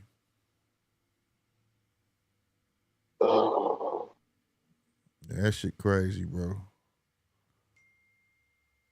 McCaskill got a fight. That's another dude I mean, he had a couple good fights, you know, but I want to see him fight somebody of quality. I mean, every time he fights, step up. But I think he's just trying to get that name, that hard, that good name. You know what I'm saying? Because I don't want him to follow custom of Triple G. You know, like Triple G was that dude. You know what I'm saying? The problem with Triple G is they never would put him in a ring with the people you want to see him fight. You feel me? That's And he a was promotional issue. exactly, and he was a knockout machine. You know what I'm saying? He was fucking everybody up. You know, and the people once he got to Daniel Jacobs, everybody was like, "Oh, he fighting Daniel Jacobs, a miracle man, cool." Then after that, we wanted to see them big fights. You know what I'm saying? It didn't happen, bro. It was like, damn. And that's why some people be like, "Oh, Triple G ain't shit." That's why some people be like, "Triple G ain't shit. Triple G ain't shit." You feel me? But to me, he was. He had all the goods. He was that dude. Just fell in that terrain of boxers who never. They would say, and what they will say in time is when Triple G retired, they're gonna say Triple G was one of those boxers that never really challenged himself. And that's a sad thing to say, and that's not and it's not his fault though. You get what I'm saying? But you know, that's what I'm saying. I'm glad Bivol taking on competition now, right now, and shit, stuff like that. That's how I want Jaime McGee to start doing. Don't keep fighting yesteryear guys. You know what I'm saying? You need to be the guy that beat them first. You feel me? Yeah.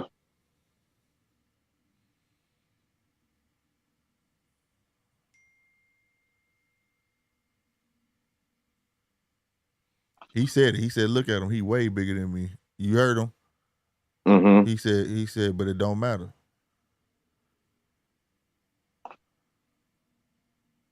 Big doesn't matter. Right.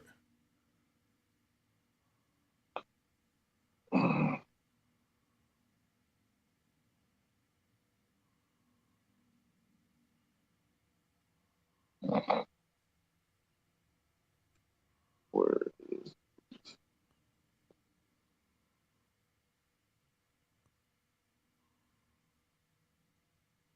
okay, I got man, it's about to be fucking dark.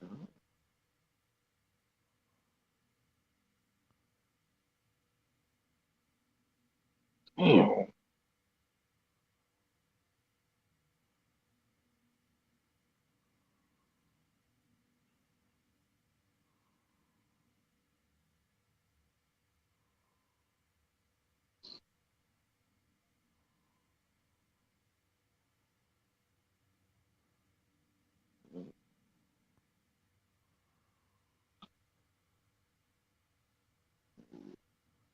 Right. Right.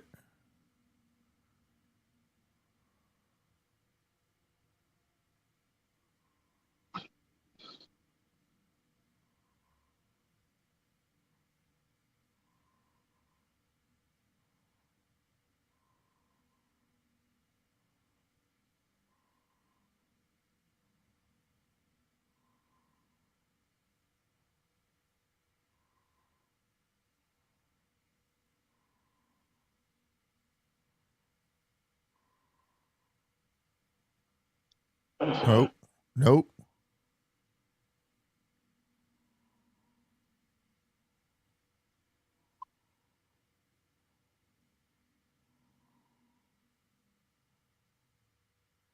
Right.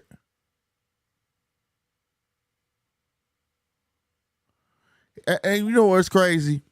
Listen to Bivol right now, fam.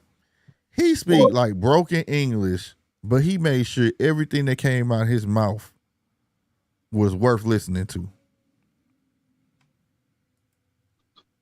How come people with that can speak regular English can't do that? Because that makes too much sense. Like my dude said, look, would you go to 168 to fight Bivol? He said, of course, but it's not just up to me. It's up to me and my team. What's best for me?